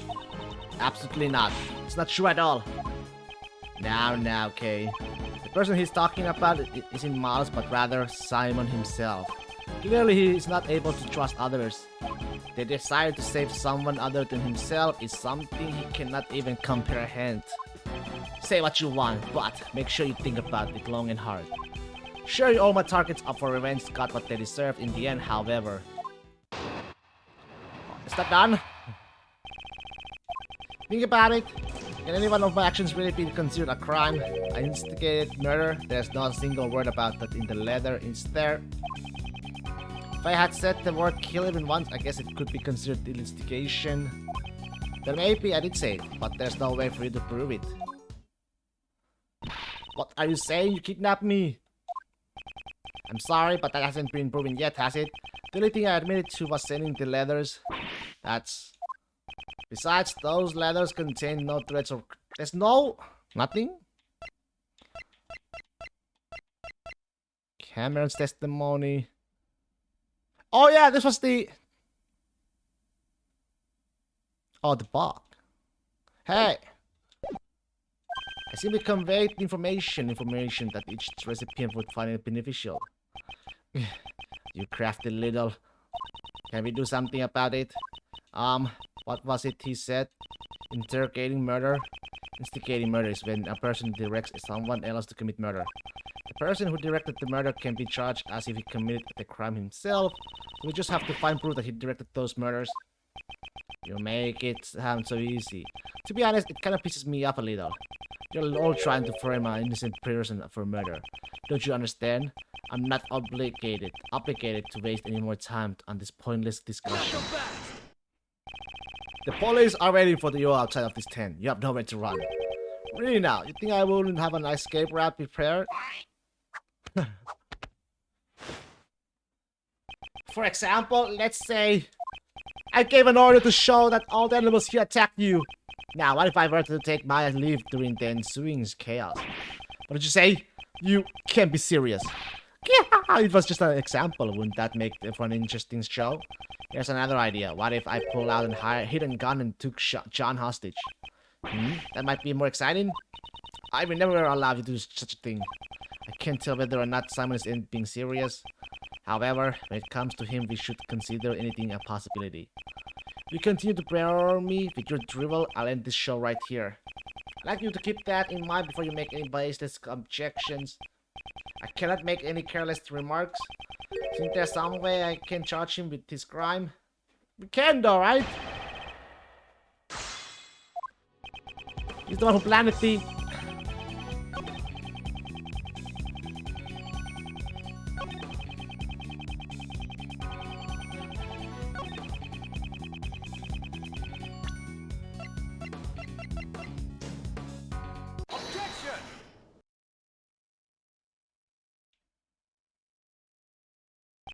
It is my firm conviction that you instigated the murders. After all, you told me so yourself.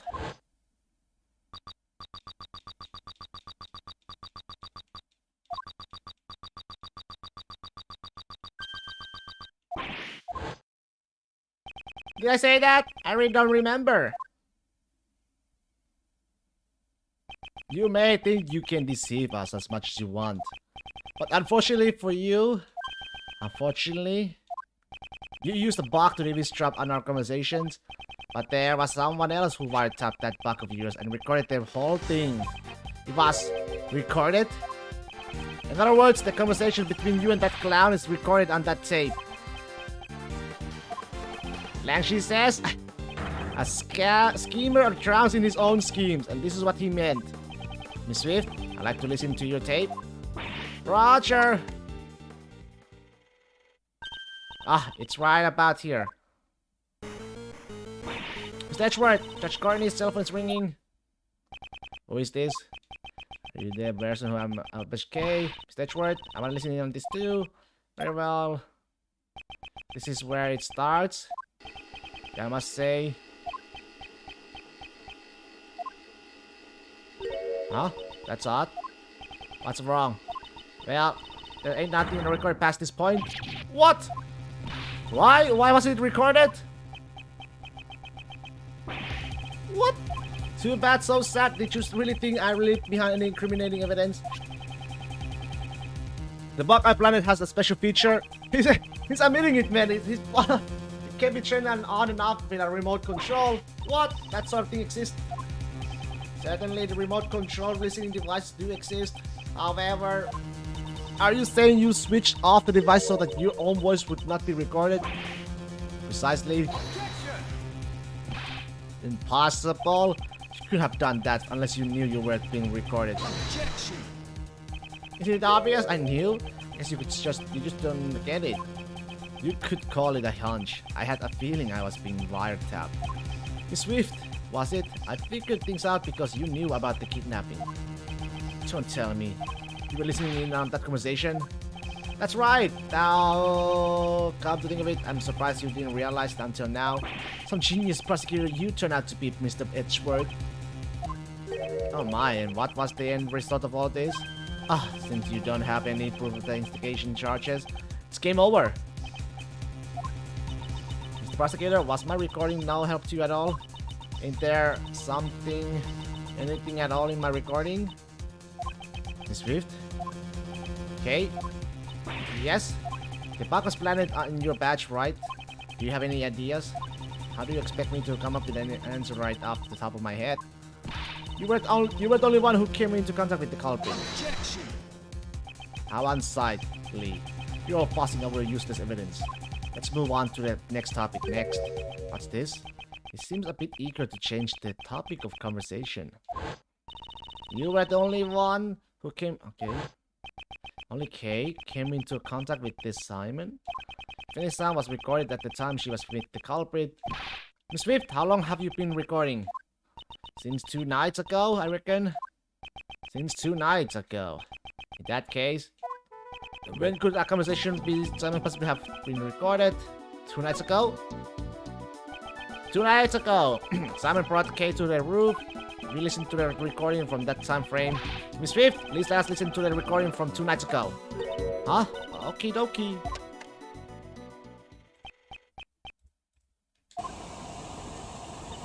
This is the sound of a hot air balloon. That's right. At the time, someone was carrying Kay in a hot air balloon. Ergo, he was near Kay. Isn't there anything recorded?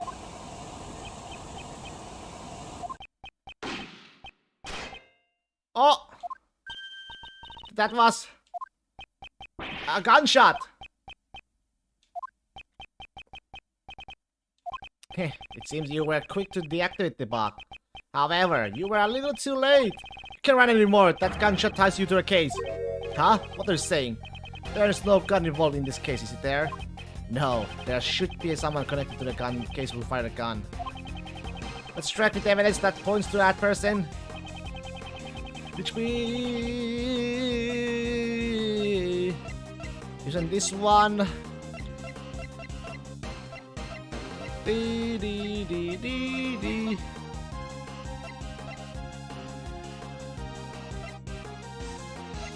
Which one? That's balloon.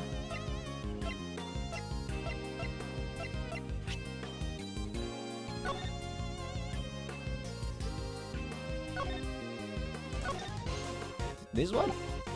Take that!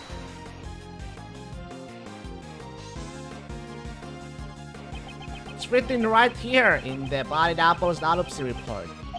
Vampire residue was detected on his right hand. But there was Kay at the time. There was Kay at the time when this gunshot was recorded. That's right. She was being carried to the roof of the Grand Tower in your balloon. As it turns out, there were a few more people on that very same rooftop at the time. You mean the Apple and me?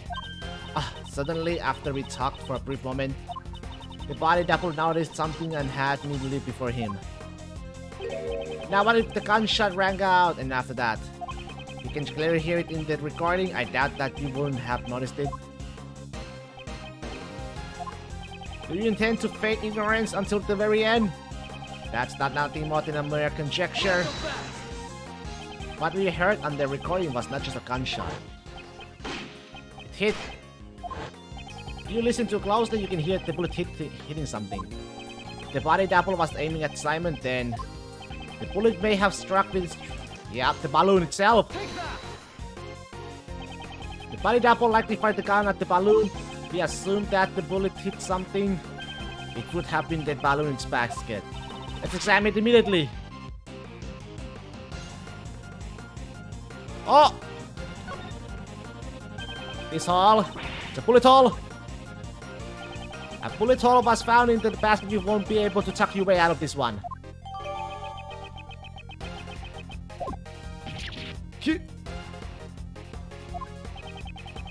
How do you intend to explain the gun to the bullet hole, hey? So you have figured it out. You're good. I guess it's impossible to hide anything from you. Spit it out already! Okay, no need to be impatient. It happened when I was riding the balloon to the rooftop. I saw the body double and you, Miss Courtney, on the roof. Talk about surprise. When the double noticed me, he told Miss Courtney to leave ahead of him.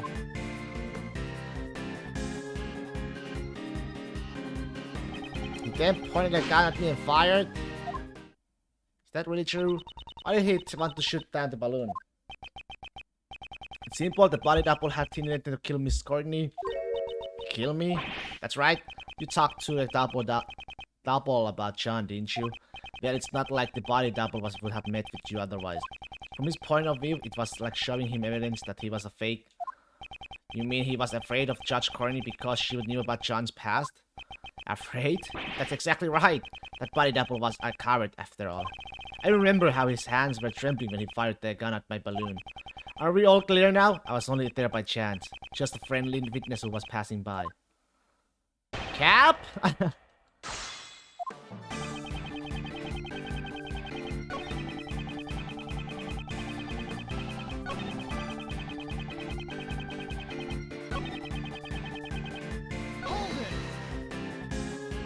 Bullet struck the balloon's basket cleanly. Panicked and quickly tried to get away so he wouldn't shoot me down, but talk about a close call. You say you tried to get away right then? That's right. Is there a problem? You must have placed K on the rooftop. You couldn't have gotten away before then, correct? Yeah, that's right. I forgot. After the body double fired one shot, he entered the hatch to the 51st floor, looked around for a bit, and then landed on the roof. Please add that statement to a testimony.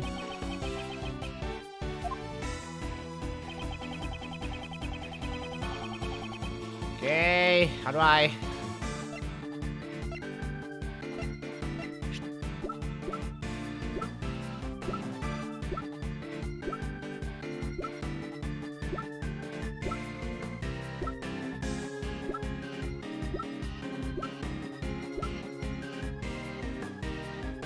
Hey, wait, what? They're past. Oh, why are you lying? Once again, you lied. Lied? The body double could not have entered the storeroom on the 51st floor 2 nights ago. Why? Because Mr. Hart's testimony proves it?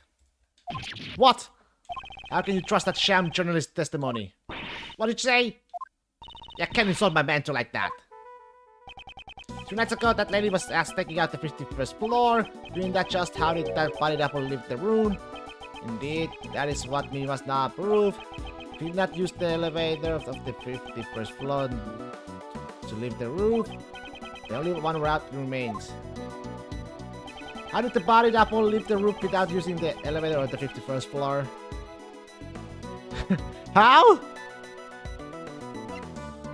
Did he jump on the balloon? Take that! The body double flew. He flew. Simon Keyes, he wrote in your balloon. Objection! Hey, stop joking around. Why would I have needed to give the body double a lift? Objection! The elevator had a security camera and the 51st floor was being watched by Miss Hart. Your balloon was the only way the body double could have left the room. Objection! At the circus, we often perform dangerous stunts in order to surprise the audience. You think you got me cornered? Sorry, but the show ends here. What? Hey you, Lotta, what's it? I'd like to ask you something. Are you saying you stood watched on the 50+ floor the entire time without any breaks? Why, I reckon, of course, there ain't no mistakes in my testimony. Objection. Really now, but didn't the sound of Mr. Edgeworth's assistant falling into the storeroom cause you to faint? How did he know?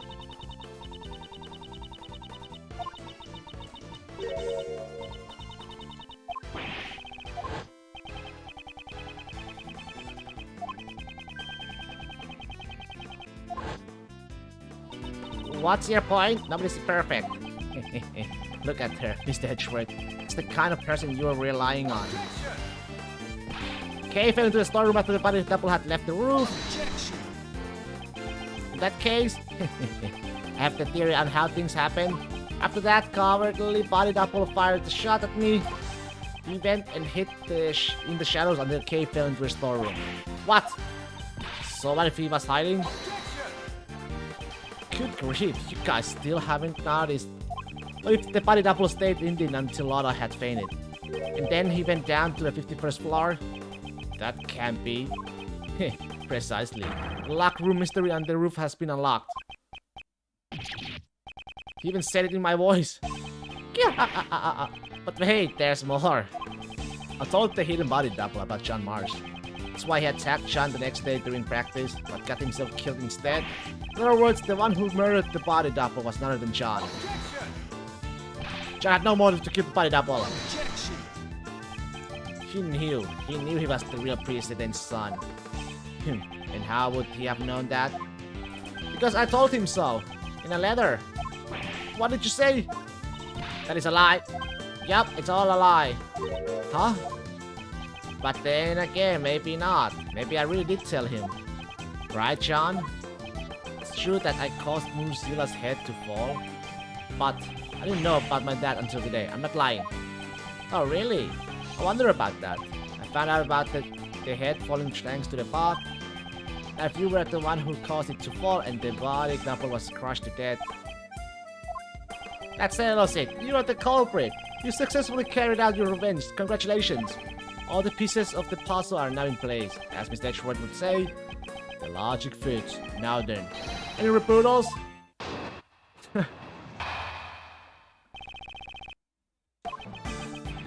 Manipulating humans into fighting with each other. It sounds just like me, right? Anything else I can examine? It's a rope.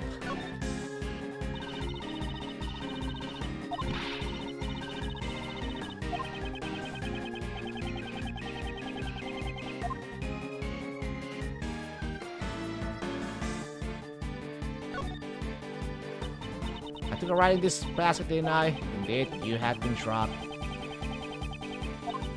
Oh, he could have at least kept me awake so I could enjoy the hot air balloon ride.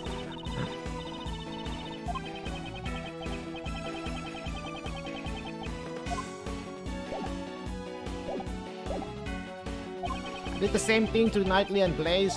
At any rate, there's no way the body double could have gone for a ride in my balloon. The double was crushed by the monster's head, right? And who was it that caused the monster's head to fall? Do you understand now? What the body double's real killer is? The truth that I provided them with a gavel. It gave them a big motive for murder. Get it? Those two tried to kill each other because of the truth you are so fond of. Impossible? Hey, you detectives over there, hurry up and arrest this murderer. What's wrong? Why aren't you moving? Damn. I thought so. Just admit it, in the end, aren't you all the same as Blaze and the body double? You ignore the pre-armed suspect and come after me without any evidence. How easily it can be distorted to best suit your needs, this law you all believe in. That is by no means true. You're not gonna arrest anyone, maybe I should have a talk with the policeman outside. If I tell them that John Marsh is the killer, they'll be forced to take action. Simon Keyes, your testimony isn't over yet.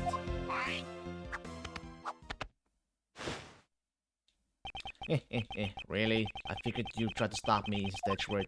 You don't have any evidence, do you? Which means there's no chance for you to win, right? But you still plan to stop me, you should be prepared to take on this much risk. Holy... What? That much? It's only natural. After all, the fate of the true culprit John Marsh is at stake here. Hey, Miles. Why don't you take a nice deep breath? Mr. Shields? At times like this, you should take a breather and think back. Defense attorneys always remain calm in a pinch and smile in the face of a danger. The point of contention between your logic and his claim lies in the body doubler's escape route. How's about, for example, if you think of it like this? What's important isn't whether or not the body double got on the balloon, but rather, if we were to assume he did, what circumstances would have allowed for that? Turn my thinking around. Well, all I am doing is a cheap imitation of your old man. It help? Circumstances that would have allowed the body double to get on the balloon? That's right. The body double not only had a large build, but he also had a gun. In spite of that, no traces of the sleeping drugs were found in his system, which means it can't be. Mr. Edgeworth, are you ready yet? Hope you haven't forgotten about this. This is bad. I must break his statement somehow.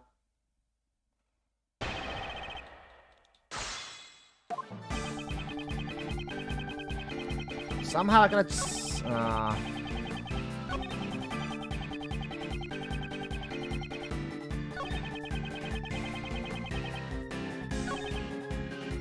Right. Allow me to propose a question. Was the double really crushed beneath the monster's head? For a genius prosecutor, you sure are quick to withdraw your previous statements. Weren't you the one who deduced that he was crushed by the monster's head to begin with? Indeed, I certainly came to that conclusion once before, however, that was when we knew of nothing else that was capable of crushing him to death. Knew? Why the past tense? It's not like there's anything else now, you know. The body double was crushed to death by the monster's head. That is an unshakable fact. Is there nothing else from this as evidence connects this man to the crashed precedent?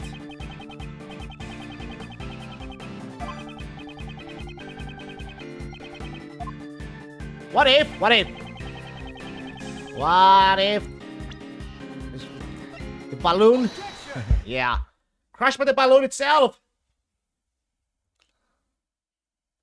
John was not the one who killed the body double. It was crushed by a monster. Haha, quit clowning around. This is like you at all. Oh, I get. Since John is supposed to understand the heart of a monster, the one who understands the heart of a monster is you. Not even I have monsters for friends, you know. Stop being so modest. Didn't you have one very important friend? A monster you can control at will? Samuel Keyes, you're the one who killed the body double. That's the lion balloon. A monster made of cloth that expands when filled with hot air. Suits you quite well, wouldn't you agree? Sorry, but I have no idea what you're talking about. You've been fixated on your claim that you manipulate John and the body double. Probably because it's an impossible fantasy of yours. After all, even an animal tamer cannot tame the dead. The body double had already been murdered while he was on the roof. And the murder weapon was the balloon you were in. I see, although it floats in the air, that balloon still weighs several hundred pounds. And the double threatened you on the rooftop. You immediately came up with a plan to defend yourself. And that plan was to crush him with your balloon. Whether the body double wanted to get on or not, or that he was carrying a gun, none of that matters. Because what you carried in your balloon was the body double's corpse. Hold on a second, Mr. Edgeworth. You're saying the double was killed on the rooftop 2 nights ago? Well, that simply doesn't match up with the time of death. What did you say? That's not like you at all, Mr. Edgeworth. Take a good look at the autopsy report. The time of death was around 11 PM last night. Last night? That's right. The very night that Muzila's head fell. Well, Johnny boy, come on. How about telling us the truth? You killed your father, right? I know the feeling. You hated him, didn't you? Your father who left you all alone forever. You're wrong. I had no idea that guy was my dad. Not this again. Didn't I tell you myself? Was my logic wrong? Mr. Edgeworth, allow me to thank you once again for chasing down Blaze and Patricia and bringing them both to ruin. My revenge was a success, all thanks to your logic. If only the time of death matches up, then my logic would fit. Perhaps he did something to throw off the time of death. And what's more, Dane Gustavia was it. You even took down the culprit of the I-7 incident. Dane Gustavia. And the I-7 incident? That's it. Gustavia killed Talbot and hit his body in a block of ice.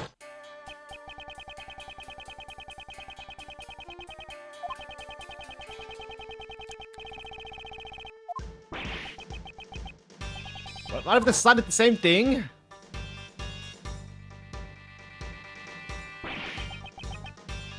It's a shame that I didn't get to witness his destruction. How can you say that? Isn't Mr. Gustavia your father, Simon? I'm scared. I'm so scared. Miss Rowland keeps asking me about that day. Daddy, help me. Why won't you come save me? Is it because I broke my promise with you and didn't eat your sweets? I couldn't care less. My father left me all alone. Even if we shared the same blood. That man is not my father. I hate to say it, but like father, like son, you are the spitting image of him, Simon. The father you hated so much. Huh? What are you talking about? It must have been fate. By sheer coincidence, you just happened to use this exact same method your father did. To throw off the victim's time of death. Our refrigerator! Hey, the warehouse! You're saying that I threw off the time of death? How would I have done that? The answer lies in where you hit the body double's body.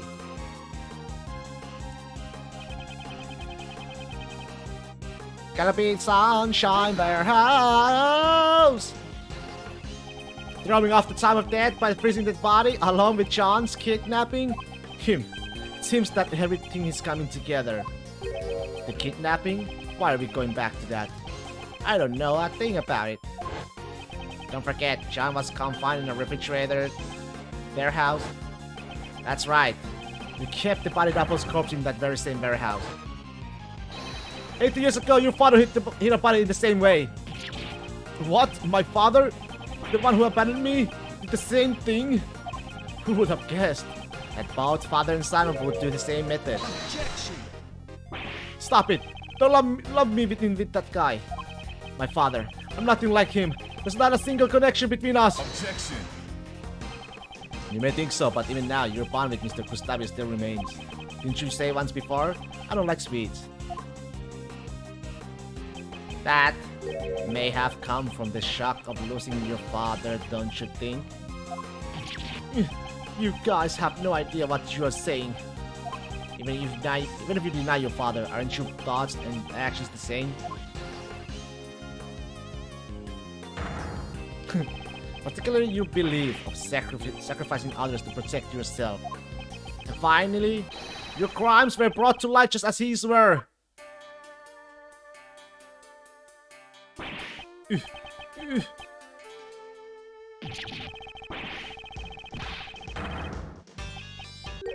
Just kidding. Jeff Bennett. Jeff Bennett. I don't know anything about that warehouse. I had nothing to do with the kidnapping after all. Objection. In order to threaten Judge Courtney, it's clear that you took in the kidnapping. Objection. How scary those who get involved with you will be charged with all sorts of crimes. In the end, there's no evidence for the instigation and for the kidnapping, none at all. Or what? Are you gonna forge some evidence, just like Blaze and the rest? I'll do nothing of the sort. I can let him provoke me. You always say, I'll pursue the truth no matter what, right? What you mean only the truth that's the most convenient to you? After all, that's how the police pull the wool over the eyes of those without power. And that's why my revenge was necessary. Now you can catch me. Not Patricia, not Blaze, and not even you. Mr. Edgeworth, at this rate, isn't there something anything we can do, even though all my logic points to this man. I just need evidence. A single piece of evidence would suffice. Well, it's been a fun show, but it looks like it's time for the curtains to close. If you like, why don't you come and see my next performance? I'll let you if you admit defeat. Something bothers me that if this is the live balloon crash, right? Why there's not the yellow yellow thingy? Like the body had the yellow. The lilies, you know, staying on his suit. Should it be on the balloon? Yeah.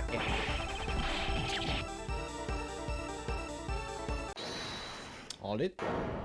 Who said it? What was that? Gumshoe! Something you waited, Mr. Edgeworth. Gummy, where did you go? I was just doing the job that I'm able to do, pal. Detective Gumshoe. Your report, please. I did a quick investigation, sir, about the warehouse John was at. Man, Dick Gumshoe has grown a lot compared to the trilogy. This man, his has grown. That refrigerated warehouse is currently being rented by a very big circus, just as Mr. Edgeworth said. So it's finally here. Our trump card. Well done, Detective Gumshoe. Now then, Mr. KS. There must be some mistake. Maybe it has something to do with the circus. I see. Indeed, we are not well informed with the affairs of the circus. In that case, why don't we get your boss' opinion on this? Regina? We are renting a refrigerated warehouse to store the animals' food, but I don't know much about the place. After all, I let Simon handle everything. Curse you! Yeah, Simon, how scary. What a shame. It seems your desperate actions after the crime were in vain. The body was found in the warehouse. Suspicion would have fallen on you, the one in charge. That's why you specifically moved the body back to the Grand Tower, wasn't it? However, us finding John confined at the warehouse was a fatal mistake on your part. Our resident creative and detective are both rather exemplary. What's wrong? I can't even tell through your face paint that you're looking pale. It's not over yet, Mr. Edgeworth. Your logic is missing the most important piece of evidence. Oh, please do tell. Is it obvious? Evidence that I killed the body double with the balloon? You can't present it, can you? After all, there's no way such evidence could possibly exist. The evidence? It exists. Did you say? Mr. Keyes murdered the victim. The rest of the murder should still remain here. Is it? Come on, is it? It should become clear once we examine the basket of this balloon. The balloon again?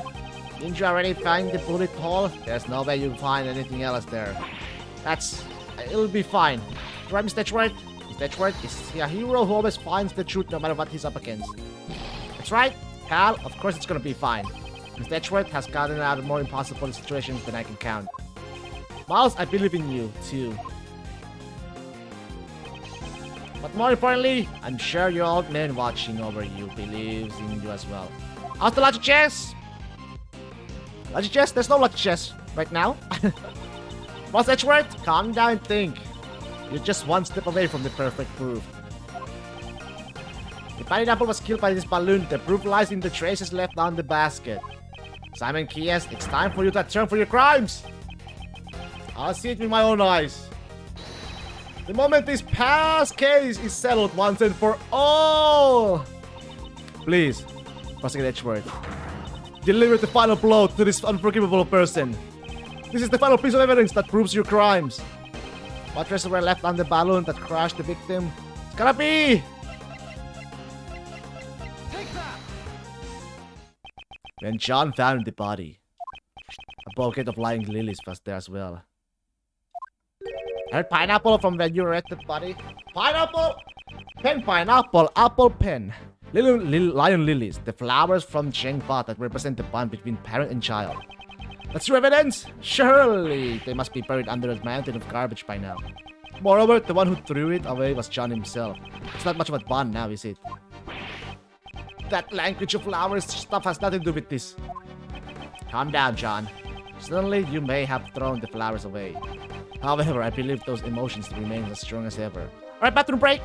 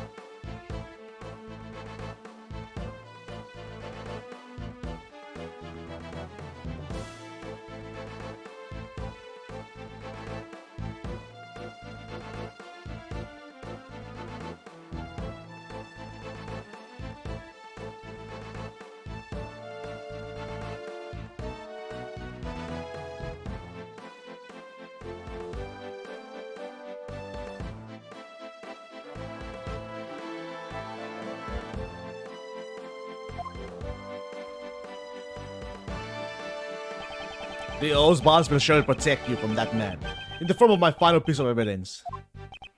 What the heck are you talking about? Those flowers were crushed. Ergo, they must have come into contact with the murder weapon. Perhaps you'll find the very same pollen still stuck to the basket of your balloon. No, wait. You guys examined the basket just a few moments ago. If there had been any yellow pollen stuck on there, wouldn't you have noticed it then? Mr. Keyes, evidence is not restricted to what you can see with the naked eye. What? Emma! Yes? Would you perform one more scientific investigation for us? Leave it to me! The balloons basket, right? What? Ah, a reaction! This is clearly pollen from a yellow flower. We'll find out soon enough whether or not it's from the same flower. What? Got you, Spish. I'd say this proves that. The body doppel's death was caused directly by your own hand. No way, that's can't be. You crushed the body double to death on the roof of the tower. Then you retrieved the body and hid it in the warehouse. Why did he have to go to the trouble of retrieving the body? 2 nights ago, he knew that a separate incident would occur at the tower. Miss Cranes. Precisely, leaving the body there would have disrupted his plans. Raid breakdown soon! I see, but even so, he couldn't leave the body in the circus warehouse either.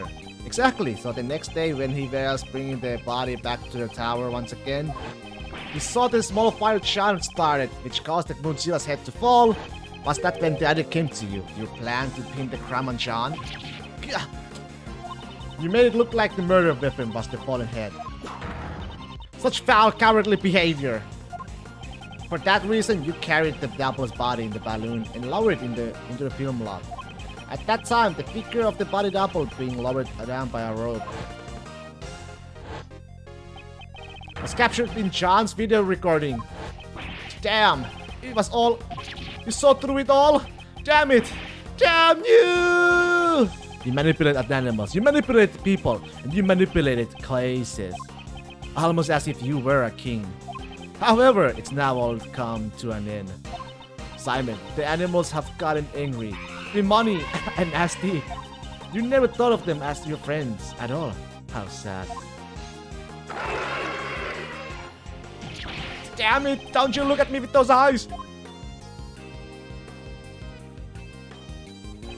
It's about time you went back to being a mere clown. Fitting end to your pitiful Chester's act. Oh, stay away! Get away from me! Stop it! Please stop it! Daddy, help me! I'm scared. I'm so scared. I don't know anything. I didn't know anything bad. They were the bad ones, weren't they? Horace, why? Would you stop me? If you hadn't done that, I couldn't even trust the police. Nobody would help me. Oh. But that man, back then, he saved me. The only one who helped me was Dogen. So I used everyone else. What's wrong with that? Stop it! Don't come any closer! Stop! Ooh! Oh! RIP! Ora, ora, ora, ora, ora, ora, ora!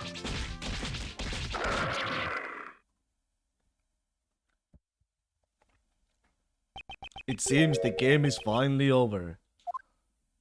There, Shelly the Killer.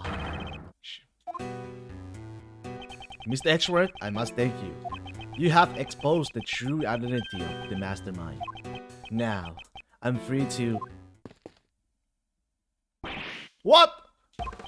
Throwing a gun would be a most advisable.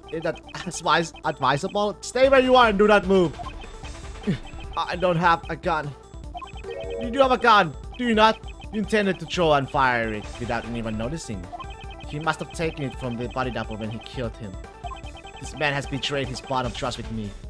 He would have me kill the president while knowing full well he was the body double. Lying about that target is an extremely dangerous thing to do that to an assassin. Not having all the cards on the table can seriously jeopardize an assassination. However, what is even more unforgivable is your deception and your attempt to manipulate me. The time has come for your retribution. Stop! Bang!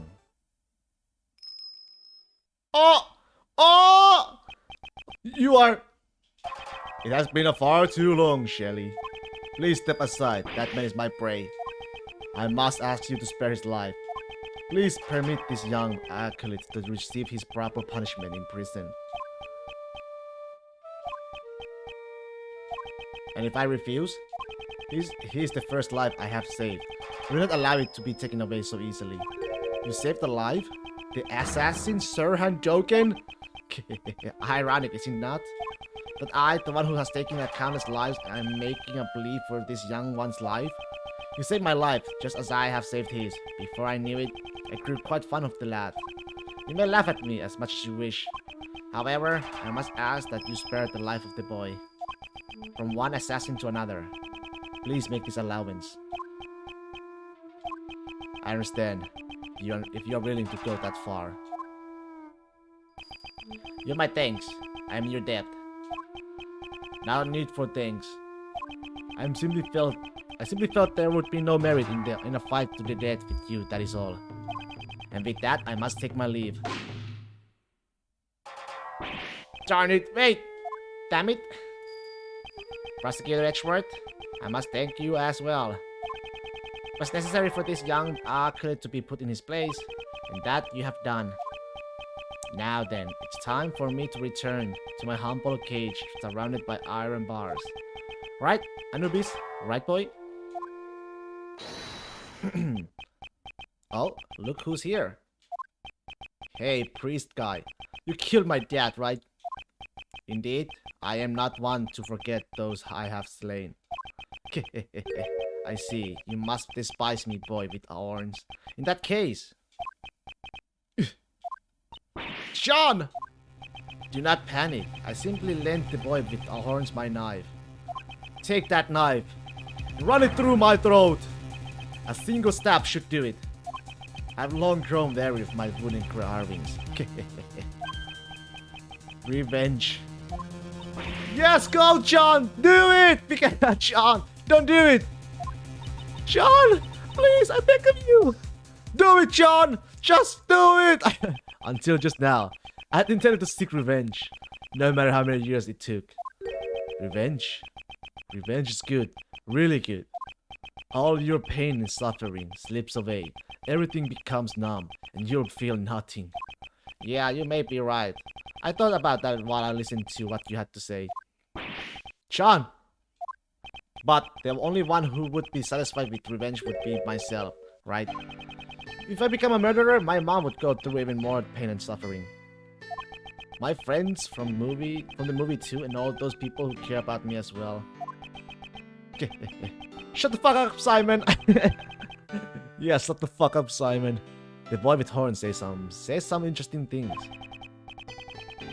That's right, I finally got it now. I'll never forgive you, but John having a more sentient than Simon. He did not become Sasuke. Simon became a Sasuke, but John did not become a Sasuke. I'll never forgive you, but I'm not the one who should punish you. After all, isn't that what my mom and the prosecutor guy are here for? John. John, you said some really profound stuff just now. Okay, perhaps you should study up a little more yourself. Is that so? Well then, young one, it is time for us to depart. Where to? To prison, of course. That place will be our home. Our home?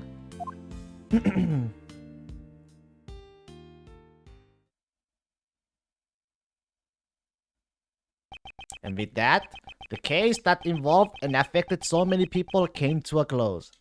However, there was still one last thing I had to do. Oh yeah, become a prosecutor or a defense attorney. But we know what he's gonna become. The motherfucking chief prosecutor. Said that like Sasuke was in a very short-sighted person. Mr. Edgeworth, so to keep you waiting. Why don't you call Uncle Ray and the rest of us out here? Mr. Edgeworth. The former proceedings have just come to a close. What are you talking about? This is the place where I once relinquished my prosecutor's badge.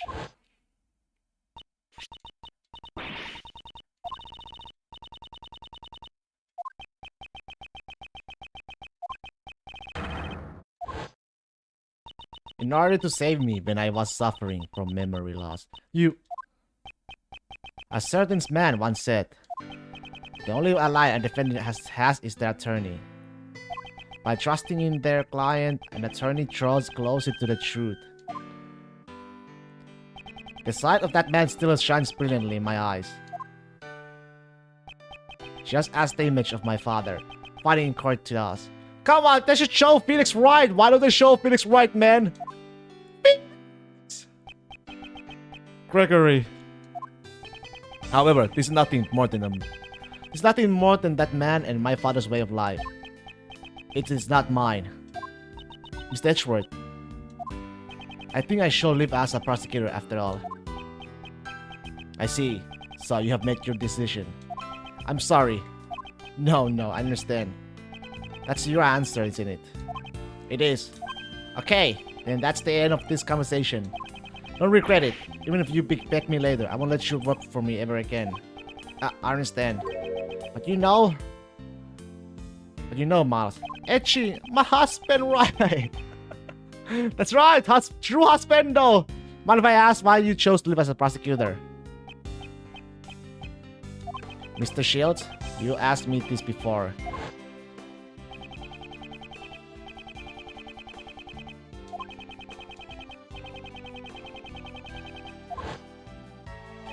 I've thought long and hard about that question ever since.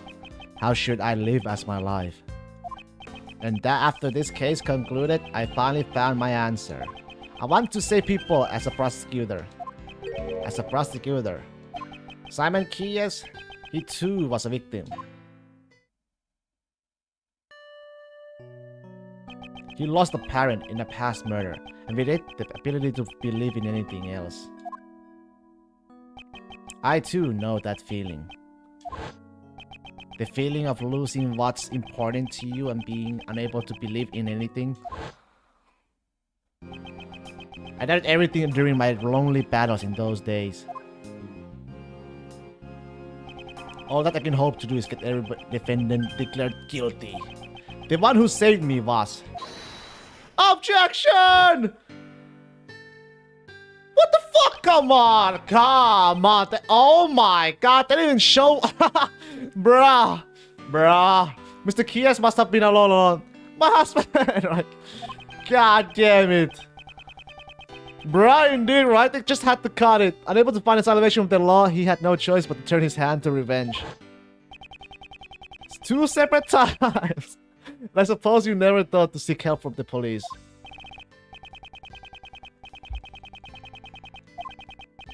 God damn it. I want to save those in like Simon Keyes. So how would you save him? I'm sure this tragedy could have been avoided if only he could have relied on the courts. But instead, he was cornered by Blaze the Best, who used the power of law for evil. The form of the law can change depending on who wields it. It can be at once a shield to protect and a blade to harm. That too is a contradiction of the law. Well, the Dark Age of Law is coming soon, baby. A contradiction, huh? A third? Phoenix Men should fake out? That's true, it's sure. The Dark Age of the Law, baby. The only way to right those contradictions is by joining in the court system. The one who could have saved Simon Kiev was not an attorney, but rather a watchman of the law, a prosecutor. I shall face the contradictions in the law as a prosecutor. I see, that's just like you. But you know, it'll be tough. It won't be just a walk in the park. You'll be going up against the law itself. You do realize that, right? I do, however, someone must. Yup, Uncle Ray believes in you too. The law evolves and grows, just like all of us do. I'm sure you can pull it off. After all, you are Gregory's son. Your old man would never give up, no matter what. His eyes always saw only what lay straight ahead. Miles, when you chose to live as a prosecutor, your eyes looked just like your father's. Looks like you have grown up a bit. I really wish your old man could see you now. Thank you very much, Mr. Shields. So then, Prosecutor Edgeworth, allow me to informally return this to you. Please do. I, Justin Courtney, as a member of the PIC, do hereby return to Miles Edgeworth the rights and privilege of the prosecutor, in the name of the goddess of law. Yay! And Ray somehow regrets but can respect others. And with that, Prosecutor Edgeworth is revived. That's great, sir! So then, Prosecutor Edgeworth, it's time for Uncle Ray to make his exit. I have to report to your old man all about the traitor in the Edgeworth family. The Edgeworth family. Thank you for everything. Truly. The next time we meet just might be in the courtroom. I hope you'll be ready. Uncle Ray might not look it, but he's an ace attorney after all. I look forward to seeing the attorney my father trained in action. Take care! Prosecutor Edgeworth, welcome back. Judge Courtney, I must give my thanks to you as well. To me, you sought to fix the corruption within the PIC from the inside. That must truly have been a lonely battle. No, it was not, for I was never alone. Raise a hardy, Private Eye! Hardy? Well, can't deny that. Because the goddess of law is always by your side, right? You make me realize that one could fight in such a way. The prosecutor's office, no. The entire legal world is caught up in this contradiction. If that cannot be set right, there's a truth that will never see the light of day. It was only through your help that I was able to find this new path. One that fights against the contradictions in the law. I too find that promising. As one in the service of the goddess of law, you shall certainly succeed in helping their law grow. Let's meet again in the courtroom. Yes.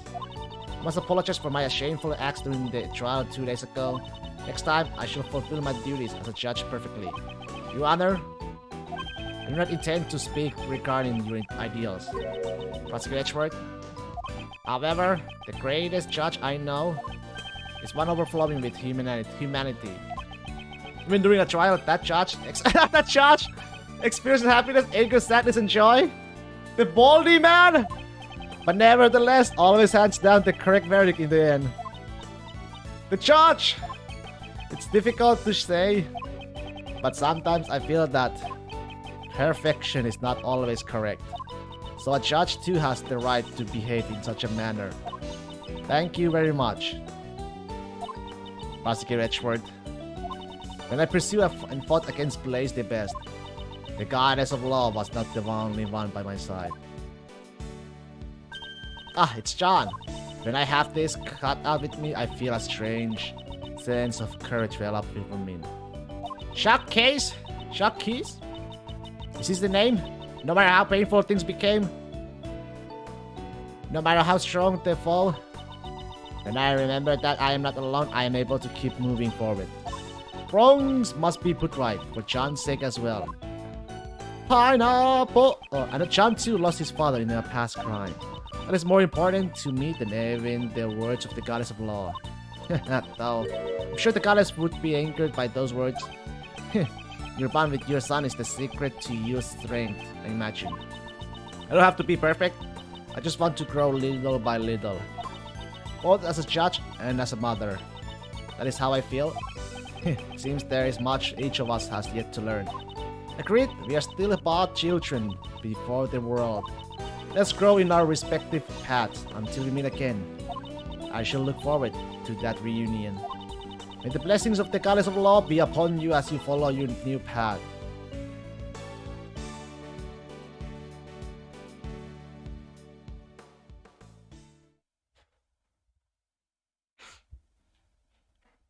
Though I once lost my position as a prosecutor, I have now reclaimed it.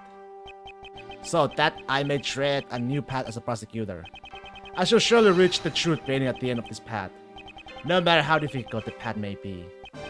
If any seek to stop me on my path, they shall receive no mercy. No matter who they may be, I will shout just one word. Objection! GG, right? We did it! Woohoo! All Ace Attorney games has been done! We have played now I can say I have played every Ace Attorney game. I played them all! I have played them all! Good job! GG! I have done it! I have done it! Hydrato! That's A series done, man! We got one last Pokemon game left to go to, and that's the end of Pokemon Series 2. And then we're moving on to the next series.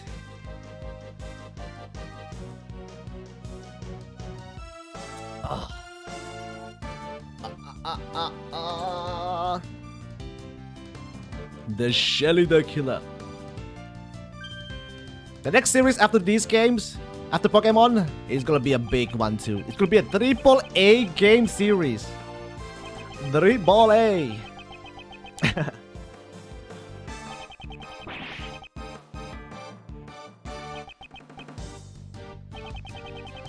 Simple ice cream salesman.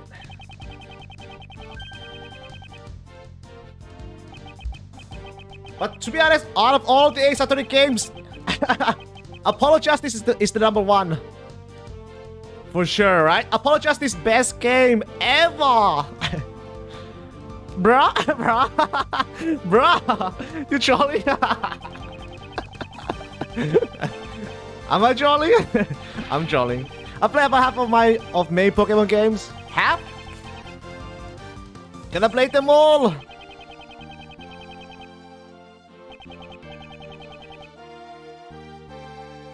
Rocky!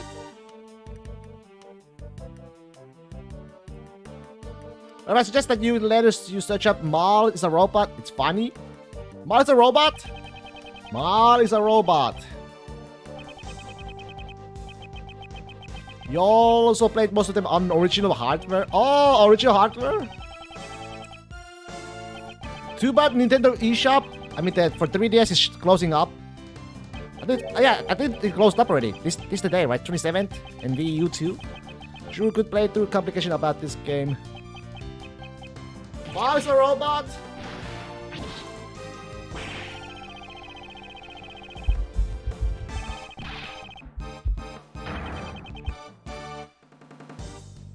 Seven episodes? Okay.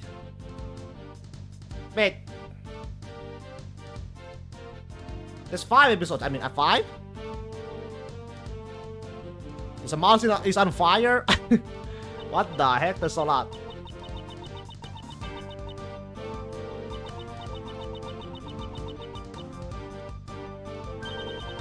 There should be one for each case. It's a very memeable game.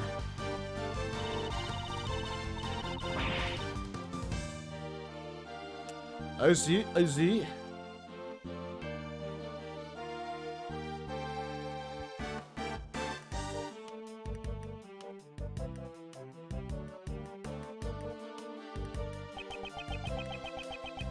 Oh yeah, based on the thumbnails for sure. Yeah, based on the thumbnails each case for sure. Based on each case. To my humble self once more.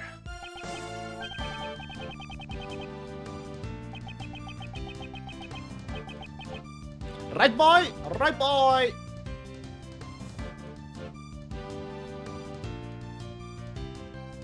Hey. This was sad. This was a sad case, man. Chocolate cake!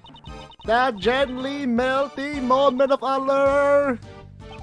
I will wait for you forever, Kate! I should come here every day just as you and Raymond did for me. Monsieur Shields, Prosecutor Edgeworth, I am truly grateful to them.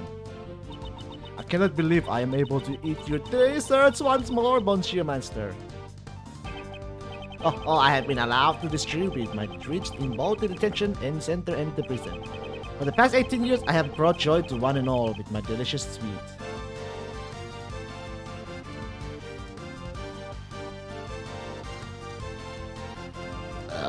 For sure, the second game is better than the first game, for sure. I enjoyed the second game a lot more than the first. Dogon did a roundabout adoption. Dogon. Method. He adopted. Then Simon. Delicia, man. The talking diet. It'll be delicious and slimy and also good for your health. Right. Right. Larry, the boss. Man, I'm gonna get to meet and sketch so many beauties. But Mandy caught a glimpse of my beauty sketch. Rape, she had a misunderstanding and clobbered me in the face with my sketchbook. Deserved. To exchange for my sketch of beauties, I had one beauty walk out of me.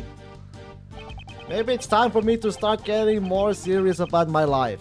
Dude, do I take the path of my artist or do I follow the path of my heart? Larry Damas below.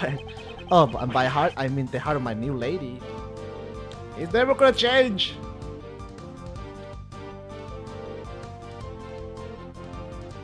Bad. He's got the holes this time.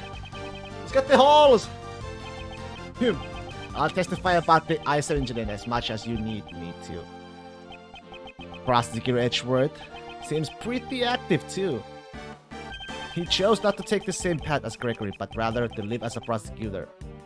Well, I'm kinda sad that I won't get to work with him, but I'll continue to watch over him. It looks like you have grown up quite a bit yourself. I'm so happy Mr. Bat actually praised me. Get the bat, Swiss cheese! The code, man. Unofficial English fan translation. Oi, what do you mean? This is an official release, man. What do you mean? What do you mean? My crimes were punished for more leniently than I expected. Once it was proven that this is an HD remaster.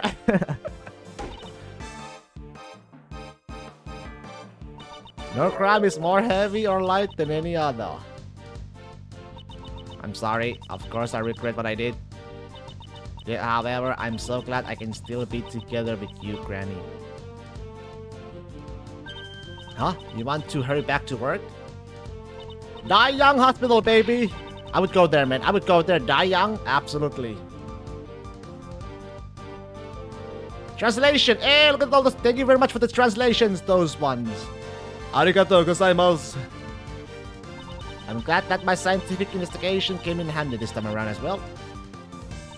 Good thing I rushed back here all the way from Europe. Now, I have to leave again. That kind of takes the fire out of our girl, as you can imagine. But this is also that I can become an actual forensic scientist. That philosophy of no crime is different is... No crimes is different! The second I get the word, I dash right over.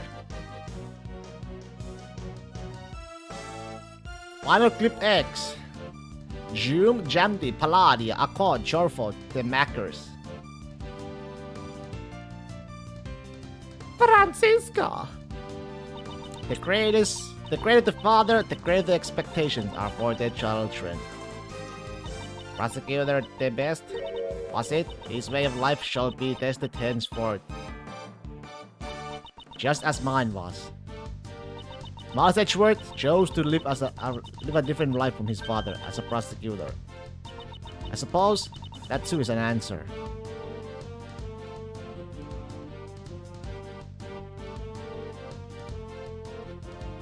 Wellington, 2K.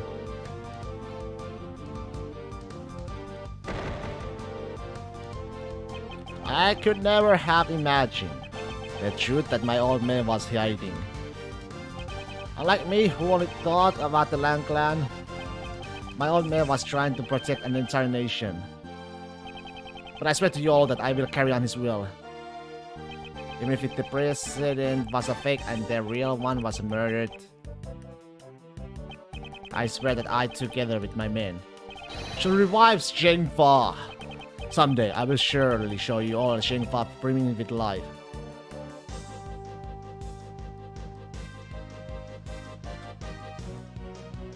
Bro CD? Wait, what?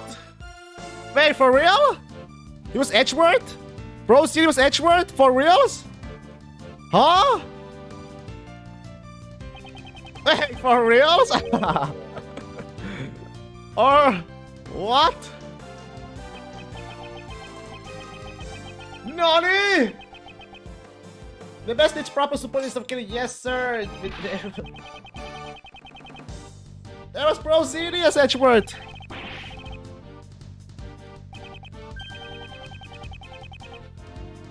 Nani the fuck?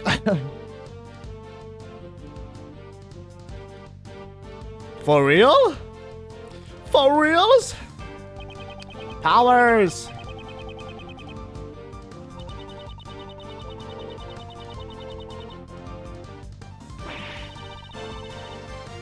Mozilla! When did they make a Mozilla? I wanna watch the Mozilla movie.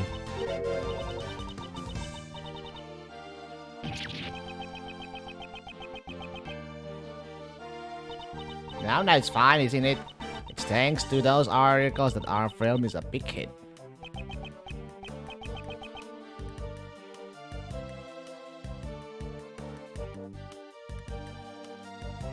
Debugging testing.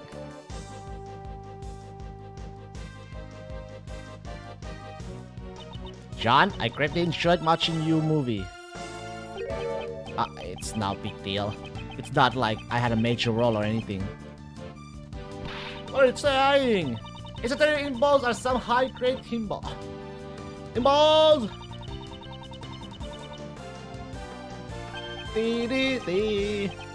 That's Gregory, K, Edgeworth, Justine, and the best, Sebastian. All those 5. Power Rangers! Time to morph! It's morphing time!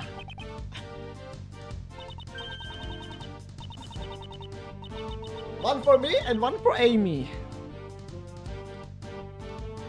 For all our supporters and for Capcom making this game.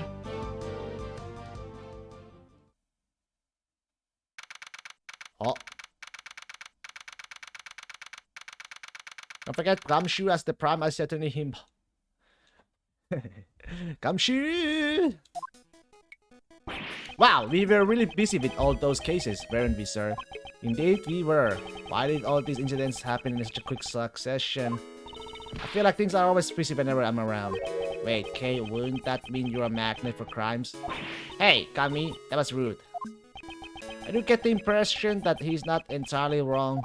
So then, Kay, do you intend to resume your training to become a great thief? I don't know. Huh? Is something on your mind, pal? How should I put it?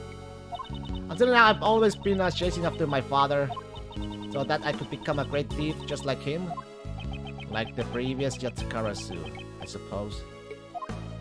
But watching you, Mr. Schwartz, made me think. Maybe instead of chasing after my father, I should find my own path. I mean, you didn't become a defense attorney either.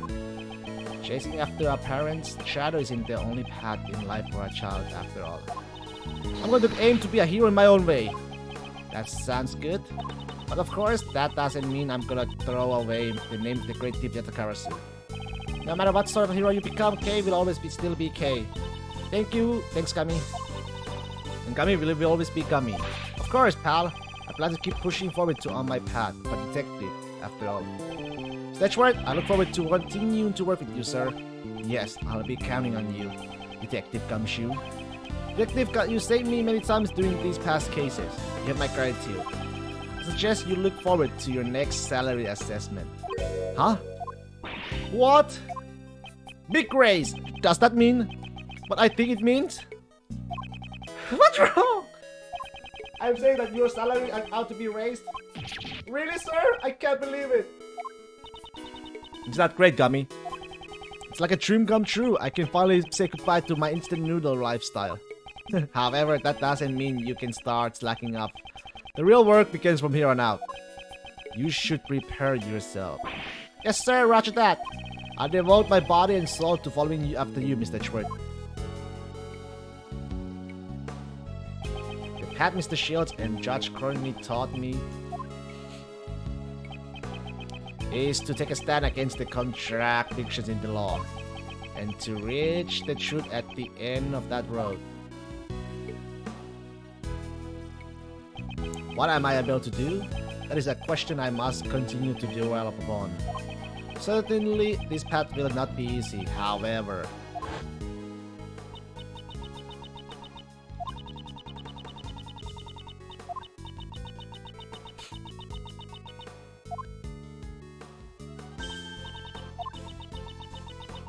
Up-and-coming genius, child actor John Marsh.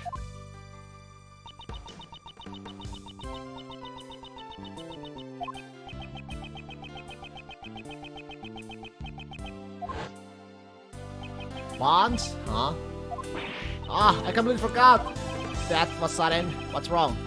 I was searching for members for the new Yatsukarasu team. Now that you mention it, I do remember you saying something like to that effect. But in the end, I wasn't even able to find a single person. Can you imagine it? A team combining their powers in order to steal the truth? I wanted to create an invincible team like that, but... What are you saying, pal? Don't you already have a team? Together, the three of us can solve any case that comes our way. Yeah, you're right. A prosecutor, a detective, and a great thief. You're the invincible trio of the heroes that steals, captures, and pursues the truth. Hearing all that kind of makes me feel sorry for the truth. As long as the three of us are together, there's nothing to fear. Isn't that right, Mr. Schwartz? Yes, you are correct. Even until his last moments, my father ran along his own path. I too shall advance along mine, accompanied by my somewhat boisterous comrades. As long as they are by my side, I can walk forward without hesitation. Bruh, okay. On this new path as a prosecutors and attorneys. The path I walk is not my father's. However, I am certain that the two paths are not separate. Though we may walk in opposite direction, our destination is the same. Why, you may ask? Because both paths leads to the one and only truth.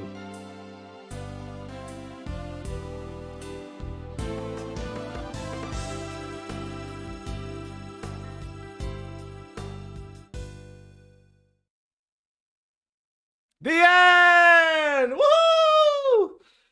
Yay! Oh my god. Ew, that was disgusting. Ew. Okay, my friends, I think that is it for today too. I am done. That took 6 hours, man. That took 6 hours. Jesus. But yeah, I'll see you guys next year, alright? Next year for Pokemon Violet. Next year, 2024. But yeah, Pokemon Violet. Pokemon Violet will be the next, which will be the last Pokemon game of the series. And then we are moving on. Alright, see you guys. See you guys next time. Bye bye, Fungus. Bye bye, everybody. Thanks for watching.